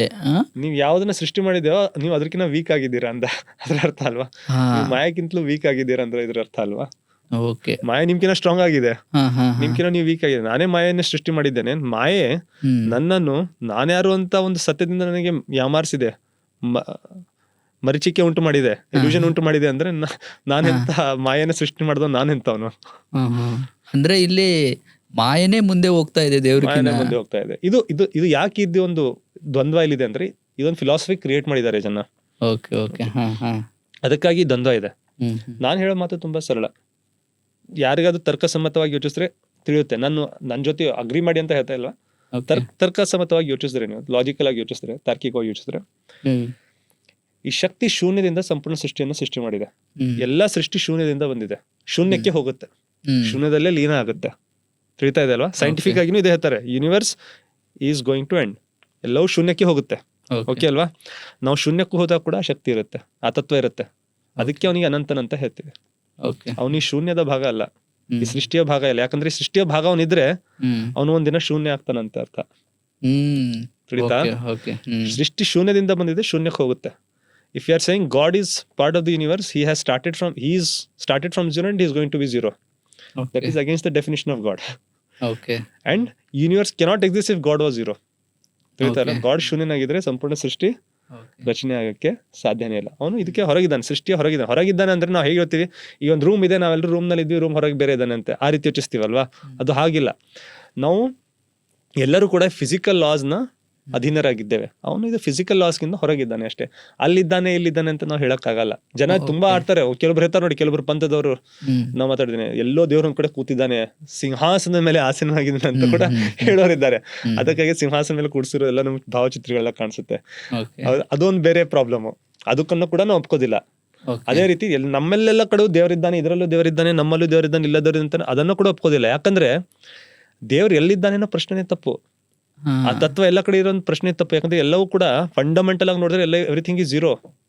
ಈಗ ನಾವ್ ಇದನ್ನ ನೋಡ್ತೀವಿ, ಅದು ಸ್ವಲ್ಪ ಕಾಂಪ್ಲೆಕ್ಸ್ ಆಗುತ್ತೆ. ಕ್ವಾಂಟಮ್ ಫಿಸಿಕ್ಸ್ ಒಂದು ಪಾಯಿಂಟ್ ಬರುತ್ತೆ, ಹೇಳ್ತೀನಿ. ಇದು ನಮ್ಗೆ ಏನಿದೆ, ಅದೊಂದು ಸಾಲಿಡ್ ಆಗಿದೆ. ಇದರಲ್ಲೊಳಗೆ ಏನಿದೆ, ಆಟಮ್ಸ್, ಅಣು ಅಂತ ಇರಲ್ವಾ ಕನ್ನಡದಲ್ಲಿ. ಆಟಮ್ ನಲ್ಲಿ ಪ್ರೋಟಾನ್, ನ್ಯೂಟ್ರಾನ್, ಎಲೆಕ್ಟ್ರಾನ್, ಬೇರೆ ಪಾರ್ಟಿಕಲ್, ಸಬ್ ಪಾರ್ಟಿಕಲ್ಸ್ ಇದೆ. ಫಂಡಮೆಂಟಲ್ ಈಸಿಯಾಗಿ ಹೇಳ್ತಾ ಇದ್ದೀನಿ, ಎಲ್ರಿಗೂ ಗೊತ್ತಂತ. ಒಂದು ಆಟಮ್ ಇರೋದು ತುಂಬಾ ಚಿಕ್ಕದು. ಆ ಆಟಮ್ ನಲ್ಲಿ ಇರೋದು 99% ಸ್ಪೇಸ್ ಖಾಲಿ. ಉದಾಹರಣೆಗೆ ಇದೊಂದು ಆಟಮ್ ಅಂತ ತಿಳ್ಕೊಳ್ಳಿ, ಇವೆರಡು ಪ್ರೋಟಾನ್, ಇದೊಂದು ಎಲೆಕ್ಟ್ರಾನ್, ಇದೊಂದು ನ್ಯೂಟ್ರಾನ್ ಅಂತ ತಿಳ್ಕೊಳ್ಳಿ. ಓಕೆ, ಇದು ಫುಲ್ ಆಟಮ್. ಇದು 90% ಜಾಗ ಖಾಲಿ ಇದೆ. ತಿಳಿತಾ? ಸೊ ಇದು ನಮ್ಗೇನು ಸಾಲಿಡ್ ಆಗಿ ಕಾಣಿಸ್ತಾ ಇದೆ ಅಲ್ವಾ, ಇದು 99% ಖಾಲಿ ಇದೆ. ನಾವೇನ್ ಸಾಲಿಡ್ ಆಗಿ ಕಾಣಿಸ್ತಾ ಇದೀವಲ್ವಾ, ನಾವು 99% ಏನಿದ್ದೀವಿ, ಎಂಟಿ ಸ್ಪೇಸ್ ಆಗಿದ್ದೇವೆ. ತಿಳಿತಾ? ಸೊ ನಾನು ಇದಕ್ಕೆ ಹೇಳ್ತಾ ಇದ್ದೀನಿ ನಿಮಗಂದ್ರೆ, ಫಂಡಮೆಂಟಲ್ ಆಗಿ ನಾವು ಶೂನ್ಯದಿಂದ ಬಂದಿದ್ದೇವೆ, ಎಂಟಿನೆಸ್ ನಲ್ಲೇ ಹೋಗ್ತಾ ಇದ್ದೇವೆ. ಇದೆ ನಾವು ಇರೋದು 99% ಎಂಟಿನೇ, 1% ಅಷ್ಟೇ ಫುಲ್ ಆಗಿದೆ. ತಿಳಿತಾ ಇದೆ ಅಲ್ವಾ? ಇದಕ್ಕೆ ಹೋಗೋದು ನಾವು 100% ಎಂಟಿನಲ್ಲಿ, ಹೋಗೋದು ಶೂನ್ಯದಲ್ಲೇ. ಸೊ ನಾವು ಭಗವಂತ ಎಲ್ಲದಕ್ಕಿಂತ ಮಿಗಿಲ ಇದ್ದಾನೆ. ನಾ ಇದು ಎದಕ್ಕೆ ಹೇಳ್ತಾ ಇದ್ದೇನೆ ಅಂದ್ರೆ, ನಾವೆಲ್ಲವೂ ಕೂಡ ಫಿಸಿಕಲ್ ಲಾಸ್ ನ ಅಂತರ್ಗತವಾಗಿ ನಡೀತಾ ಇದ್ದೇವೆ. ಅವನು ಈ ಲಾಸ್ಗಿಂತಲೂ ಮಿಗಿಲಾದವನು ಅಂದ್ರೆ ಮಿಗಿಲಾದವನು. ಹೊರಗಡೆ ಅಂದ್ರೆ ರೂಮ್ ಹೊರಗಡೆ ಯಾರೋ ಇದ್ದಾರೆ ಅಂತ ಆ ರೀತಿ ಅಲ್ಲ. ಅಥವಾ ಇಲ್ಲಿ ಒಳಗಡೆ ಎಲ್ಲಾ ಕಡೆ ದೇವರಿದ್ದಾನೆ. ಗಾಳಿ ಹೇಗಿದೆ ನೋಡಿ, ಎಲ್ಲಾ ಕಡೆ ಗಾಳಿ ಇದೆ, ಎಲ್ಲಾ ಕಡೆ ಲೈಟ್ ಇದೆ, ಹಾಗಿದ್ದಾನೆ ಅಂತ ಅರ್ಥ ಅಲ್ಲ. ಈ ಪ್ರಶ್ನೆನ ಯಾಕೆ ಕೇಳಬಾರ್ದಂದ್ರೆ, ಈ ಪ್ರಶ್ನೆಗೆ ನಾವು ಸೀಮಿತ ಪ್ರಾಣಿಗಳು ಉತ್ತರ ಕೊಡೋಕೆ ಸಾಧ್ಯ ಇಲ್ಲ. ದೇವ್ರು ಕೆಲವರು ಅಲ್ಲಿದ್ದಾನೆ ಅಂತ ಹೇಳ್ತಾರೆ, ಕೆಲವರು ಇಲ್ಲಿದ್ದಾನೆ ಅಂತ ಹೇಳ್ತಾರೆ. ನಾನು ಉತ್ತರ ತಪ್ಪಿದೆ ಅಂತ ಹೇಳಲ್ಲ, ನಾನು ಪ್ರಶ್ನೆ ತಪ್ಪಿದೆ ಅಂತ ಹೇಳ್ತಾರೆ. ಪ್ರಶ್ನೆ ಅದಕ್ಕೆ ಹೇಳ್ತಾ ಇಲ್ಲ ಅಂದ್ರೆ ಅದು ಉತ್ತರನೇ ಬರಲ್ಲ. ಇಲ್ಲಿದ್ದಾನೆ ಅಲ್ಲಿದ್ದಾನೆ ಪ್ರಶ್ನೆನೇ ಬರಲ್ಲ, ಅದ್ರ ಉತ್ತರನೂ ಬರಲ್ಲ. ಅವನು ಇದ್ದಾನೆ, ಹೇಗಿದ್ದಾನೆ ಗೊತ್ತಾಗೋ ಟೈಮ್ ಬಂದ್ರೆ ಗೊತ್ತಾಗುತ್ತೆ. ಇದ್ದಾನೆ ಅಂತ ತಿಳ್ಕೊಳ್ಳೋದು ಸಾಕು. ಓಕೆ, ಇನ್ನೊಂದು ನಮ್ಮ ಇದರ ಸಂಸ್ಕೃತಿಯಲ್ಲಿ ನೀರು ದೇವ್ರು, ಮರ ದೇವ್ರು ನೋಡಿ. ಅದು ಏನಾಗಿದೆ ಇದು ಏನಾಗುತ್ತೆ, ಒಂದು ಜನರೇಷನ್ ಇಂದ ಇನ್ನೊಂದು ಜನರೇಷನ್ ಬಂದಾಗ ಕೆಲವೊಂದು ಕಾನ್ಸೆಪ್ಟ್ಸ್ ಏನಾಗುತ್ತೆ, ಸ್ವಲ್ಪ ಡೈವರ್ಟ್ ಆಗುತ್ತೆ. ಓಕೆ, ಕಲಿಸೋದ್ರಲ್ಲಿ ಕೂಡ ಒಂದು ಇದಾಗುತ್ತೆ. ಈಗ ನೀವು ಇಂಟರ್ನೆಟ್ ಅಲ್ಲಿ ನೋಡಿದ್ರೆ, ಸೋಷಿಯಲ್ ಮೀಡಿಯಲ್ಲಿ ತುಂಬಾ ಫೇಮಸ್ ಇದೆ. ಐ ಥಿಂಕ್ ಅದು ಚೈನೀಸ್ ವಿಸ್ಪರ್ ಅಂತ ಹೇಳ್ತಾರೆ. ಒಂದ್ ಸಾಲಿನಲ್ಲಿ ಒಂದು 10 ಜನರನ್ನ ನಿಂದಿರ್ಸ್ತಾರೆ. ಮೊದಲನೇ ಏನ್ ಮಾಡ್ತಾನೆ, ಇನ್ನೊಬ್ಬನಿಗೆ ಎರಡನೇದವನಿಗೆ ಒಂದು ಆಕ್ಷನ್ ಮಾಡಿ ತೋರಿಸ್ತಾನೆ. ಓಕೆನಾ, ಅವ್ನು ಇನ್ನೊಬ್ಬನಿಗೆ ತೋರಿಸ್ತಾನೆ, ಇದೇನಾಗುತ್ತೆ, ಮೊದಲನೇದು ಏನೋ ತೋರಿಸಿರ್ತಾನೆ, ಲಾಸ್ಟ್ ಬರೋರು ಏನೋ ಬೇರೆ ಆಗಿರುತ್ತೆ. ತಿಳಿತಲ್ವಾ? ಹಲವಾರು ಏನು ಇವೆನ್ ಕಾನ್ಸೆಪ್ಟ್ ಬಂದಿದೆ ಅಲ್ವಾ, ಅದೊಂದು 3, 4, 10, 20 ಜನರೇಷನ್ ಬಂದಿದೆ. ಅದೇನಾಗುತ್ತೆ, ಎಲ್ಲಾದ್ರೂ ಅಲ್ಲಿ ಇಲ್ಲಿ ಮಿಸ್ಕಮ್ಯುನಿಕೇಟ್ ಆಗುತ್ತೆ. ಮತ್ತೆ ಯಾವ್ದಾದ್ರು ಒಂದು ಜನರೇಷನ್ ಅಲ್ಲಿ ಅಜ್ಞಾನಿಗಳು ಬಂದ್ರೆ ಇನ್ನೂ ಜಾಸ್ತಿ ಮಿಸ್ಕಮ್ಯುನಿಕೇಟ್ ಆಗುತ್ತೆ. ಓಕೆ ಅಲ್ವಾ? ಅದೇ ರೀತಿ ಇವೇನ್ ತತ್ವಗಳಿದೆ ಅಲ್ವಾ, ಈ ತತ್ವಗಳನ್ನ ನಾವು ರೆಸ್ಪೆಕ್ಟ್ ಮಾಡಬೇಕು. ನೀರನ್ನ ವೇಸ್ಟ್ ಮಾಡಬಾರ್ದು, ನೀರನ್ನ ರೆಸ್ಪೆಕ್ಟ್ ಮಾಡಬೇಕು. ಮತ್ತೆ ಅದೇ ರೀತಿ ಸೂರ್ಯನಿಂದ ನಮಗೆ ಎನರ್ಜಿ ಸಿಗುತ್ತೆ. ಓಕೆ, ಈ ಎಲ್ಲವನ್ನು ನಾವು ವೈಜ್ಞಾನಿಕವಾಗಿ ನೋಡಬೇಕು. ಅದೇ ರೀತಿ ಪಂಚಭೂತಗಳು, ಈ ಪಂಚಭೂತಗಳು ಇದಂತ ನಮ್ದು ಜೀವನ ನಡೀತಾ ಇದೆ. ಅದಕ್ಕಾಗಿ ಆ ಪಂಚಭೂತಗಳನ್ನ ಅನಲೈಸ್ ಮಾಡಬೇಕು, ರೆಸ್ಪೆಕ್ಟ್ ಮಾಡಬೇಕು ಅಂತ ಒಂದು ಕಾನ್ಸೆಪ್ಟ್ ಅಲ್ಲಿ ಬಂದಿದೆ. ಈ ನೀರಲ್ಲಿ ಕೆಟ್ಟದ ವೇಸ್ಟ್ ಅನ್ನ ಒಕ್ಕಡಬಾರ್ದು ಅಂತ ಹೇಳ್ಬಿಟ್ಟು ನೀರನ್ನ ರೆಸ್ಪೆಕ್ಟ್ ಮಾಡಿ ಅಂತ ಹೇಳಿದ್ದಾರೆ. ಭೂಮಿಗೆ ನಾವು ಎನ್ವೈರನ್ಮೆಂಟಲ್ ಒಂದು ವ್ಯಾಲ್ಯೂ ಇದೆ ಅಲ್ಲಿ ನಮಗೆ, ಎನ್ವೈರನ್ಮೆಂಟಲ್ ಕನ್ಸರ್ವೇಷನ್ ಬಗ್ಗೆ. ಭೂಮಿಯನ್ನು ತಾಯಿ ತರ ಟ್ರೀಟ್ ಮಾಡಬೇಕು, ಕಸದ ತರ ಟ್ರೀಟ್ ಮಾಡಬೇಡಿ. ಕಸ ಹೋಗ್ಬಿಟ್ಟು ಅದು ಒಂದು ಡಸ್ಟ್ಬಿನ್ ತರ ಮಾಡಿದೀವಿ, ಆ ರೀತಿ ಮಾಡಬೇಡಿ ಅಂತ ತಾಯಿ ಅಂತ ಹೇಳಿದ್ದಾರೆ. ತಾಯಿ ಅಂದ್ರೆ ಅದೊಂದು ದೇವತೆ ಅಂತ ಅಲ್ಲ, ನೀರು ಅಂದ್ರೆ ಒಂದು ಜಲ ದೇವತೆ ಅಂತ ಅಲ್ಲ. ತಿಳಿತಾ ಇದಲ್ವಾ? ರೆಸ್ಪೆಕ್ಟ್ ಮಾಡಕ್ಕೆ ಮಾಡಿದ್ದಾರೆ. ಈಗ ಅದೇನಾಗುತ್ತೆ, ನಾವು ಕಾರ್ಟೂನ್ ಅಲ್ಲಿ ಮತ್ತು ಸ್ಟಾರ್ಟಿಂಗ್ ನಲ್ಲಿ ಹೇಳಿದ್ನಲ್ವಾ, ಎಕ್ಸ್ಪ್ಲೇನ್ ಮಾಡಕ್ಕೆ ಏನ್ ಮಾಡ್ತೀವಿ, ನಮ್ಮ ಒಂದು ಇದರಲ್ಲೇ ನಾವು ಛಾಯಲ್ಲಿ ಬೇರೆ ವಸ್ತುಗಳನ್ನ ನೋಡೋ ಶುರು ಮಾಡ್ತೀವಿ. ಡ್ರಾಯಿಂಗ್ ಮಾಡುವಾಗ ಏನ್ ಮಾಡ್ತೀವಿ, ಇದು ತಾಯಿ ಅಂತ ಹೇಳ್ಬಿಟ್ಟು ಒಂದು ಮದರ್ನ ಅಲ್ಲಿ ಫೋಟೋ ಇದು ಹಾಕ್ಬಿಡ್ತೀವಿ ನಮ್ ಇದು ಭೂಮಿ ಜೊತೆಗೆ. ಓಕೆ, ಮದರ್ ಅಂತ ಹೇಳ್ತೀವಲ್ಲ, ಭೂಮಿ ತಾಯಿ ಅಂತ, ಅದಕ್ಕೊಂದು ತಾಯಿ ಒಂದು ಏನೋ ಡ್ರಾ ಮಾಡ್ತೀವಿ. ಆ ಹೋಗ್ತಾ ಹೋಗ್ತಾ ಏನಾಯ್ತು, ಈ ಭೂಮಿತಾವನ್ನ ಮರ್ತು ಬಿಟ್ವಿ, ಆ ಭೂಮಿತಾಯಿ ಆಗ್ಬಿಟ್ಲು ನಮ್ಗೆ. ನೀರನ್ನ ಕೊಳಚೆ ಮಾಡಬಾರ್ದು ಅಂತ ಅಲ್ಲೊಂದು ನಮ್ಗೆ ಎಕ್ಸಾಂಪಲ್ ಕೊಟ್ಟಿದ್ರು, ಅದು ಕೊಳಚೆ ಆಗ್ತಾ ಇದೆ. ಅಲ್ಲಿ ಸುಮ್ನೆ ಇನ್ನೊಂದು ಬರ್ದ್ಬಿಟ್ಟು ನಮ್ಗೆ ನೀರ್ ಅಂದ್ರೆ ತಾಯಿ, ರೆಸ್ಪೆಕ್ಟ್ ತಾಯಿ ದೇವತೆ ಅಂತ ಅಲ್ಲಿ ಹೂವಿನಾರ ಹಾಕ್ತಾ ಇದೀವಿ, ಆದ್ರೆ ಇಲ್ಲೆಲ್ಲ ಕಸವನ್ನ ಒಕ್ಕಡ್ತಾ ಇದೀವಿ. ಈ ಕಾನ್ಸೆಪ್ಟ್ ಏನು ಒಂದು ತಲಾಂತರದಿಂದ ಏನು ಕಾನ್ಸೆಪ್ಟ್ ಬರುತ್ತಲ್ವಾ, ಎಲ್ಲಿ ಸ್ವಲ್ಪ ಅಜ್ಞಾನ ಜಾಸ್ತಿ ಆಗುತ್ತೆ, ಅಲ್ಲಿ ಕಾನ್ಸೆಪ್ಟ್ ಸರಿಯಾಗಿ ನೆಕ್ಸ್ಟ್ ಜನರೇಷನ್ಗೆ ಪಾಸ್ ಆಗೋದಿಲ್ಲ, ಅಲ್ಲಿ ಪ್ರಾಬ್ಲಮ್ ಶುರು ಆಗುತ್ತೆ. ದೇವ್ರ ಬಗ್ಗೆ ಇನ್ನೊಂದು ಕೆಲವೊಂದು ನಂಬಿಕೆಗಳು ಏನಂದ್ರೆ, ದೇವರು ನಮ್ಮೊಳಗಿದ್ದಾನೆ. ದೇವ್ರ ಬಗ್ಗೆ ಧ್ಯಾನ ಮಾಡೋದ್ರಿಂದ, ಕೆಲವೊಂದು ರೀತಿಯ ಅಭ್ಯಾಸಗಳನ್ನು ಮಾಡೋದ್ರಿಂದ, ಚಿಂತನೆ ಮಾಡೋದ್ರಿಂದ ನಾವು ದೇವರಲ್ಲಿ ಒಂದಾಗಬಹುದು. ಮತ್ತೆ ಜ್ಞಾನ ಗಳಿಸೋದ್ರಿಂದ ನಾವು ಆತ್ಮವಾಗಬಹುದು. ಈ ರೀತಿಯಾದ ಕೆಲವೊಂದು ನಂಬಿಕೆಗಳಿದಾವೆ. ಇದ್ರ ಬಗ್ಗೆ ಏನ್ ಹೇಳ್ತೀರಾ? ನನ್ ಮುಂಚೆ ಹೇಳಿದಾಗೆ ದೇವರು ಇಲ್ಲವೆಲ್ಲಕ್ಕಿಂತ ಈಸ್ ಟ್ರಾನ್ಸಿಡೆಂಟಲ್ ಅಂತ ಹೇಳ್ತೀವಿ. ಅದಕ್ಕೆ ನಾವು ಇವೆಲ್ಲಕ್ಕಿಂತ ಮಿಗಿಲಾದವನು. ಸೃಷ್ಟಿ ಬೇರೆ, ಇದನ್ನ ಸೃಷ್ಟಿಸಿರೋ ಭಗವಂತನೇ ಬೇರೆ. ಇವೆರಡನ್ನ ನಾವು ಒಂದ್ ಮಾಡಕ್ ಟ್ರೈ ಮಾಡಿದ್ರೆ ಅದು ಆಗಲ್ಲ. ಯಾಕಂದ್ರೆ ಅದು ಅಸೀಮ, ಇದು ಸೀಮಿತ. ಅದು ಅನಂತ, ಇದು ನಶ್ವರ. ಅದು ಕಾಲಾತೀತ, ಇದು ಕಾಲಕ್ಕೆ ಅಂತರ್ಗತವಾಗಿದೆ. ಅದಕ್ಕೆ ಅದು ಅಧೀನವಾಗಿದೆ. ಎರಡಕ್ಕೂ ಹೋಲಿಕೆನೇ ಇಲ್ಲ. ಅದಕ್ಕೆ ನೀವು ನೋಡಿ, ಹಲವಾರು ಸಾಹಿತ್ಯದಲ್ಲಿ ನಾನು ನಿನ್ನ ದಾಸನು ಅಂತ ಹೇಳಿದ್ದಾರೆ, ದಾಸನ ಮಾಡಿಕೋನ್ನ ಅಂತಾನು ಹೇಳಿದ್ದಾರೆ. ಹೇಳಿದಲ್ವಾ? ವಿಶಿಷ್ಟವಾಗಿ ನಾನು ಯಾವುದೇ ಒಂದು ಇದರಿಂದ ಮತದಿಂದ ಬಿಹಾಫ್ ಆಗಿ ಮಾತಾಡ್ತಾ ಇಲ್ಲ, ಒಂದು ಎಕ್ಸಾಂಪಲ್ ಕೊಡ್ತಾ ಇದ್ದೀನಿ. ದ್ವೈತ ಪರಂಪರೆಯಲ್ಲಿ ಅದಕ್ಕೆ ನಾನು ನಿನ್ನ ದಾಸ ಮಾಡ್ಕೋ, ನನಗೆ ಮುಕ್ತಿ ಕೊಡು, ಭಕ್ತಿಯ ಭಾವ ಅಲ್ಲಿ ಜಾಸ್ತಿ ಸಿಗುತ್ತೆ. ಯಾಕಂದ್ರೆ ಅಲ್ಲಿ ದಾಸ್ಯತ್ವದ ಕಾನ್ಸೆಪ್ಟ್ ಇದೆ. ಹೇಳ್ತಲ್ವ? ಅದೇ ರೀತಿ ಇಸ್ಲಾಂ ಧರ್ಮದಲ್ಲಿ ಕೂಡ ದಾಸ್ಯತ್ವದ ಕಾನ್ಸೆಪ್ಟ್ ಇದೆ. ಮುಸ್ಲಿಂ ಅಂದ್ರೆ ನೀವು ದಾಸರು ಅಂದ, ಅದೊಂದು ಅರ್ಥ. ದಾಸತ್ವ ಅಂದ್ರೆ ಕೃತಜ್ಞತೆ ಅಲ್ವಾ? ನೀ ನನ್ನ ಮಾಲೀಕನು, ನೀನು ಸೃಷ್ಟಿ ಮಾಡಿದೀಯಾ, ನೀನು ಮಾಡಿರೋ ಒಂದು ಫಿಸಿಕಲ್ ಲಾಸ್ ಇದ್ರ ಒಳಗೆ ನಾನು ನಡೀತಾ ಇದ್ದೇನೆ, ನೀನ್ ಹೇಳಿರೋ ಒಂದು ಇದ್ರ ಚೌಕಟ್ಟಿನಲ್ಲೇ ನಾನು ನಡೀತಾ ಇದ್ದೇನೆ ಅಂದ್ರೆ ನಾನು ನಿನ್ನ ದಾಸನು. ಓಕೆ, ದಾಸ ಅಂತ ಯಾರಿಗೆ ಹೇಳ್ತೀವಿ ನಾವು? ಹೇಳ್ದಕ್ಕೆ ಯಾರು ಕೆಲಸ ಮಾಡ್ತಾರೆ ದಾಸ ಅಂತಾರೆ. ಕರೆಕ್ಟ್ ಅಲ್ವಾ? ಆಳು ಅಂತ ತಿಳ್ಕೊಳ್ಳಿ. ಅಂದ್ರೆ ನಾನು ಸುಮ್ನೆ ಆಡೋ ಭಾಷೆಯಲ್ಲಿ ಹೇಳ್ತಾ ಇದ್ದೀನಿ, ಜನ ಇದಕ್ಕೆ ಮತ್ತೆ ಅಪಾರ್ಥ ಮಾಡ್ಕೊಳ್ಬಾರ್ದು. ಅದೇ ರೀತಿ ನಾವು ಭಗವಂತನ ಸೃಷ್ಟಿ ಮಾಡಿದ್ದಾನೆ, ಅವನು ಹೇಗ್ ಹೇಳಿದಾನೋ ನಾನು ಹಾಗೆ ನಡಿಬೇಕು. ಅವ್ನು ನನಗೆ ಒಳ್ಳೇದ್ ಮಾಡಂದಿದ್ದಾನೆ, ಒಳ್ಳೇದ್ ಮಾಡ್ಬೇಕು. ಅವ್ನು ಇದು ಮಾಡ್ಬೇಡ ಅಂದ್ರೆ ನಾನು ಬಿಟ್ಟು ಬಿಡ್ಬೇಕು. ಈ ರೀತಿ ಕೆಟ್ಟದಾಗ ಮಾತಾಡ್ಬೇಡ ಅಂತ ಹೇಳಿದಾನೆ, ಕೆಟ್ಟದಾಗ ಮಾತಾಡಲ್ಲ. ತಂದೆ ತಾಯಿನ ಚೆನ್ನಾಗಿ ನೋಡ್ಕೊಂತ ಇದ್ದಾನೆ, ನೋಡ್ಕೋತೀನಿ. ಅವ್ರು ಅವ್ರನ್ನ ಚೆನ್ನಾಗಿ ನೋಡ್ಕೊಂಡಿಲ್ಲ ಅಂದ್ರೆ ನಾನು ಚೆನ್ನಾಗಿ ನೋಡ್ಕೋತೇನೆ. ಜನರು ನನ್ಗೆ ದೋಚೋಕ್ ಬಂದ್ರು ಕೂಡ ನಾನ್ ದೋಚೋಲ್ಲ.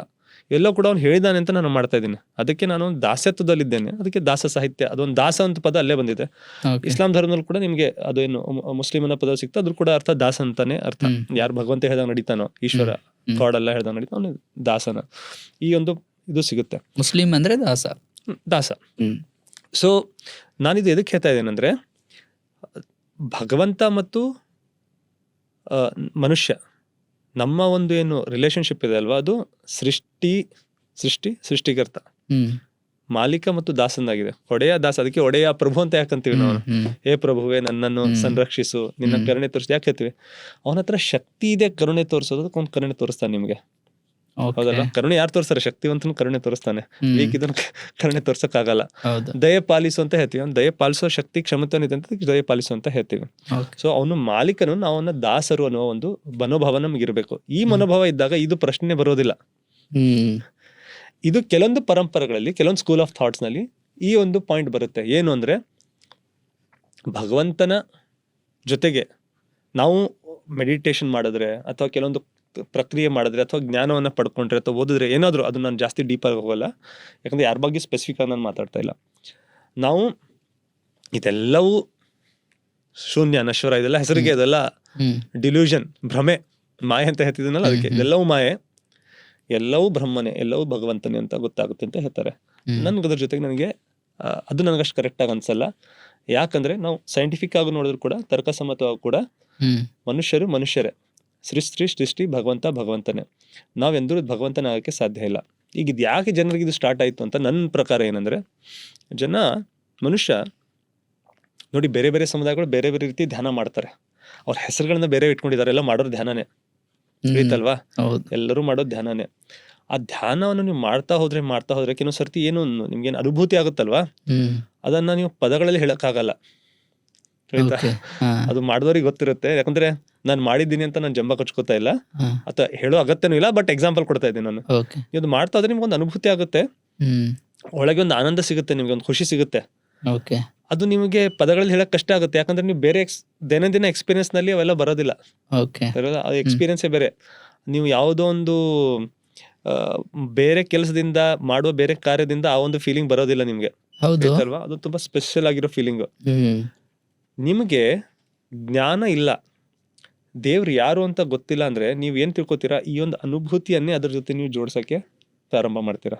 ಇನ್ನೊಂದ್ ಸರ್ತಿ ಹೇಳ್ತೀನಿ, ಜನ ಏನ್ ತಿಳ್ಕೊತಾರೆ, ಇದೇನ್ ಅನುಭೂತಿ ಎದಕ್ ಬರ್ತಾ ಇದೆ ಅಂದ್ರೆ, ಈ ಎಕ್ಸ್ಪೀರಿಯನ್ಸ್ ನನಗೆ ಎದಕ್ ಆಗ್ತಾ ಇದೆ ಅಂದ್ರೆ, ಇದೇ ಆ ತತ್ವದಿದೆ ನನ್ನ ಒಳಗೆ, ಅದಕ್ಕೆ ಈ ಅನುಭೂತಿ ಆಗ್ತಾ ಇದೆ ಅಂತ ತಿಳ್ಕೊತಾರೆ. ಇದು ಒಂದು ಒಳ್ಳೆ ಇಂಟೆನ್ಷನ್ ಇಂದಾನೇ ಬಂದಿರೋದು. ಓಕೆ, ಆದ್ರೆ ನೀವು ಯಾವಾಗ ಗ್ರಂಥಗಳ ಪ್ರಕಾರ ದೇವ್ರು ಯಾರು ಅಂತ ತಿಳ್ಕೊತಿರಲ್ವಾ, ಅವಾಗ ನಿಮ್ಗೆ ಗೊತ್ತಾಗುತ್ತೆ. ಅದು ತಾರ್ಕಿಕವಾಗಿ ಯೋಚಿಸಿರೋ ಗೊತ್ತಾಗುತ್ತೆ. ಇದೊಂದು ಅನುಭೂತಿ ಇದೆ, ಇದ್ರೊಳಗೆ ಏನ್ ಡೌಟ್ ಇಲ್ಲ. ತುಂಬಾ ಖುಷಿ ಬರುತ್ತೆ, ಯಾಕಂದ್ರೆ ನೀವು ಧ್ಯಾನ ಮಾಡ್ತಾ ಇದ್ದೀರಾ, ಕೆಟ್ಟ ಯೋಚನೆಗಳು ನಿಮ್ಮಲ್ಲಿ ಬರ್ತಾ ಇಲ್ಲ, ನೀವು ಆ ಕಡೆ ಈ ಕಡೆ ಏನೋ ವಿಚಲಿತರಾಗ್ತಾ ಇಲ್ಲ. ಅದಕ್ಕೆ ಒಂದು ಸುಖದ ಒಂದು ಅನುಭೂತಿ ಆಗುತ್ತೆ ನಿಮ್ಗೆ. ಸಿಮಿಲರ್ ಅನುಭೂತಿ ನಿಮಗೆ ಒಂದು ಪುಸ್ತಕ ಬರೀತಾ ಕೂತ್ಕೊಂಡ್ರೆ, ನೀವು ರೈಟರ್, ಯಾಕಂದ್ರೆ ನಾನು ಬರ್ದಿದ್ದೀನಿ, ಭಾವೈಕ್ಯದ ವತಿಯಿಂದ ಕೂಡ ಪುಸ್ತಕ ಬರೋದಿದೆ ಬೇಗನೆ. ಈ ಟಾಪಿಕ್ ಕೂಡ ಅದ್ರಲ್ಲಿ ಕವರ್ ಆಗಬಹುದು ಅಂತ ಪ್ರಯತ್ನ ಮಾಡ್ತಾ ಇದ್ದೀನಿ. ಬರ್ಕೋತ್ ಕೂತ್ರೆ ನಿಮ್ಗೆ ಏನೂ ಧ್ಯಾನ ಇರಲ್ಲ. ಅಲ್ಲಿ ಏನು ಶಬ್ದಗಳು ಬರ್ತಾ ಇದೆ ಗೊತ್ತಾಗ್ತಾ ಇಲ್ಲ, ಮನೆಯಲ್ಲಿ ಬೇರೆ ಯಾರಿದ್ದಾರೆ ಗೊತ್ತಾಗಲ್ಲ. ಇದನ್ನ ಒಂದು ರೀತಿಯ ಧ್ಯಾನ, ಇದನ್ನ ವಿಲೀನರಾಗ್ತಿರ್ವಿ ನೀವು, ಹೌದಲ್ವಾ? ಆದ್ರೆ ಇದರಿಂದ ಕೂಡ ನಿಮ್ಗೆ ಅನುಭೂತಿ ಸಿಗುತ್ತೆ. ಜನರಿಗೆ ಇದು ಗೊತ್ತಿಲ್ಲ, ಇದ್ರ ಬಗ್ಗೆ ಮಾತಾಡಲ್ಲ ಜನರು. ನೀವು ಯಾವಾಗಾದ್ರೂ ಒಂದು ಕವಿತೆ ಬರೀ ಕೂಡ್ತೀರಾ, ಅದ್ರೊಳಗೆ ನೀವು ಇಷ್ಟು ಮಗ್ನ ಆಗ್ತೀರಾ ಅಂದ್ರೆ ನಿಮ್ಗದು ಅದು ಬೇರೆ ಏನ್ ನಡೀತದೆ ಗೊತ್ತೇ ಆಗೋದಿಲ್ಲ. ಟೈಮ್ಲೆಸ್ನೆಸ್ ಅಂತೀವಿ ಅದಕ್ಕೆ. ಆ ಕೂಡ ಎಕ್ಸ್ಪೀರಿಯನ್ಸ್ ಆಗುತ್ತೆ.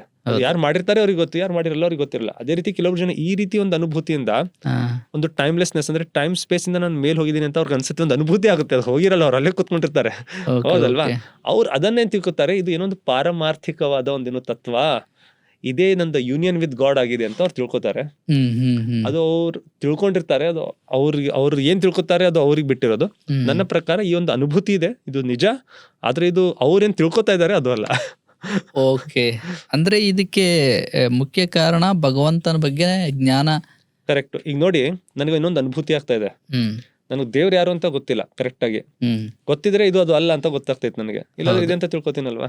ಉದಾಹರಣೆಗೆ, ನನಗೆ ಲೈಫ್ ಲಾಂಗ್ ಒಬ್ರು ಈ ಕಪ್ ನಲ್ಲಿ ಕಾಫಿ ಹಾಕಿ ಕುಡ್ಸಿದ್ದಾರೆ, ಆದ್ರೆ ಇದು ಟೀ ಅಂತ ಕರೆದಿದ್ದಾರೆ. ನನ್ಗೆ ಅದೇ ಗೊತ್ತು ಟೀ ಅಂತ, ಟೀ ಅಂತಾನೆ ಕುಡಿದಿರ್ತೀನಿ. ನಾಳೆ ನಿಮ್ ಮನೆಗೆ ಬಂದಾಗ ನೀವು ನನಗೆ ನಿಜವಾಗಿ ಟೀ ಕುಡಿಸ್ತೀರಾ ಗೊತ್ತ, ಬೇರೆ ಇದೆಲ್ಲಪ್ಪ ಅಂತ ನನಗೆ ಗೊತ್ತಿದ್ದ. ಯಾಕಂದ್ರೆ ನನ್ ಟೀ ಅಂದ್ರೆ ಇದು ಅಂತ ಗೊತ್ತಲ್ವಾ, ಅದ್ರ ಇದು ಟೀ, ಇದು ಕಾಫಿ ಡಿಫ್ರೆಂಟ್ ಅಂತ ಗೊತ್ತಿರುತ್ತೆ. ಕಾಫಿನ ಟೀ ಅಂತ ಕುಡಿದ್ರೆ ನನಗೆ ಟೀ ಅಂತ ಗೊತ್ತೇ ಇಲ್ಲ, ಕಾಫಿನ ಟೀ ಅಂತ ಕುಡಿಸಿದ್ರೆ ನಾನು ಅದನ್ನೇ ಟೀ ಅಂತ ತಿಳ್ಕೊತೀನಲ್ವಾ. ಅಲ್ಲಿ ಜ್ಞಾನ ಅಂದ್ರೆ ನನಗದ್ರ ಡೆಫಿನೇಷನ್ ಕ್ಲಿಯರ್ ಇಲ್ಲ. ಡೆಫಿನೇಷನ್ ಕ್ಲಿಯರ್ ಆಗಿದ್ರೆ ಈ ಪ್ರಶ್ನೆನೇ ಬರೋದಿಲ್ಲ. ಅನುಭೂತಿ ನಿಜ, ಅನುಭೂತಿ ಆಗುತ್ತೆ, ಅದು ಧ್ಯಾನದಿಂದನೂ ಆಗುತ್ತೆ, ಇದು ಅಷ್ಟೇ ಧ್ಯಾನ ಅಲ್ಲ, ಮೆಡಿಟೇಷನ್ ಅಲ್ಲಿ ಅಷ್ಟೇ ಅಲ್ಲ, ಅಥವಾ ಅದು ಬೇರೆ ಧರ್ಮದವರು ಸಮುದಾಯದವರು ಬೇರೆ ಬೇರೆ ಒಂದು ಕ್ರಿಯೆಗಳನ್ನ ಮಾಡ್ತಿರ್ಬೋದು. ಕೆಲವರು ನಮಾಜ್ ಮಾಡ್ತಾರೆ, ಕೆಲವೊಬ್ರು ಧ್ಯಾನ ಮಾಡ್ತಾರೆ, ಯೋಗ ಮಾಡ್ತಾರೆ, ಕೆಲವೊಬ್ರು ಇನ್ನೇನು ಬೇರೆ ನಾಮಸ್ಮರಣೆ ಮಾಡ್ತಾರೆ.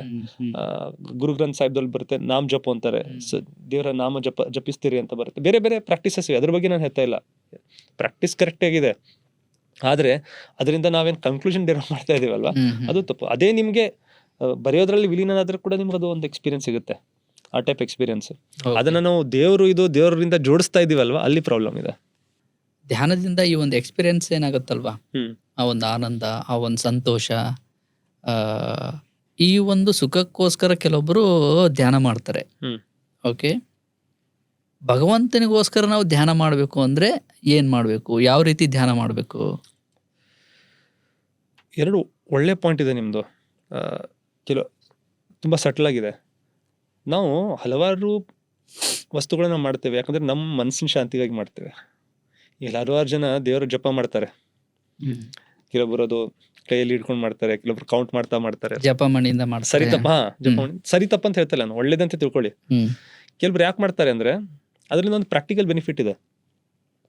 ಇದು ಮಾಡ್ತಾ ಕೂತಿಲ್ಲ ಅಂದ್ರೆ ಅವನು ಹಾಗಿದ್ದಾನೆ, ಇವಳು ಹಾಗಿದ್ದಾಳೆ, ಅದ್ರ ಬಗ್ಗೆ ತಲೆ ಕೆಡ್ಸ್ಕೋದು, ಇವ್ರ ಬಗ್ಗೆ ತಲೆ ಕೆಡ್ಸ್ಕೋದು, ಅಡಿಗೆ ಮಾಡೋಳು ಇನ್ನೂ ಬಂದೇ ಇಲ್ಲ, ತರಕಾರಿ ಅವನು ಬಂದಿಲ್ಲ, ಸ್ವಲ್ಪ ವಯಸ್ಸಾದ್ಮೇಲೆ ಇವೆಲ್ಲ ಜಾಸ್ತಿ ಬೇರೆ ಕೆಲ್ಸ ಇರಲ್ವಾ, ಕುತ್ಕೊಂಡ್ಬಿಟ್ಟು ಇದೇ ಮಾಡೋದು, ತಲೆ ತಿನ್ನೋದು, ಇವಳು ಹಾಗೆ ಡ್ರೆಸ್ ಹಾಕೊಂಡಿದ್ದಾಳೆ, ಅವ್ನು ಹಾಗೆ ಮಾಡ್ತಾ ಇದ್ದಾನೆ, ಯಾರ ಫ್ರೆಂಡ್ ಜೊತೆ ಹೋಗ್ತಾ ಇದೆಯಾ, ಇದು ಮಾಡೋದಕ್ಕಿಂತಲೂ ಬೆಟರ್ ಜಪ ಮಾಡ್ಕೊತಾ ಕುಡ್ಕೊಳ್ಳಿ ಅಂತ ಇದೆ. ಕರೆಕ್ಟ್, ಪ್ರಾಕ್ಟಿಕಲ್ ಬೆನಿಫಿಟ್ ಇದೆ. ಓಕೆ, ಅಂದ್ರೆ ಮನಸ್ಸಿನ ಚಂಚಲತೆಯನ್ನ ಕಡಿಮೆ ಒಂದು ಏಕಾಗ್ರತೆಯಲ್ಲಿ ಇಡೋದಕ್ಕೋಸ್ಕರ ಅದನ್ನ ಮಾಡಬಹುದು. ಈಗ ನೋಡಿ, ಈಗ ನಾನು ಇದು ನಾವು ಮಾಡ್ತಾ ಇದೀವಿ, ಮಿಕ್ಕಿದಲ್ಲಿ ಏನ್ ನಡೀತಾ ಇದೆ ನಮಗೆ ಗೊತ್ತೂ ಇಲ್ಲ. ನಾವ್ ಏನು ಮಾಡ್ತಾ ಇರ್ಲಿಲ್ಲ ಅಂದ್ರೆ ಅಲ್ಲೇ ನಡೀತಾ ಇದೆ, ಇಲ್ಲೇ ನಡೀತಾ ಇದೆ, ಹೊರಗೆ ಕೂತ್ಕೊಂಡಿದ್ದಾರೆ, ನಿಮ್ಗೆ ಯಾವ ಡ್ರೆಸ್, ನಂದಿದು ಕರೆಕ್ಟ್ ಆಗಿ ಕೂತಿದ್ದೀನೋ ಇಲ್ವೋ, ವಾಚ್ ಜೊತೆ 10 ಸರ್ತಿ ತೆಗೆಯೋದು, ಓಪನ್ ಮಾಡೋದು, ಇದೇ ನಡೀತಾ ಇತ್ತಲ್ವಾ, ಏನಾಗ್ತಾ ಇದೆ ನಡೀತಾ ಇತ್ತು. ಯಾಕಂದ್ರೆ ಖಾಲಿ ಇರ್ತೀವಿ. ಕರೆಕ್ಟ್. ಅದಕ್ಕೆ ಅಂತ ನೋಡಿ, empty mind is devils workshop ಅಂತ ಹೇಳ್ತಾರೆ. ಖಾಲಿ ತಲೆ ಇದ್ರೆ ಅಲ್ಲಿ ಏನಾದ್ರೂ ಒಂದು ಕೆಟ್ಟದ್ದು ನಡೀತಾ ಇರುತ್ತೆ. ಅದು ನಡೆಯೋಕ್ಕಿಂತಲೂ ಇದೆಲ್ಲ ಮಾಡ್ತಾ ಕೂತ್ರೆ ಬಿಸಿ ಆಗಿರ್ತಾರೆ ಇದ್ರಲ್ಲಿ. ಅದು ಪ್ರಾಕ್ಟಿಕಲ್ ಬೆನಿಫಿಟ್ ಮಾಡ್ಲೇಬೇಕು ನನ್ನ ಪ್ರಕಾರ. ಒಂದೇದು ಅದು ಲೋ ಲೆವೆಲ್ ಅಂದ್ರೆ ಇದನ್ನು ಇಂಪಾರ್ಟೆಂಟ್ ಇದೆ.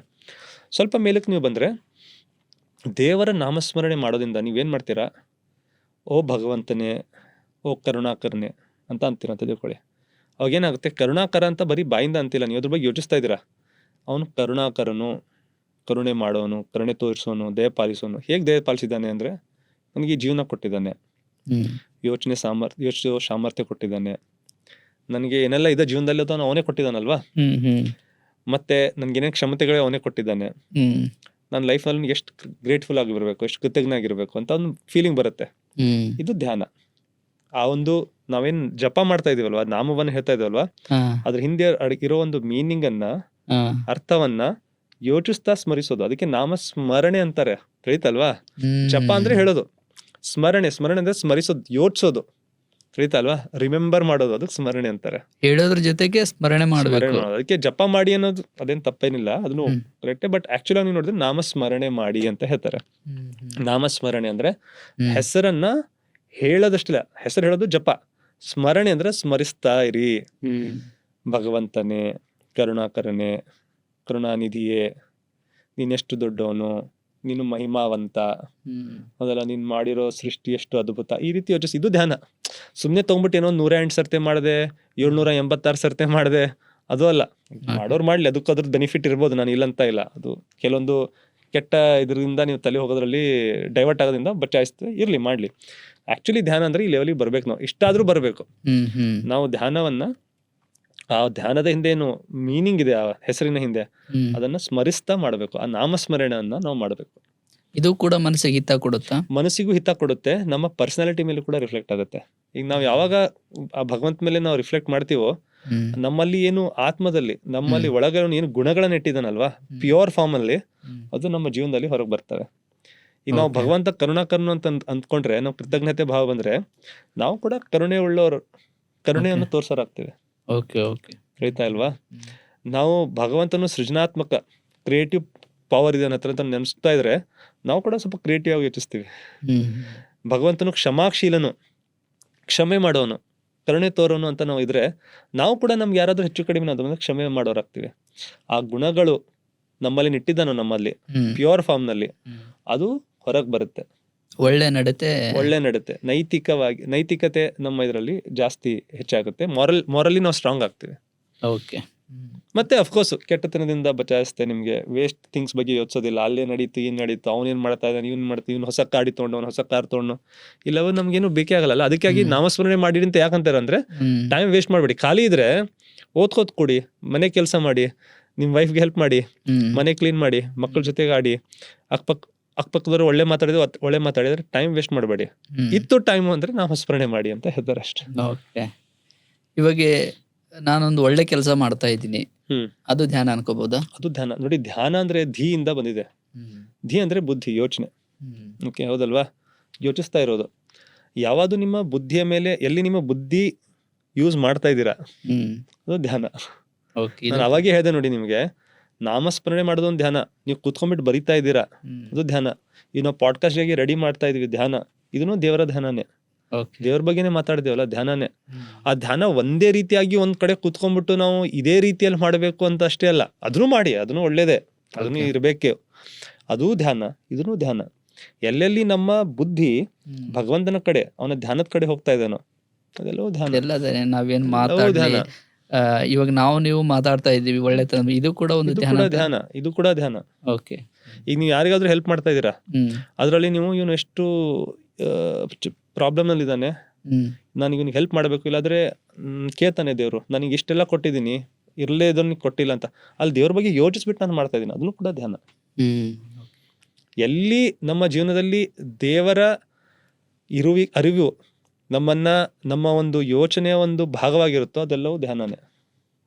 ತುಂಬಾ ಚೆನ್ನಾಗಿ ಹೇಳಿದ್ರಿ ಸರ್. ಇನ್ನೊಂದು ಪ್ರಶ್ನೆ, ಇದನ್ನ ಇವಾಗ ಸ್ವಲ್ಪ ಹಾಸ್ಯಾಸ್ಪದವಾಗಿದೆ ಇದು, ಆದ್ರೂ ಕೆಲವರು ತುಂಬಾ ಫಾಲೋ ಮಾಡ್ತಾ ಇದ್ದಾರೆ.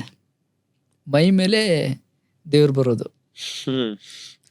ಖಾರವಾಗಿ ಆಡೋದು, ಹಲ್ಲು ಕಡಿಯೋದು, ಒಂಥರ ಏನಾದ್ರು ಕಿರಿಚಾಡೋದು, ಅವಾಗ ಅವ್ರನ್ನ ಶಾಂತಿ ಮಾಡೋದಕ್ಕೋಸ್ಕರ ಏನೆಲ್ಲ ಮಾಡ್ತಾ ಇರ್ತಾರೆ ಜನ, ಏನೆಲ್ಲ ಕೊಡ್ತಾ ಇರ್ತಾರೆ.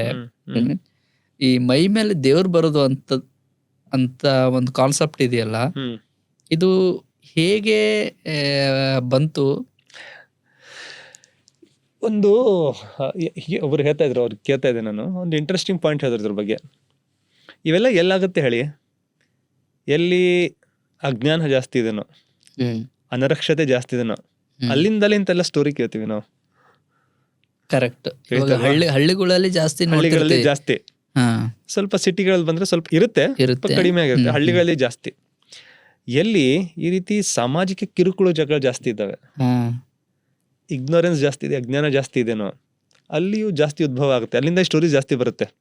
ಸಿಟಿಗಳಲ್ಲಿ ಬೇರೆ ಪ್ರಾಬ್ಲಮ್ ಇದೆ. ನಾನು ಇದರ ಅರ್ಥ ಸಿಟಿಗಳು ತುಂಬಾ ಚೆನ್ನಾಗಿದೆ, ಹಳ್ಳಿಗಳಿಲ್ಲ ಅಂತ ಹೇಳ್ತಾ ಇಲ್ಲ. ಜನರ ಅಪಾರ್ಥ ಮಾಡ್ಕೊಳ್ಬಾರ್ದು. ಎರಡು ಕದರದ ಒಂದು ಫಂಕ್ಷನ್ ಇದೆ ಸೊಸೈಟಿಯಲ್ಲಿ, ಸಮಾಜದಲ್ಲಿ. ಎದಕ್ಕಿದೆ ಮಾತು ಹೇಳ್ತಾ ಇದ್ದೀನಿ ಅಂದ್ರೆ, ಎಲ್ಲಿ ಜ್ಞಾನದ ಅಭಾವ ಇರುತ್ತೋ ಅಲ್ಲಿ ಇಂಥವುಗಳು ಶುರು ಆಗುತ್ತೆ, ಮೂಢನಂಬಿಕೆಗಳು ಶುರು ಆಗುತ್ತೆ. ಮೂಢನಂಬಿಕೆ ಅಂತ ಅದಕ್ಕೆ ಅಂತಾರಲ್ಲ, ನಂಬಿಕೆಯಿಂದ ಫಸ್ಟ್ ಆಫ್ ಆಲ್ ಅಂತೂ ಫ್ಯಾಕ್ಟ್ಸ್ ಇರಬೇಕು, ಅದಂತೂ ಇಂಪಾರ್ಟೆಂಟ್ ಇದೆ. ಅದರಲ್ಲಿ ಹಿಂದೆ ಮೌಢ್ಯ ಇದೆ, ಅಜ್ಞಾನ ಇದೆ, ಅದಕ್ಕೆ ಮೂಢನಂಬಿಕೆ ಅಂತ ಇದ್ದಾರೆ. ನೀವು ಅಜ್ಞಾನ ಅವಾಗೆ ಅನ್ನಲ್ಲ, ಅಜ್ಞಾನ ಅಂತೂ ಇದೆ, ಅದರಿಂದ ಅರಗೆನ್ಸ್ ಇದೆ, ಅದಕ್ಕೆ ಡೆಡ್ಲಿ ಕಾಂಬಿನೇಷನ್ ಅಂತ ಹೇಳ್ತಾರೆ. ಅದಕ್ಕೆ ಇಲ್ಲೇನಾಗುತ್ತೆ ಅಂದ್ರೆ, ಇದಕ್ಕೆ 2-3 ರೀತಿಯಲ್ಲಿ ನಾವು ಯೋಚಿಸ್ಬೋದು. ಫಸ್ಟ್ ಆಫ್ ಆಲ್ ಇಂಡಿವಿಜುವಲ್ ಲೆವೆಲಲ್ಲಿ ಯೋಚಿಸಿ. ಇದಕ್ಕೆ ಸೈಕಾಲಜಿಯಲ್ಲಿ ಇದಕ್ಕೆ ಒಂದು ಪದ ಇದೆ, ಟ್ರಾನ್ಸೆಂಟ್ ಪೊಸೆಷನ್ ಡಿಸಾರ್ಡರ್, TPD ಅಂತ ಹೇಳ್ತಾರೆ ಇದಕ್ಕೆ. ಟ್ರಾನ್ಸೆಂಟ್ ಪೊಸೆಷನ್ ಡಿಸಾರ್ಡರ್, TPD. ಇಲ್ಲಿ ಏನಾಗುತ್ತೆ ಅಂದ್ರೆ, ಕೆಲವರಿಗೆ ಕೆಲವೊಂದು ರೀಸನ್ಸ್ ಇಂದ ಗಾಡ್ ಕಾಂಪ್ಲೆಕ್ಸ್ ಬರುತ್ತೆ. ಗಾಡ್ ಕಾಂಪ್ಲೆಕ್ಸ್ ಉದಾಹರಣೆ ಕೊಡ್ತೀನಿ ನಿಮ್ಗೆ. ಈಗ ನಾನು ಇಲ್ಲಿ ಕೂತ್ಕೊಂಡಿದ್ದೀನಿ ಅಂತ ತಿಳ್ಕೊಳ್ಳಿ, ಅಲ್ಲಿ ಒಂದು ತುಂಬಾ ವಿಶ್ವದ ಎಲ್ಲಕ್ಕಿಂತ ಶಕ್ತಿಯುತ ವ್ಯಕ್ತಿ ಡೊನಾಲ್ಡ್ ಟ್ರಂಪ್ ಅಂತ ತಿಳ್ಕೊಳ್ಳಿ. ನಾನೊಂದು ಬಾಬಾಜಿ ಅಂತ ತಿಳ್ಕೊಳ್ಳಿ. ಫಕೀರ್ ಚಂದ್ ಬಾಬಾ ಅಂತ ನನ್ನ ಹೆಸರು. ಎಲ್ಲರೂ ನನ್ನ ತುಂಬಾ ಚೇಲಗಳಿದ್ದಾರೆ, ತುಂಬಾ ಸ್ಟ್ರಾಂಗ್. ವಿಶ್ವದ ಎಲ್ಲಕ್ಕಿಂತಲೂ ಸ್ಟ್ರಾಂಗ್ ವ್ಯಕ್ತಿ ಬಂದ್ಬಿಟ್ಟು ನನ್ನ ಕಾಲ್ ಮುಂದೆ ಬಿದ್ದಿದ್ದಾನೆ. ಅವಾಗ ನನಗೆ ಹೇಗನ್ಸುತ್ತೆ ಹೇಳಿ? ಅವನೇ ನನ್ನ ಮುಂದೆ ಬಿದ್ದಂದ್ರೆ ನಾನು ಎಷ್ಟು ದೊಡ್ಡವನು. ಅದಕ್ಕೆ ಗಾಡ್ ಕಾಂಪ್ಲೆಕ್ಸ್ ಅಂತ ಹೇಳ್ತಾರೆ. ಅಂತ ವ್ಯಕ್ತಿನೇ ನಿಮ್ಮ ಹತ್ರ ಬಂದು ಕಾಲ್ ಬಿದ್ದಿದ್ದಾನೆ, ನಾನು ಎಂತ ಮಹಾನ್ ಇರ್ಬೋದು, ಅದಕ್ಕೆ ಬಿದ್ದಿದ್ದಾನಲ್ವಾ. ಏನ್ ಶಕ್ತಿ ಇರ್ಬೋದು ನಿಮ್ಮಲ್ಲಿ? ಗ್ರ್ಯಾಂಡಿಯೋಸ್ ಡಿಲೋಷನ್ ಕೂಡ ಅಂತಾರೆ ಅದಕ್ಕೆ. ಅಂದ್ರೆ ಅತಿ ಅತಿಶಯೋಕ್ತಿಯ ಭ್ರಮೆ, ಅಂದ್ರೆ ನಾನು ತುಂಬಾ ಪವರ್ಫುಲ್ ಆಗಿದ್ದೀನಿ ಅಂತ, ಈ ರೀತಿ ಒಂದು ಪ್ರಾಬ್ಲಮ್ ಇದೆ. ಇನ್ನೊಂದು ಕಡೆ ಏನಂದ್ರೆ, ಹಲವಾರು ಜನ ಸಮಾಜದಲ್ಲಿ ಯಾರಿಗೆ ಆಪರೇಷನ್ ಆಗಿದೆನೋ,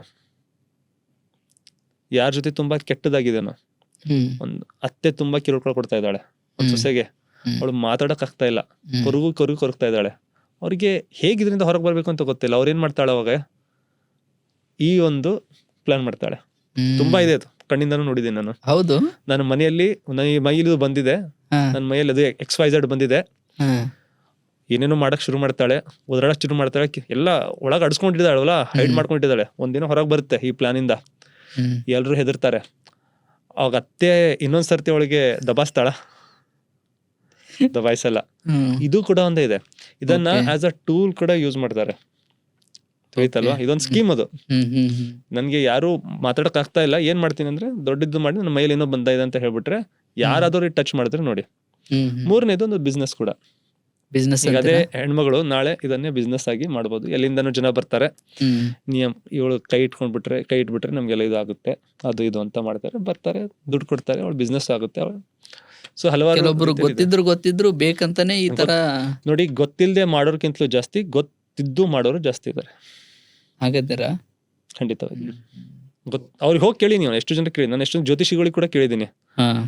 ಅವರು ಹೇಳ್ತಾರೆ, ಏನೋ ಮಾಡ್ತಾ ಇದೀವಿ ಸರ್, ನಾವು ಏನೋ ನಮ್ಗೆ ಕಲ್ಸ್ಕೊಟ್ಟಿದ್ದಾರೆ ಇದೊಂದು ಜ್ಞಾನ ಅಂತ, ಇರ್ಲಿ ಬಿಡ್ಲಿ ನಾವು ಮಾಡ್ತಾ ಇದೀವಿ ಅಂತ ಹೇಳ್ತಾರೆ. ಹಲವಾರು ಜನ ಗೊತ್ತಿಲ್ಲದೆ ಮಾಡೋರು ಅಮಾಯಕರು, ಅವ್ರಿಗೆ ತಿಳಿಸ್ಬೇಕು, ಜ್ಞಾನ ಕೊಡ್ಬೇಕು. ಗೊತ್ತಿದ್ದು ಮಾಡೋರು ತುಂಬಾ ಜನ ಇದ್ದಾರೆ. ಒಬ್ಬ ಸಾಮಾನ್ಯ ಮನುಷ್ಯ ದೇವರನ್ನ, ಆ ಒಂದು ಪರಮ ಶಕ್ತಿಯನ್ನ ಯಾವ ರೀತಿ ಅರ್ಥ ಮಾಡ್ಕೋಬೇಕು? ಈಗ ಅವ್ರಿಗೆ ಓದೋಕ್ಕೂ ಬರಲ್ಲ, ಏನಿಲ್ಲ. ನೋಡಿ, ಮನುಷ್ಯ ಎಜುಕೇಟೆಡು ಅನ್ಎಜುಕೇಟೆಡು, ಅವನು ವಿದ್ಯಾವಂತನೋ ಅವಿದ್ಯಾವಂತನೋ ಅದು ಇಂಪಾರ್ಟೆಂಟ್ ಅಲ್ಲ. ನಾವು ಯಾವ ಲೆವೆಲ್ಗೂ ಇರಲಿ, ನಾನು ಹೊಲದಲ್ಲಿ ಕೆಲಸ ಮಾಡುವ 4th ಫೇಲ್ ಆಗಿರಲಿ ಅಥವಾ PhD ಮುಗಿದೋನಾಗಲಿ, ಎಲ್ಲರಿಗೂ ಕೂಡ ದೇವರು ಯೋಚಿಸೋ ಒಂದು ಶಕ್ತಿ ಕೊಟ್ಟಿದ್ದಾನೆ. ಓಕೆನಾ? ಇವನ್ ಸ್ತರದಲ್ಲಿ ಯೋಚಿಸ್ತಾನೆ, ಇವನ್ ಸ್ತರದಲ್ಲಿ ಯೋಚಿಸ್ತಾನೆ, ನಡುವೆ ನಮ್ಮಂಥವ್ರು ನಮ್ಮ ಸ್ತರದಲ್ಲಿ ಯೋಚಿಸ್ತೀವಿ. ಆ ಯೋಚನೆ ಮಾಡುವ ಶಕ್ತಿ ಎಲ್ಲರ ಹತ್ರ ಇದೆ, ಭೌತಿಕವಾದ ಶಕ್ತಿ, ಬುದ್ಧಿ ಎಲ್ಲ ಹತ್ರ ಇದೆ. ಒಬ್ಬ ರೈತ ಬೆಳೆಯನ್ನ ನೋಡ್ಬಿಟ್ಟು ಹೇಳ್ತಾನೆ, ಬೀಜದಿಂದ ಇದು ಹೇಗ್ ಬಂದಿದೆ, ನಾನು ಬರೀ ನೀರ್ ಹಾಕಿದ್ದೀನಿ, ಅದ್ರ ಗಿಡ ಇತ್ತೆ ಅಲ್ಲಿ, ಅದು ಫಸಲ್ ಇತ್ತೆ ಅಲ್ಲಿ. ಅವನಲ್ಲಿ ದೇವರ ಒಂದು ಸೃಜನಾತ್ಮಕ ಶಕ್ತಿಯನ್ನು ನಾವು ಕಾಣ್ಕೊಳ್ಬೋದು. ಅವನು ಸರ್ಜನ್ ಇರ್ತಾನೆ, MBBS ಮಾಡಿರ್ತಾನೆ, ಅದಾದ್ಮೇಲೆ ಏನೋ MD ಮಾಡಿರ್ತಾನೆ, ಸರ್ಜರಿಯಲ್ಲಿ ಎಕ್ಸ್ಪರ್ಟ್ ಆಗಿರ್ತಾನೆ. ಯಾವಾಗ ಅವ್ನು ಓಪನ್ ಮಾಡ್ತಾನಲ್ವಾ ಹಾರ್ಟ್ ಆಪರೇಷನ್ ಮಾಡಕ್ಕೆ, ಒಳಗೆ ಹೋಗಿ ನೋಡ್ತಾನಲ್ವಾ ಅದು ಹೇಗಿದೆ, ಹೇಗೆ ಡಿಸೈನ್ ಆಗಿದೆ ಅಂತ, ಅವ್ನಲ್ಲಿ ಕಂಡ್ಕೊತಾನೆ ದೇವರ ಸೃಜನಾತ್ಮಕ ಶಕ್ತಿ ಅಂತ. ನಾವು ಯಾವ ಲೆವೆಲ್ ಇದ್ದೀವಲ್ಲೋ ಆ ಲೆವೆಲ್ ಅಲ್ಲಿ ನಾವು ದೇವರನ್ನ ಅರಿಯೋದು ಕಷ್ಟ ಅಲ್ಲ. ನಮ್ ಲೆವೆಲ್ ಅಲ್ಲಿ ನಾವು ತಿಳ್ಕೊಳ್ತೀವಿ, ಅದಂತೂ ಕಷ್ಟ ಅಲ್ಲ. ಅವ್ನು ತುಂಬಾ ಡೀಪ್ ಆಗಿ ಯೋಚಿಸ್ತಾನೆ, ಏನು ತನ್ನ ಒಂದು ಲೆವೆಲ್ ಯೋಚಿಸ್ತಾನೆ, ನಮ್ಮಂತವ್ರು ನಮ್ಮ ಲೆವೆಲ್ ಅಲ್ಲಿ ಯೋಚಿಸ್ತೀವಿ. ಆದ್ರೆ ಇದ್ರ ಹಿಂದೆ ದೇವರಿದ್ದಾನೆ, ಅವನು ಇದನ್ನೆಲ್ಲ ಸೃಷ್ಟಿ ಮಾಡಿದ್ದಾನೆ, ಇದ್ರ ಸಂಚಾಲಕನ ಅವನೇ. ಅವ್ನು ಹೇಳ್ದಾಗೆ ನಾವು ಜೀವನ ಮಾಡಬೇಕು, ಅವ್ನ ನಾವು ಅರಿಯಬೇಕು, ಅವನ ಧ್ಯಾನ ಮಾಡಬೇಕು, ಒಳ್ಳೆತನದಿಂದ ಬದುಕಬೇಕು. ಇದು ಏನೂ ಟಫ್ ಆಗಿಲ್ಲ. ಪ್ರಾಬ್ಲಮ್ ಏನಂದ್ರೆ, ಜನ ಈಸಿ ಆಗಿರೋ ಆನ್ಸರ್ನ ಬಿಟ್ಬಿಟ್ಟು ರಾಂಗ್ ಆಗಿ ಡಿಫಿಕಲ್ಟ್ ಆಗಿರೋ ಆನ್ಸರ್ನ ಹುಡ್ಕೊಂಡು ಹೋಗ್ತಾರೆ, ಅಲ್ಲಿ ಕಷ್ಟ ಆಗುತ್ತೆ ಅಷ್ಟೇ. ನಾವು ಈಸಿ ಆಗಿರೋ ಒಂದು ಆನ್ಸರ್ನ ಹಿಡ್ಕೊಂಡು ಹೋದ್ರೆ ಯಾವ ಗೊಂದಲಗಳು ಕೂಡ ಬರೋದಿಲ್ಲ. ಓಕೆ, ಅಂದ್ರೆ ಈ ಒಂದು ಸಾಮರ್ಥ್ಯ ಎಲ್ಲರಲ್ಲೂ ಇದ್ದೇ ಇರುತ್ತೆ, ಎಲ್ಲರಲ್ಲೂ ಇದೆ. ಮತ್ತೆ ಎಷ್ಟು ಜನರನ್ನ ಭೇಟಿಯಾಗಿದ್ದೀನಿ, ಎಷ್ಟು ಜನ ಇದ್ದಾರೆ.